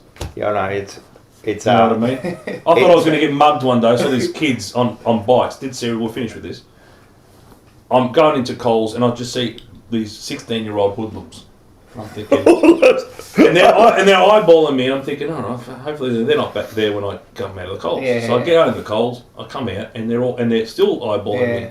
So I get the key in the stabbing in position. the middle. I've done that. You get the key in the stabbing position. I'm not going out by kids on fucking scooters. You didn't have a lightsaber handy? And one of them just goes, "Are you from the Prendercast?" I said, "What?" He goes, "You from the Print?" I said, "Yeah." He goes, "Do you mind if we all take a photo?" Fuck's sake. Outside of Coles. So that's pretty good because, like, they don't really know how you look like because. Oh, I do things like this. Yeah, when you do things like this, they pick it up. Yeah. So I might have a special guest for next week too. I'm working on. Oh yes, you are working. For next week. Yes. I'll do it. We got a guest for next week. Can we do it for the week after? Okay. We'll do it for the week after. Okay, we'll do Done. Well, we'll let it. Yeah, we got a good guest next week. We have got George from the Monday Blues booked in. there you go. Nice. And so George is in next Georgie, week, but we got the week after free. So All right, I'll clue him special guest. Yeah. I like it. Maybe The last one you brought in was good. up. He might have. Bocek. No, he hasn't. He hasn't signed up. He hasn't signed it. What? No. I'm just saying he might have played. He might have played. Yes, he might have played. Oh, yes, you're correct. talking about. No, we can't ruin it. No, but I'm saying you're talking about who. Yeah. Oh, that'll be sick. Do it the week after or the week after that. No worries. I'll let him know. Well, that would be a special guest. Very good. Unlike you are a special. And he's an special avid guest. follower of Carlton too. I'm in a category all to myself. You are in a category. He tries to get down to every game. You know how long I've had to book you in for? It's been Crazy. I know. It's been months. You know what the thing is? You text me at times where I'm so busy, and then I'm like, okay, put it down, and then like 2 weeks later, I'll get another text. Like, fuck. It's worse than, I'm telling you, it's easier to get onto the Prime Minister than this bloke. And you might see some familiar faces soon as well. I'm cooking something. You don't know. No one knows. What are you cooking? Oh, you're not going to say it on. I'm not going to say. You'll see. And Just let the man cook. Just let me cook, man. Oh no, I can cook. Don't worry. Was there something coming on? I can cook some controversy. Coming on the channel? Controversy. Yeah. Yeah? Soon? Yeah.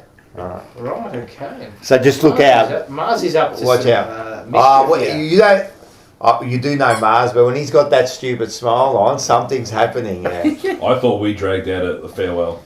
This is We're going to be saying goodbye here, goodbye at the door, goodbye at the car. Goodbye. Righto. Ella. Gotta go. I got work. We all got work tomorrow. Yeah, I go to the gym now. Alright. Thanks Hey, for coming. Thanks, guys. Did you know that your brain connects to other people's brains? Can't say it. You'll see it. How Come on. hard it It's is just to not yawn when you see someone else yawning, or how hard it is to not cry when you see someone else crying? The reason why is because there's neurons in your brain called mirror neurons. Your brain will mirror someone else's neurons, mimic them, and then you will feel what they are feeling. This is why you have to be very diligent about who you surround yourself with and being around the right people. In psychology, this is called emotional contagion. If you surround yourself with negative people who are lazy and complain all day and they're not taking action, it's going to be really hard for you to take action. Negativity can be contagious, and stress can be contagious. Sadness can be contagious. But also good emotions can be contagious as well too. If you surround yourself with people who are driven, who look at the bright side of things, who take action, it will be easier for you to be motivated and take action towards the life that you want. So be careful who you surround yourself with, because you're going to start to become exactly like them.